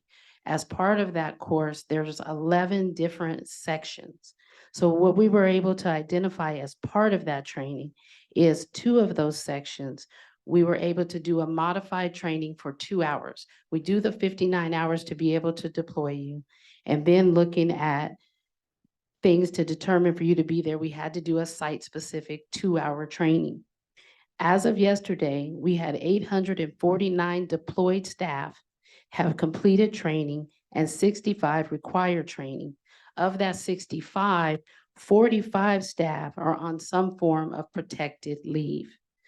Any deployed staff that have not satisfied the training are not being deployed into the facility to work. Because we deploy so many staff, that amount is not impactful to us. Like, as I said, the 45 that are on some form of protected leave, we were not ever using those people anyway. The 25 remaining were removed until we could get them properly trained for the site-specific training. There's the 59-hour training to go in, there's the use of force training. So there's a broad range of different trainings, but for this particular section, site-specific training was 2 hours, and that's the status of that. Our policy and procedural manual, quite frankly, we overwrote in our CAP with a specific training plan to train you on a manual. We'll talk about this, but the thing is, we made some changes in the manual, advised everybody of the manual. We did send something out on January and implemented the new manual. Once the manual was updated, we had no significant changes, and staff were notified, staff read it, they're aware of it, and we believe we are now compliant in this area. Our fire safety plan. The county has adequate emergency evacuation plan that can safely house all of our youth from Los Padrinos to other facilities. Part of our plan included moving in an emergency approximately 80 youth among 3 camps, Camp Afroball, Camp Page, and Camp Rocky. Those youth would be relocated to our Sylmar facility known as Barry J. Nidorf, with the exception of the female population, which would be relocated to Dorothy Kirby. As a result of those moves, we would then have adequate space in the graded capacity to move our population from Los Padrinos to those 3 camps, spread across those 3 camps, and have ample room available. In addition, there was some conflict. We requested technical assistance, and on December 5th, we received an email which said that this regulation is performance-based, requires that the facility administrator consult with the local fire department to develop our safety plan, which shall include an evacuation plan. And that when there was the monitoring for compliance, it was looking for evidence that we had completed that consultation. Based on what we did, consulting with our local fire, having the plan in place, having adequate space to relocate you to the 3 campsites, we are in compliance with this section.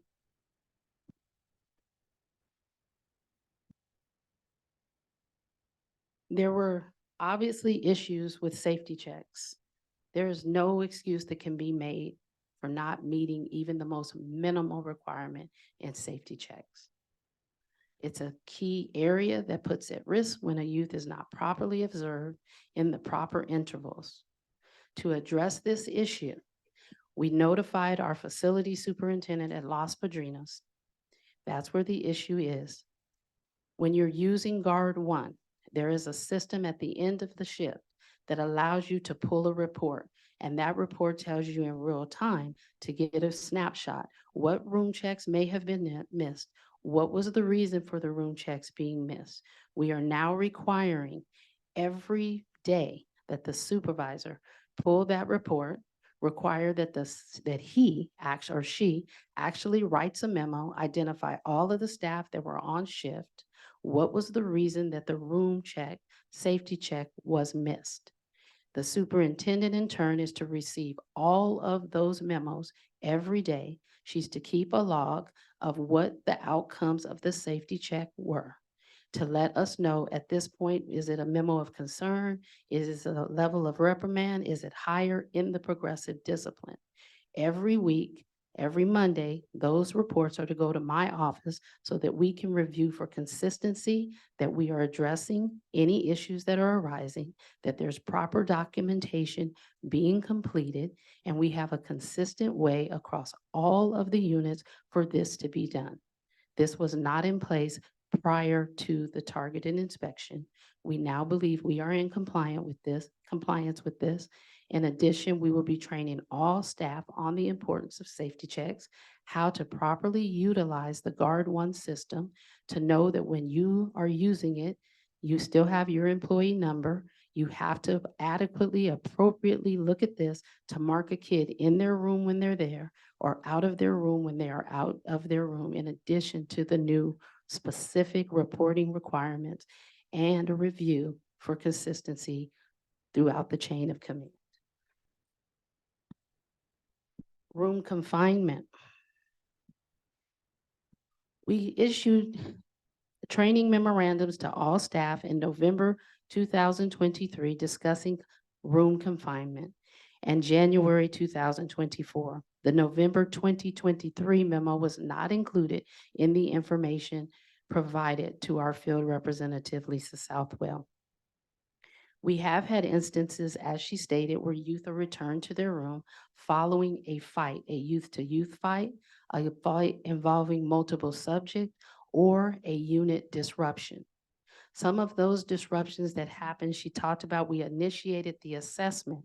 And then when she looked at paperwork, some of the documentation was completed several days later for things like, hey, this is what was going on with this. The assessment was completed. What's the further justification? We've had times where facility operations were interrupted due to these conflicts. We have stopped things for, are we getting medical aid for youth or staff? Does that medical aid now need to be called off because anything that could be happening was addressed in the unit? Do we have to wait for medical response to transport someone to the hospital? Something where youth can be transported by staff. In addition, when youth are not getting along, it's not prudent right away to take them out of a room, to mix them back into the unit population when we can have not adequately assessed for safety and security. So we could not return to normal operations, and youth continued the need to be separated. If there's a door that's been kicked open and it's access to outside the unit, it's not prudent to have kids in the day room and we have a exit door that is not secure, be it a maximum security unit or a medium security unit. So we would say that when there have been incidents of room confinement and calling them a cool down, it's a separation of combative youth, disruptive youth, and it has to do with us stopping facility operations to attend to all of the other needs. Decontamination if OC was deployed. To assess safety, can we move youth to another unit? In this area, we are now compliant.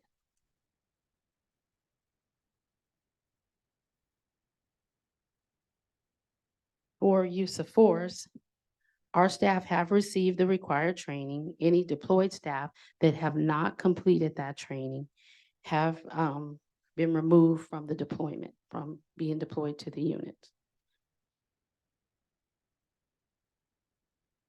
Searches. We do conduct searches of all of the living units and all of the rooms daily, all of the rooms. Or we have a security enforcement officer team that does that every day in the facility. We erred in not providing Ms. Southwell with the SEO search logs related to those searches as part of her targeted inspection. We have to own responsibility for that, but we are compliant in this area. Education. This is an area we need to continue to grow in. We have had youth late to class. We, again, have to own that. We do offer compensatory tutoring when missed moments or missed minutes when students do not make it to school. These lates have not been significant, albeit late.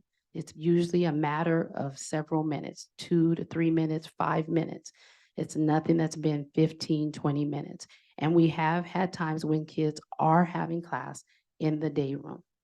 That is absolutely correct. Programs, recreation, and exercise. Again, this is an area where improvement is much needed. We continue to make efforts to come into compliance with this area. We had, as we talked about the activity log before, under our settlement agreement, our DOJ court-appointed monitor approved our activity log.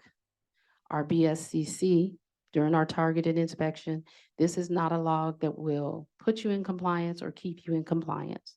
Probation, the DOJ monitor, and our BSCC rep met. The changes agreed upon were made to the activity log. It is now more useful and able to be easily read. That has been received by our rep. So we are continuing to do better in this particular area, and we're looking forward to the new form showing the appropriate results that show that we are in compliance and making efforts to stay in compliance. Discipline. Our behavior management program manual, yes, it was launched. We needed something to let kids know this is when you're doing well. These are points. This is when you're falling short. We know the manual, it has some bumps. It's new and being deployed and working out the kinks, but we need something instead of having nothing. Kids deserve to know where they are when they're being incentivized, where they are when they're being sanctioned and why, so that that's easily understood. Operating guidelines for the staff to have something to reference to appropriately give sanctions and incentivize behavior.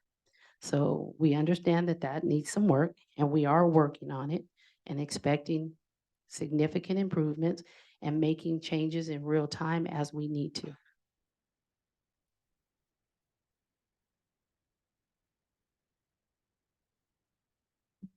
I want to say before I get to any requests that we have, we understand that public trust is not there for probation.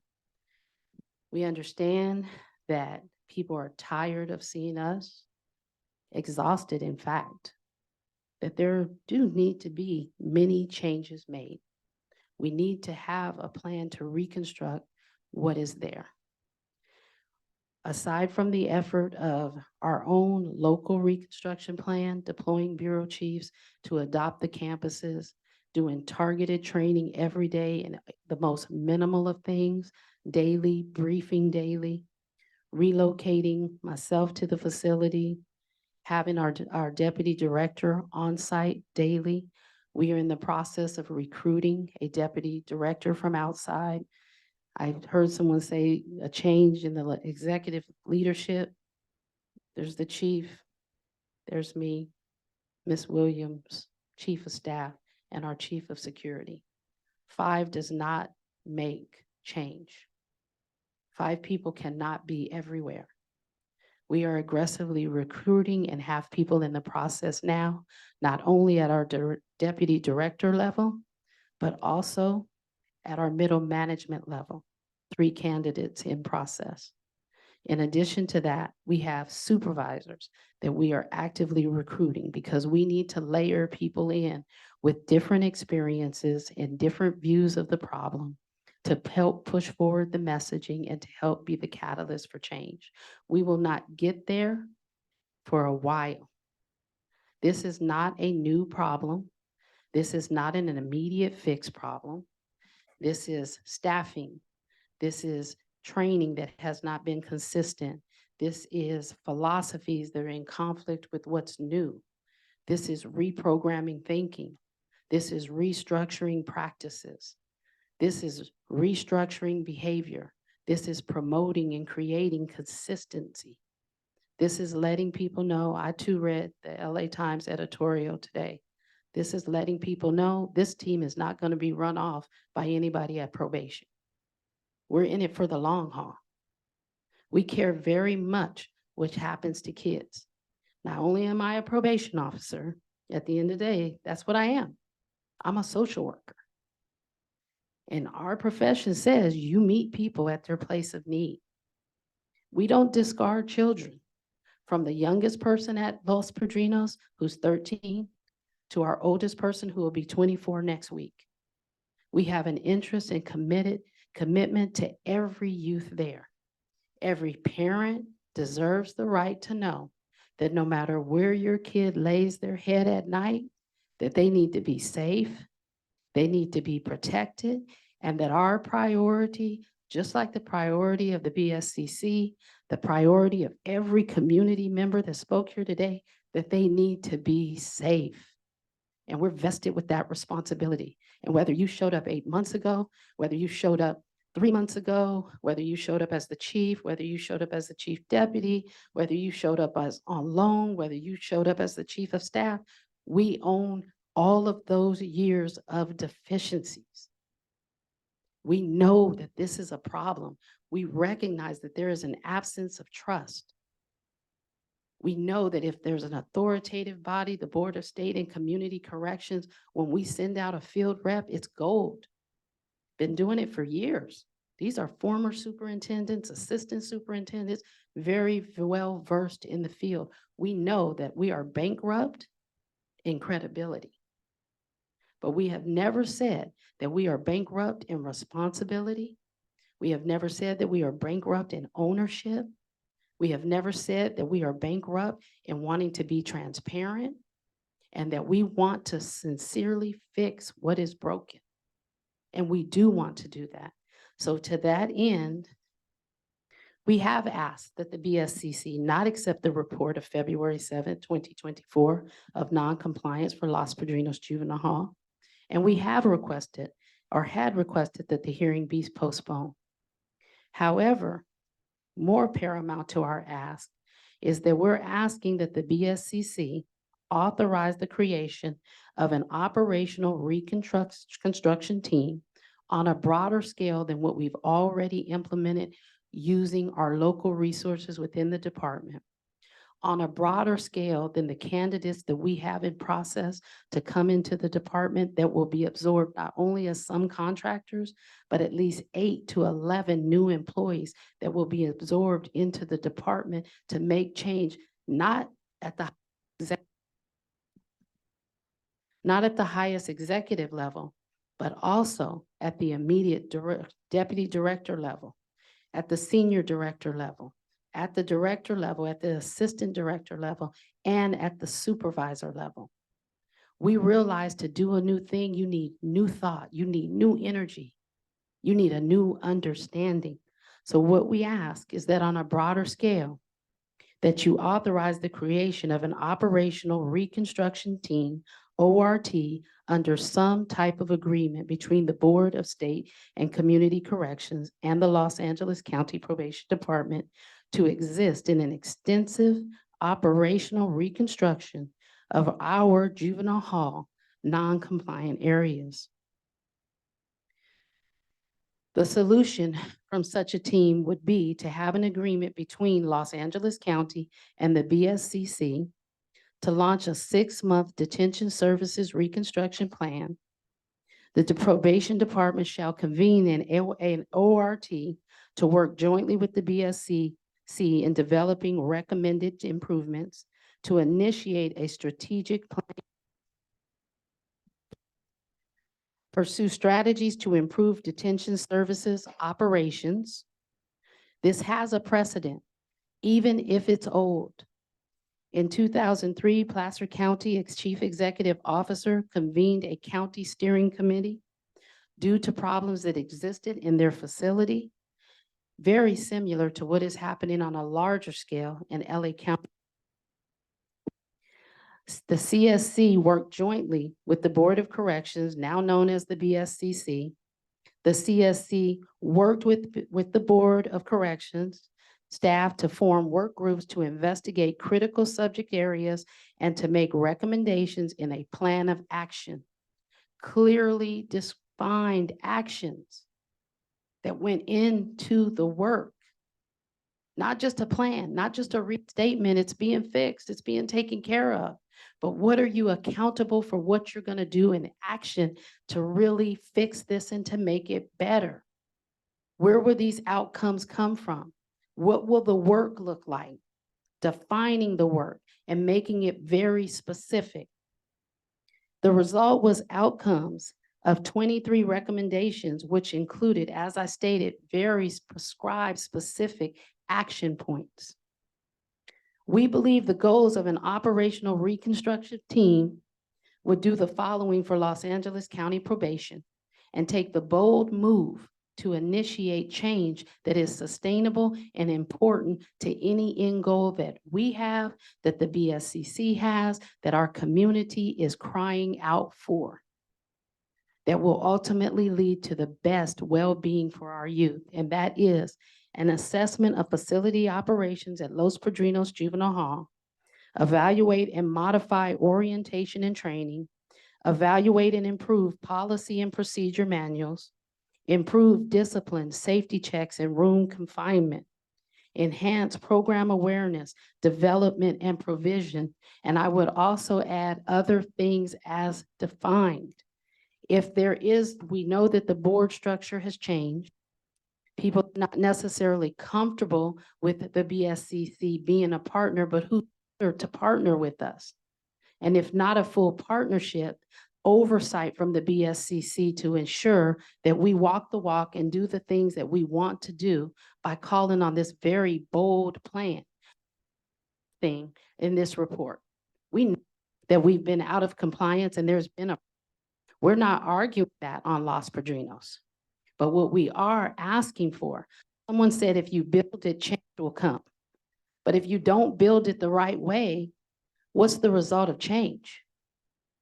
I say if you rebuild it the right way, you can get change. That's the change that you need to be sustainable and effective. Thank you so much for your time. We're open for questions. Thank you. Well, I'll begin with a few comments, and that is, Kimberly, I've known you for a long time. I appreciate your remarks. I believe you're sincere. I believe you're being forthright. I believe you're seeking positive change in LA County Probation. With that said, I've deeply struggled with a partnership of us entering into an agreement with you to be on site and work towards change. Frankly, you've had that for some time. Our field reps are open and available for technical assistance at all times. There has been a great deal of back and forth between our agency and yours. We believe in that open communication and technical support. I use this word hoping not to trouble you, but we cannot be embedded in your agency as this sort of an agreement. In many ways, I feel like we're sort of the final destination you come to after the number of determinations have been made. And if we were in your agency, it compromises our autonomy, in my opinion. With that said, well, let me first ask the board if they have anything they'd like to say. Thank you, Madam Chair, and thank you, Ms. Epps, for your comments. And you know, I really appreciate you and what I know you and the team coming in with fresh eyes and, you know, being able to kind of look at things from a perspective that I don't think that LA Probation has before. So I do appreciate that.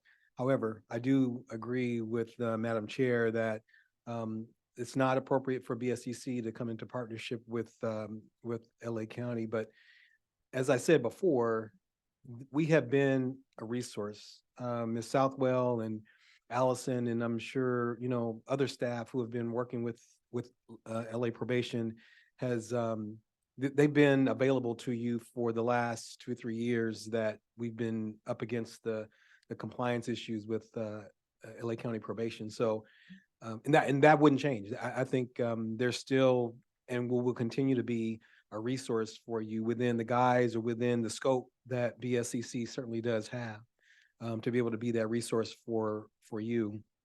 But you know, I think many of the things that have been outlined here today, they continue to just give me pause about really the capability at this point today of being able to come into compliance, given all of the challenges that have come before moving over to Los Padrinos, and even now, as we continue to face some of those challenges that continue to persist there. So I tend to agree with Madam Chair on that, and certainly looking for any other comments. The noted violations at Los Padrinos are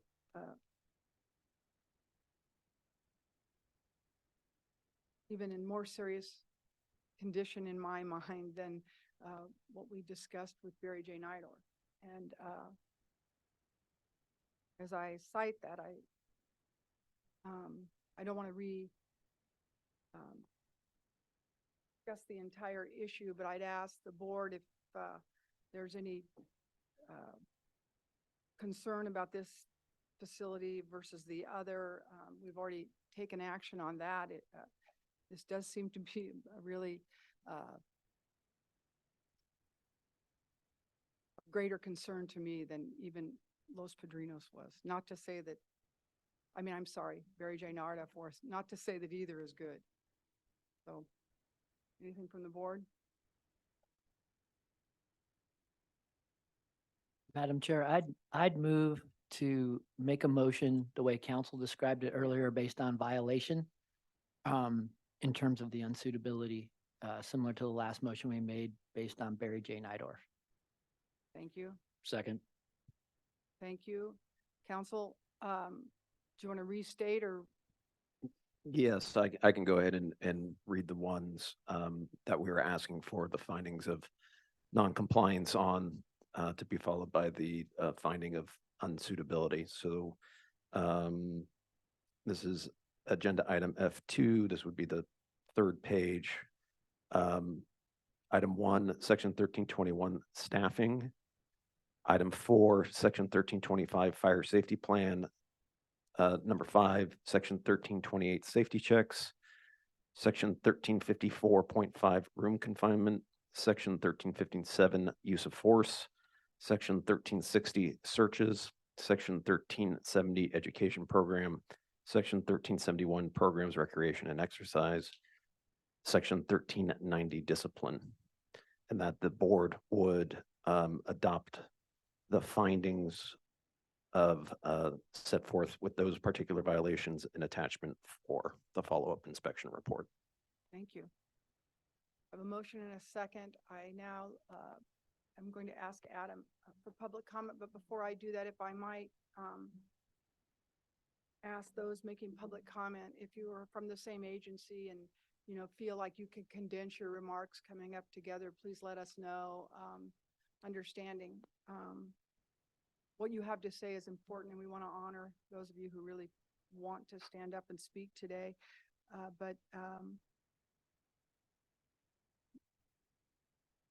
I know there's sign language. What do we got here, Adam? 1 minute or 2. We're going to go with 1 minute again. Looking for those online at this juncture. Okay. We'll start with, well, actually, let's display the timer.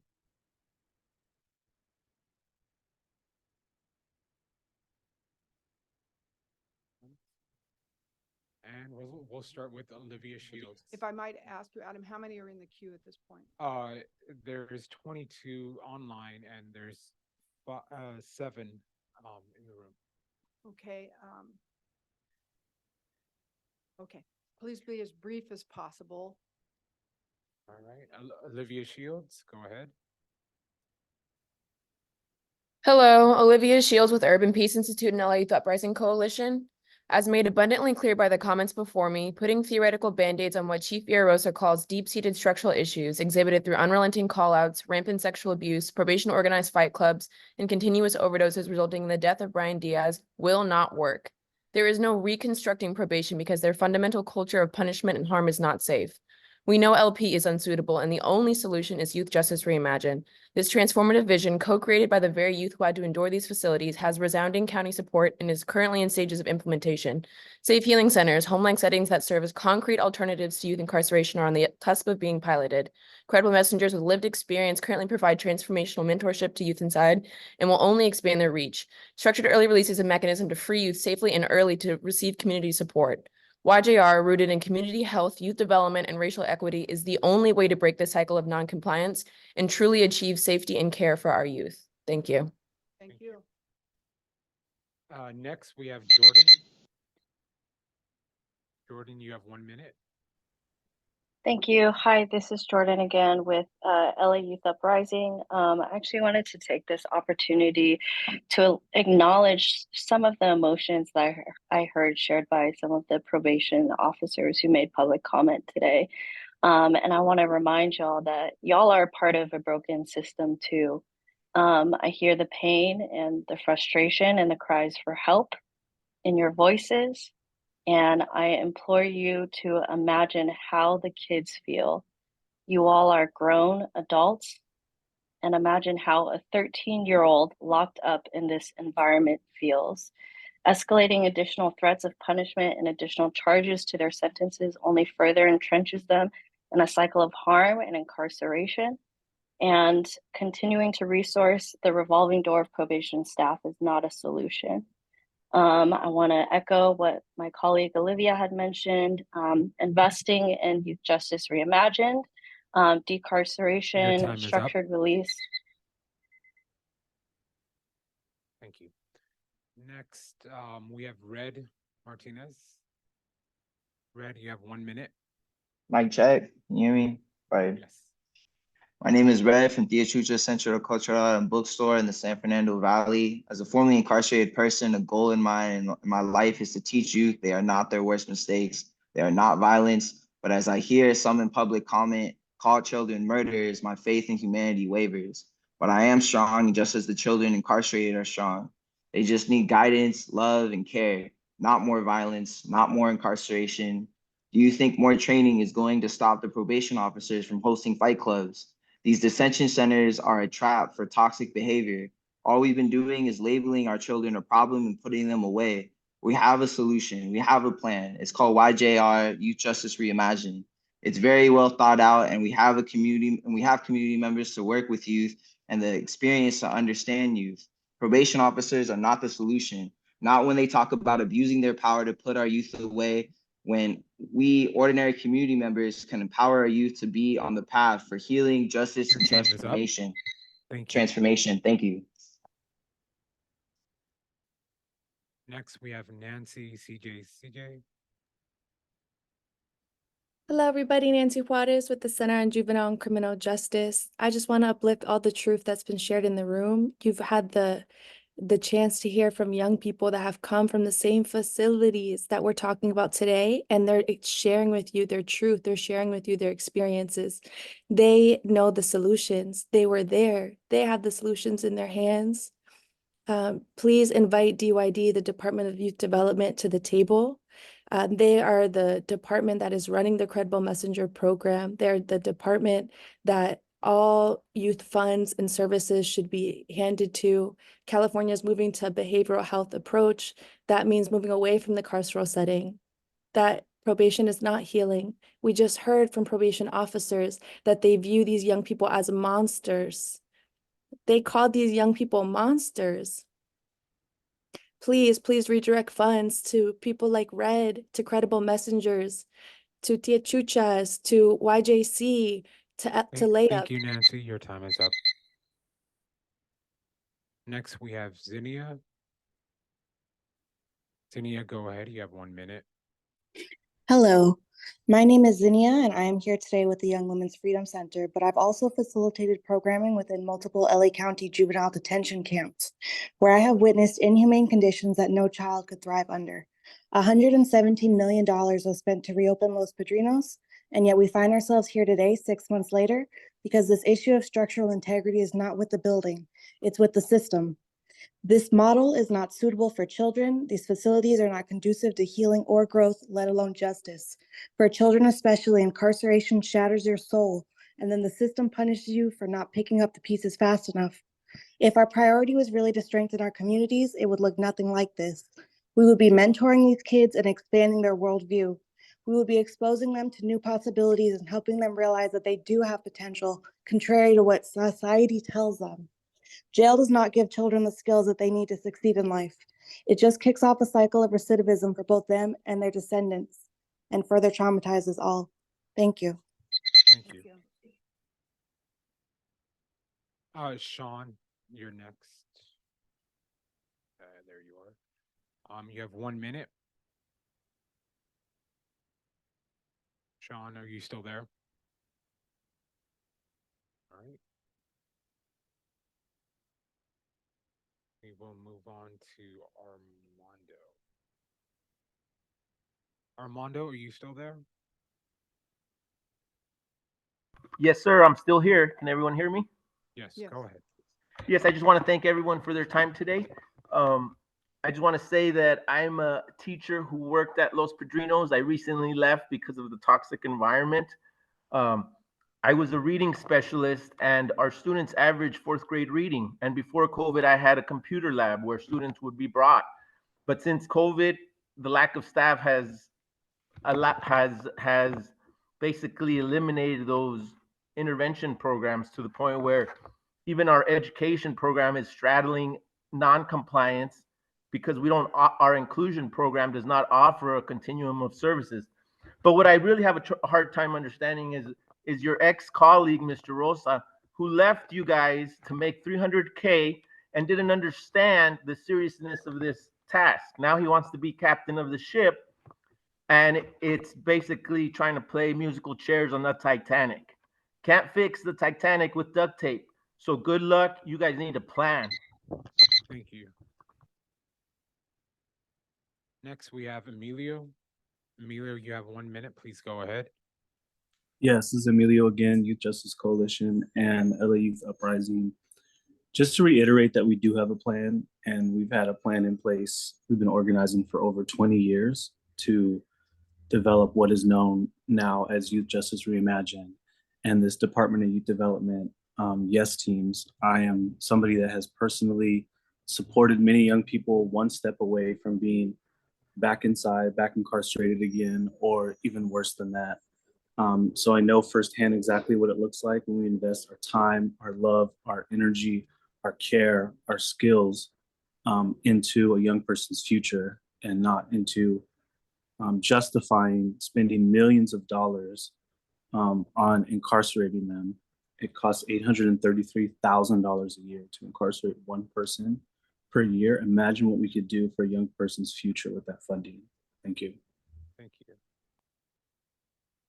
Next, we have Frank Paredes. Frank, you have 1 minute. Please go ahead. Frank Paredes. Probation is a word often used in poor context in the forms of communication across the state and actually means so much to so many. Let me assist as a reminder that probation and probation services is elevating the utilization of evidence-based practices, applying fiscal effectiveness to support from its stakeholders, our programming, adding technological advances to strengthen case management, enhancing operational knowledge through strategic planning and collaboration, and applying a true focus on leadership development and succession planning. When you provide support from those who serve their professional abilities only, will they be promised to produce successful results and milestones educating. And as a clarifying point, the advocates from these portals of entities are our advocates. We need them in our space and believe in their life's mission. LA can definitely rise from this. The California Probation and Coalition of Labor Unions will gauge and track and respond to the aftermath and decisions of today. Thank you so much. Thank you. Next, we have Sir Bailey.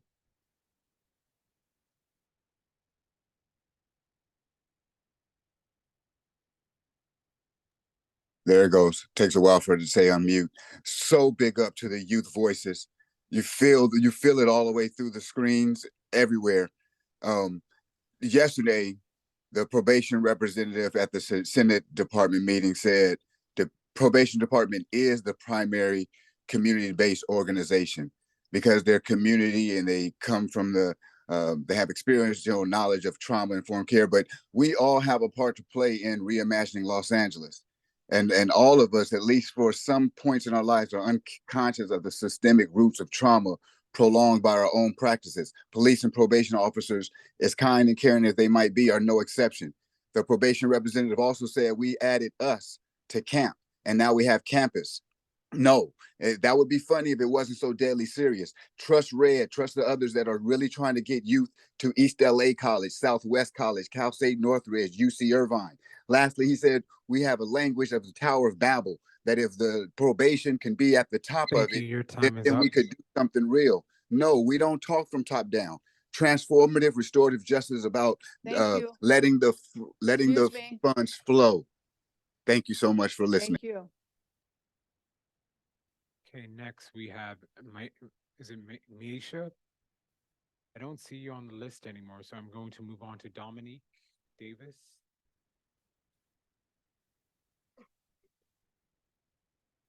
Dominique, please. Hi, go I'm ahead. here. Sorry, it took a second. Can you hear me okay? Yes, please go ahead. All right. Good afternoon. My name is Dominique Davis. I'm a senior program manager at Young Women's Freedom Center. I support young women, girls, and transgender youth of all genders in juvenile halls in Los Angeles.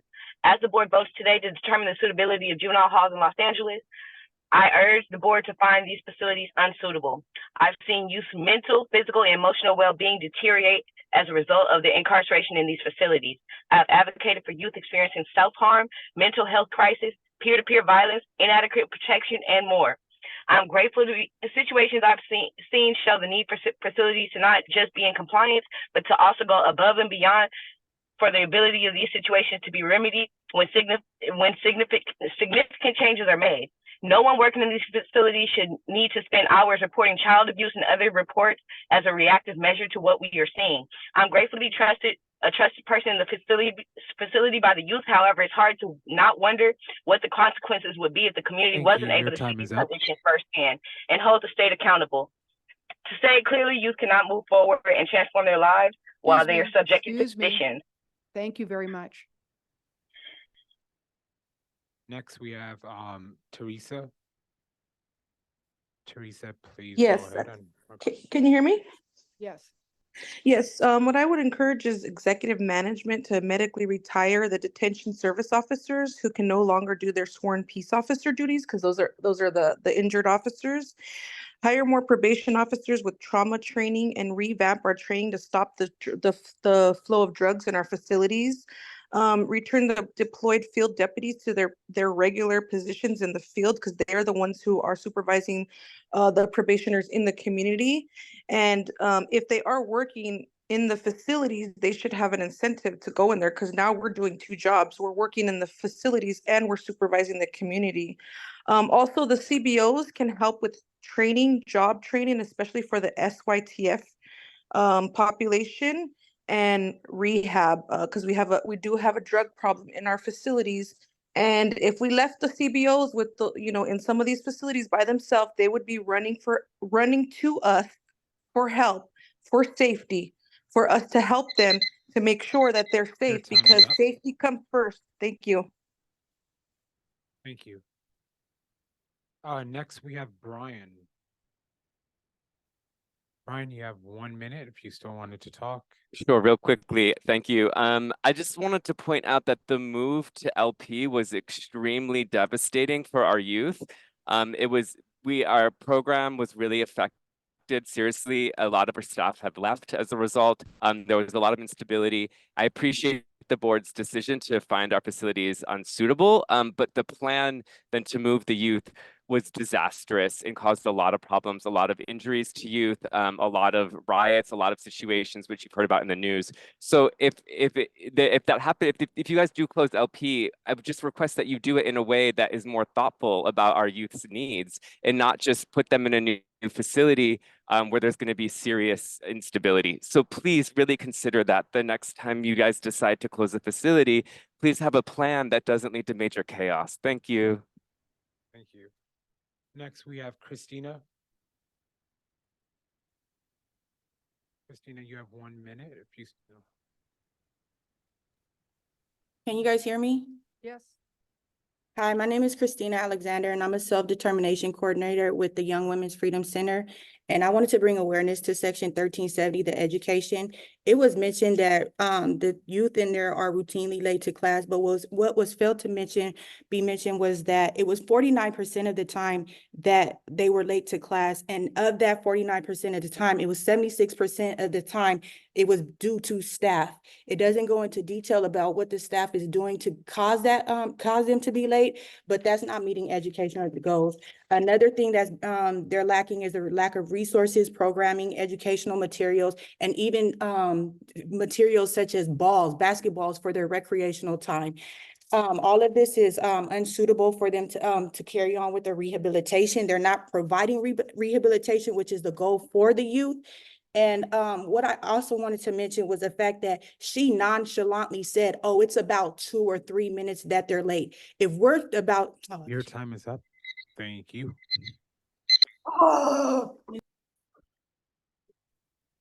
Next, we have Thomas Bell. Thomas, you have 1 minute.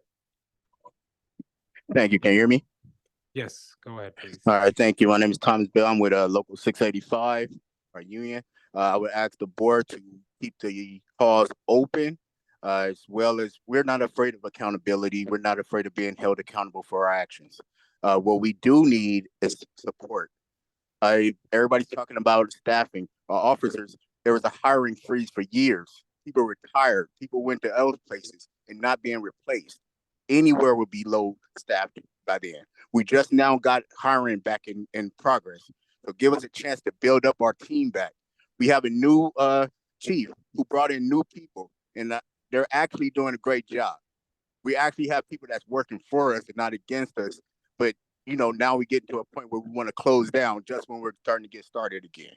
I would ask the board, instead of closing our facilities, write a letter or something to the board of supervisors, asking them to support our department and not harm it. Asking the probation commission to support our department and not harm it. Up.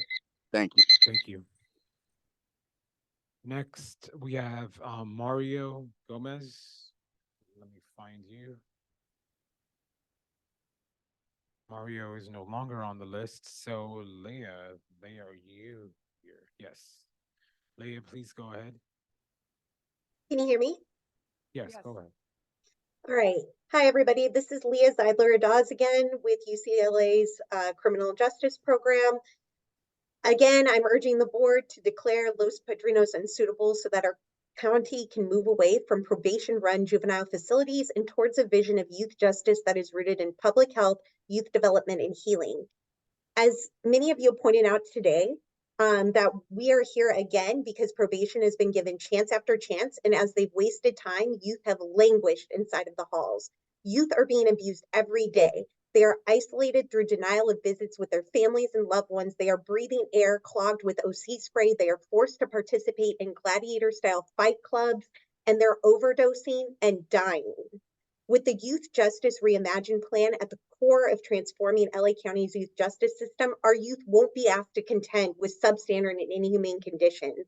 Stop the cap and recognize that youth justice, the best path is Youth Justice Reimagined. Okay, next we have is it Jazara?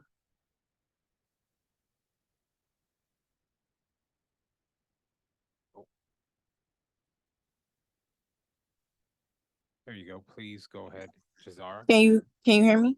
Yes.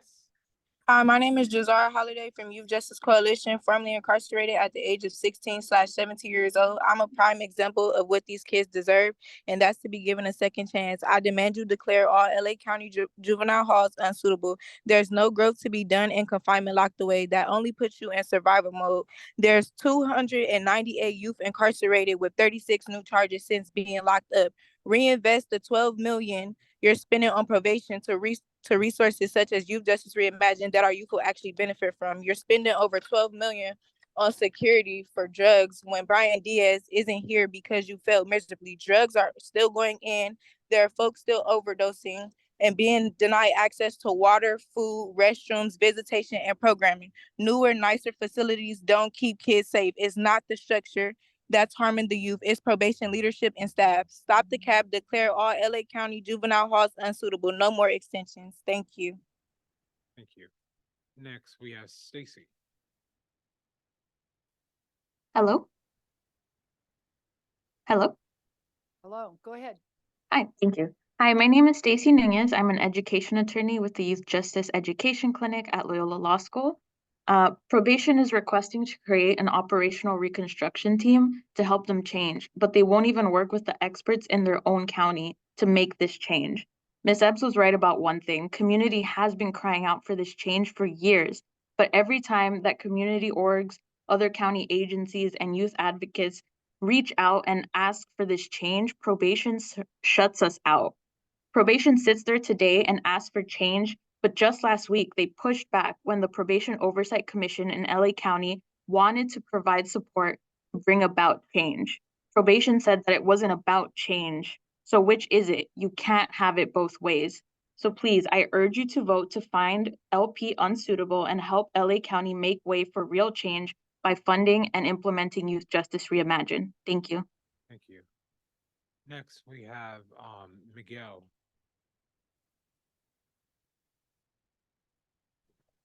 Hello, good afternoon. And just to finish what I began sharing, and perhaps to overuse this metaphor around the Titanic, here we are again, trying to spend all our energy trying to turn this Titanic, quote unquote, around and deceive ourselves into thinking that we can do so instead of allowing for the creation of a true alternative. This would be stubbornness if it wasn't criminal. We know that the only solution is a phase out of this quote unquote Titanic, because every single day that these failures continue are paid for by young people. It is about time that we work with LA County to support the plan that has already been democratically laid out and unanimously voted by the Board of Supervisors. It is called Youth Justice Reimagined. It's in front of us, and it's about time that we move towards it. And it's also an invitation towards the people who have showed up to say that they care about young people, to do a just transition, for people in probation who care about young people to recognize that this is a Titanic. There's no saving this, and it's about time that we move away from it. Thank you. Thank you. Next, we have Israel. Good afternoon, buenas tardes. Israel Salazar Villa with CYCJ. I want to acknowledge and thank my folks from YJC, Young Women's Freedom Center, ARC, Layup, and CYCJ partners, and most especially the young people sharing their truth, pains, struggles, as well as their resilience, leadership, and example today. I also want to uplift Youth Justice Reimagined as the solution and example, not just in LA, for the rest of the state and the nation. I urge the LA County Board of Supervisors to follow through with their motion and move away from probation and expedite releases, and please stop the cap. I also want to thank the BSCC for taking the proper and necessary steps and actions and stance today. I urge you to deem Los Padrinos unsuitable. Thank you. Thank you. Finally, we have Cesar.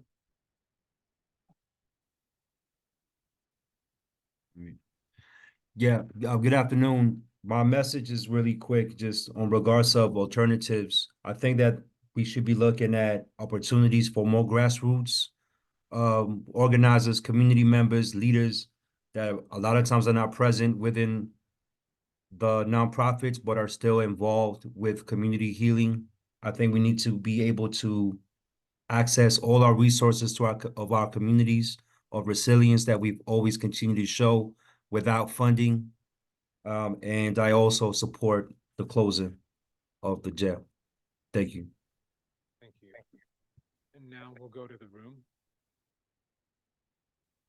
And if I could have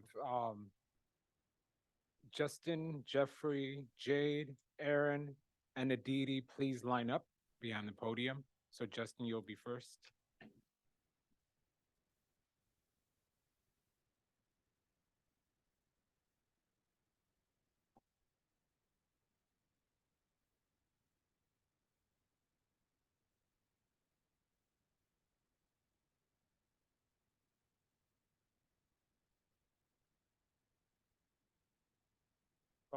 Thank you.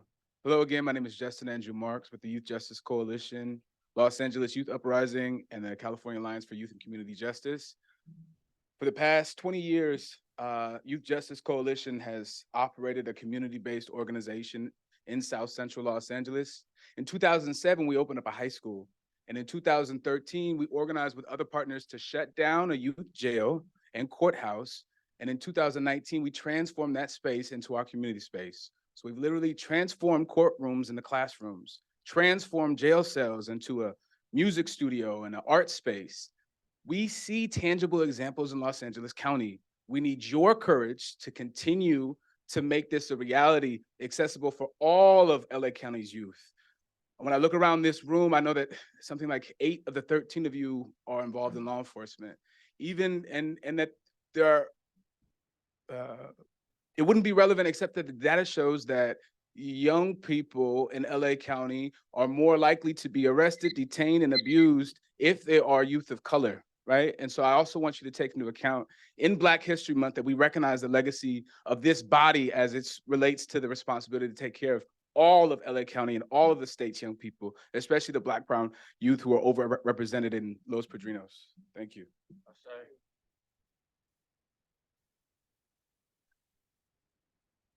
Once again, hello, my name is Jeffrey Hines.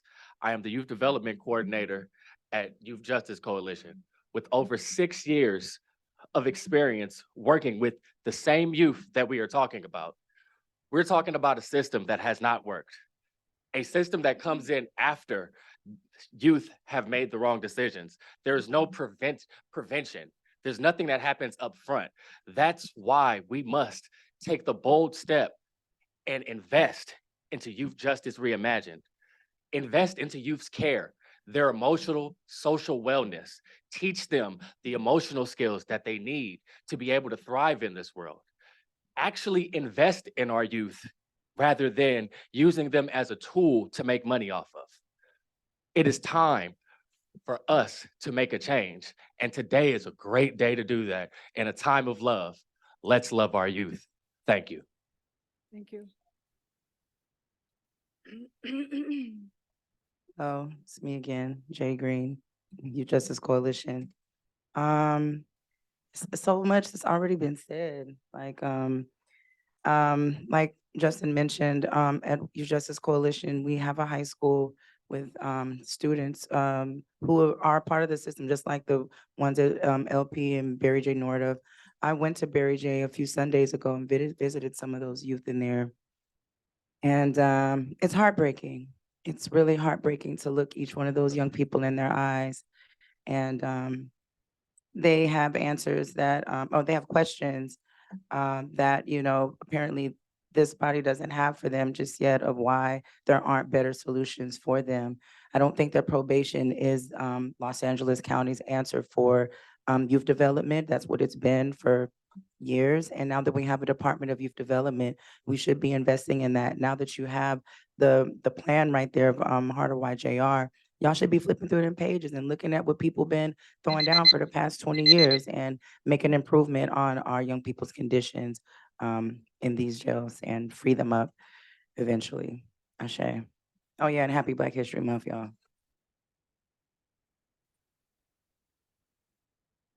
Hi, I'm Erin from the Youth Law Center. I just want to say, I think that what the board is about to do places a timeline on one abuse ending. But I would be remiss if I didn't say that I'm not deeply concerned about what the next 60 days will bring, given what LA has done in the past. And because of that, I'm not suggesting that that's a reason not to do what you're about to do. I think it needs to be done. But I do think, and I'm mostly want to urge those who are here with probation, or those who are listening from probation, or those who are listening that work with probation, I hope the next phone call that you're going to make is to the community-based organizers who are partners with you and say, how can you help? Because there are a lot of young people who are going to need that help. And I hope that every community-based org out there is about to pick up the phone and call probation and say, what can we do to help the young people who are in there?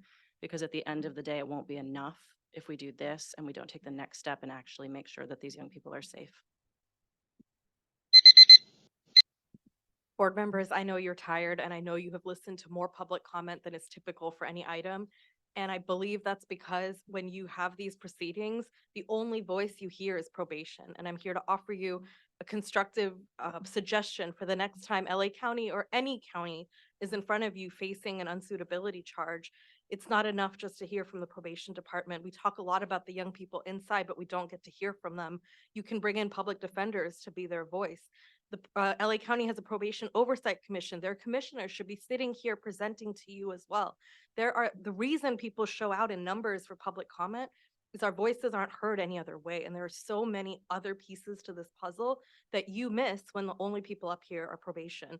So I urge you, next time we're here, and we know we will be here again, reach out and figure out who else you need to hear from, whether that's public defenders, probation oversight commissioners, county CBOs that work inside these facilities, and others with expertise, so that you see the bigger picture and it isn't necessary for community to turn out 50, 60 people to make that voice heard. Thank you. Thank you.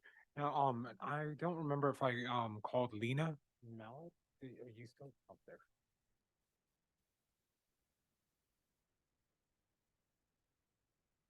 Hello again. I'm Lena Mallet with CDF and Layup. I'll be brief. While I'm immensely grateful for this board's decision to find Barry J. unsuitable, I know the decision to close Los Padrinos, one that affects nearly 300 young people, may feel daunting, especially when it was already the county's Hail Mary last-ditch effort. It may feel like you've run out of options, and I think that would be true. I think finally, at least in LA County, we've exhausted approaches that are embedded in paradigms of white supremacist punitive carcerality. And acknowledging that there's absolutely no hope for this probation department, I want to invite everyone here to be brave and to step into a new world, to push for full investment in a new world, a world where healing is intergenerational and planted in community, where we center loving care, dignity, connection, young people's basic needs. This is not some far-fetched ideal. The pathway has so graciously been laid out by advocates in the past in a 100-page document in Youth Justice Reimagined. Close LP. Thank you. That's all for That's it. public comment.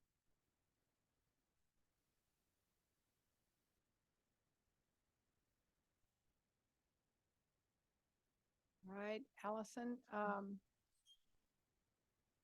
We have a motion and a second. I think council's already touched on the motion, but it looks to me like you'd like to do it again. I just wanted to clarify, I believe it was Sheriff Dykes who made the motion. What was the second? Chief. Oh, all right. Hold the phone, please. Come on up.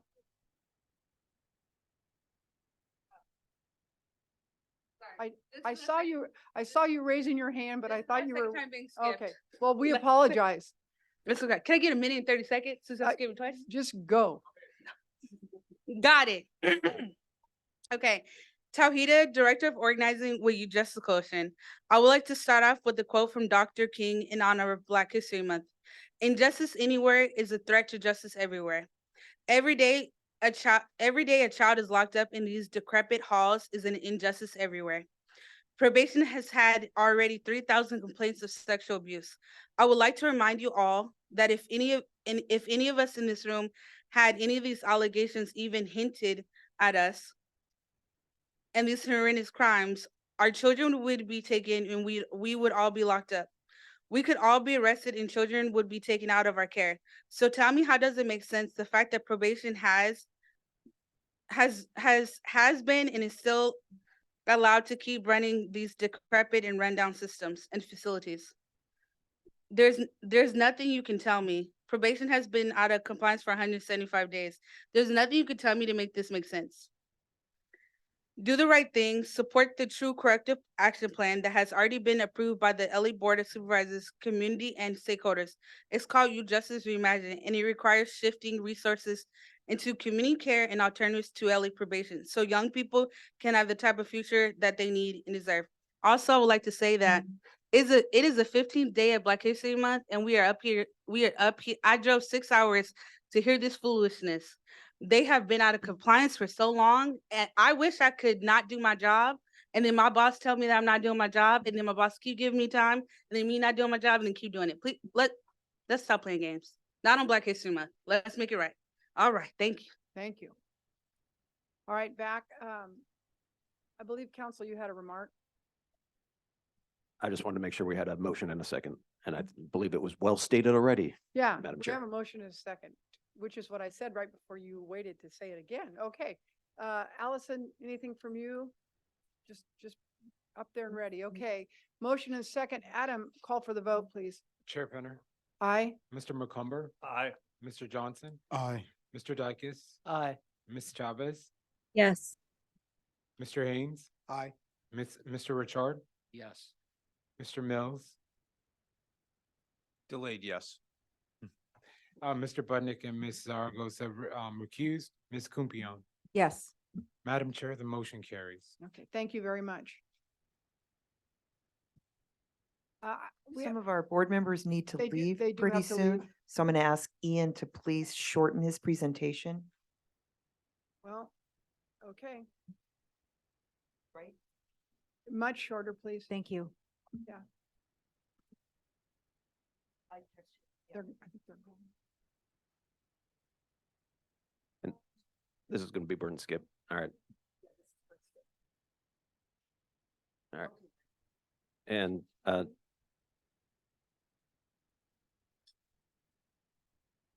And Supervisor Chavez, this is the burn skip. This is federal money to deal, cities and counties are eligible for these funds. It deals with extreme risk protection orders and gun storage and other things like that. So if you'd like to recuse. I will. Thank you. Let's just give everybody a minute because I think people are trying to leave and it would be less disturbing.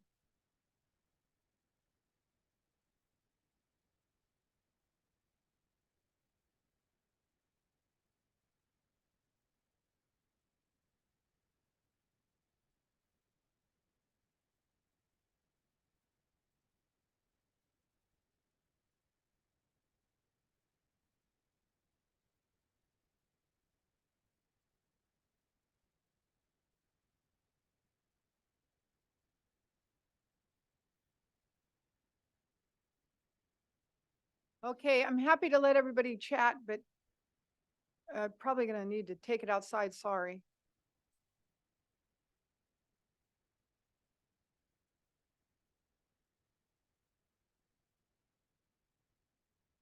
Okay,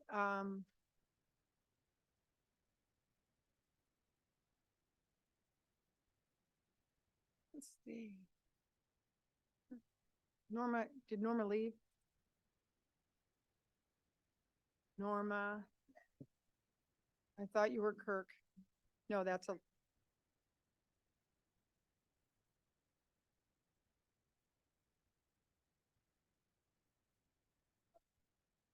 All right, here we go. Let me tell you where we're going here. Item G. I apologize, I'm not back on the agenda.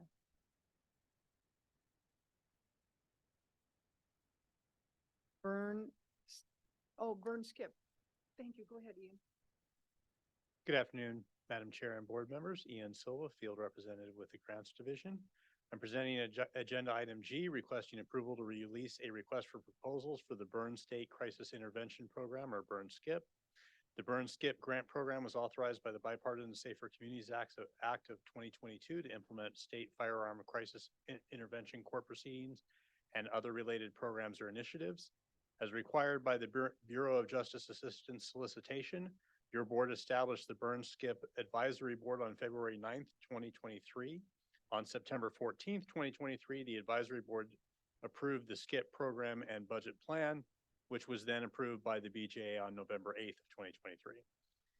The approved plan includes the development and release of an RFP to implement the federally required pass-through of $10.6 million to units of local government. As provided for in the plan, eligible applicants for this RFP will be California cities and counties. Applicants will be allowed to request funding for small scope projects up to $500,000 and large scope projects up to $1 million.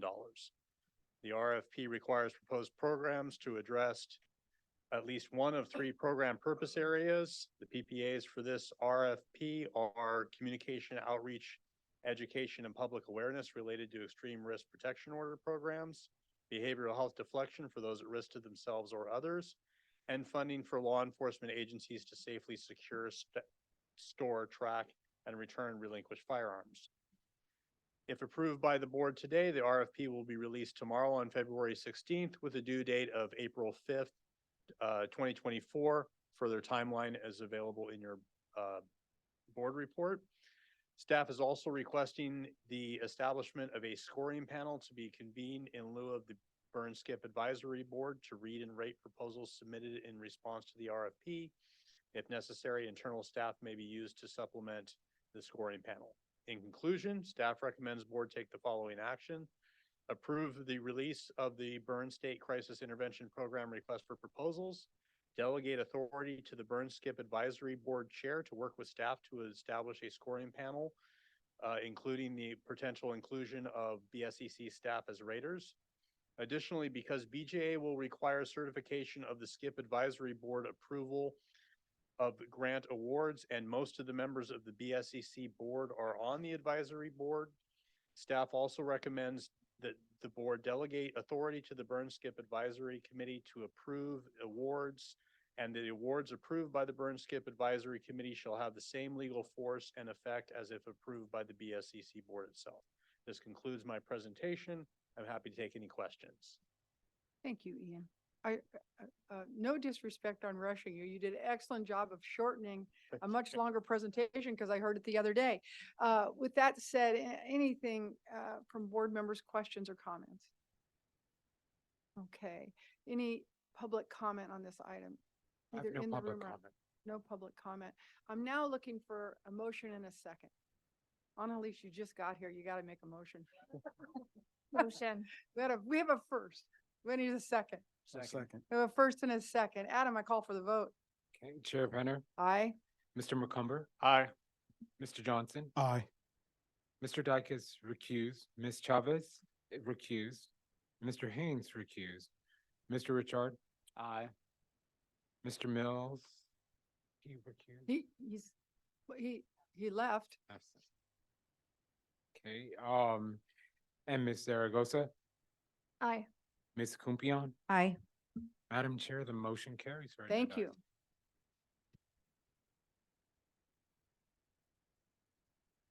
We're on to item H. Stacy, there you are. Okay. Madam Chair, I'll What? ask her. We have a really fantastic presentation for you on the Prop 47 evaluation. Many board members have had to leave. It's been a very long day. We will still issue the report and some press release on it. It's really, really interesting. Madam Chair, do you prefer that we do the presentation today or kick it over to April? You were afraid to ask me that? I wasn't. No, it was Stacy who suggested it. Aaron was afraid to Okay, ask you and that. You know, We're honestly, also going to have a big agenda in April, but Yeah. probably not as big as today. okay, and I really want to give all due. Oh, sorry, I respect- just cursed it. Sorry, I just jinxed it. Right. I want to pay due respect to this item. It's so great. I like your suggestion. I wish we had more board members Yeah, here. me It's too. been an extraordinarily long day, so I adopt your recommendation. I can Hoping do for the that without best a in vote of the April. board. Stacy, great idea.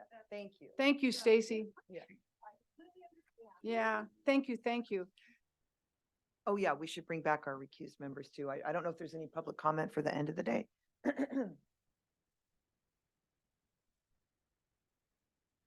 There's Supervisor Chavez, we haven't welcomed you to the board meeting I know, yet, right? although Hello. you were attentive and all front and center, so good to see you.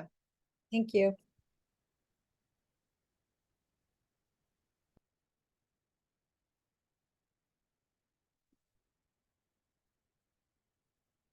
Yes.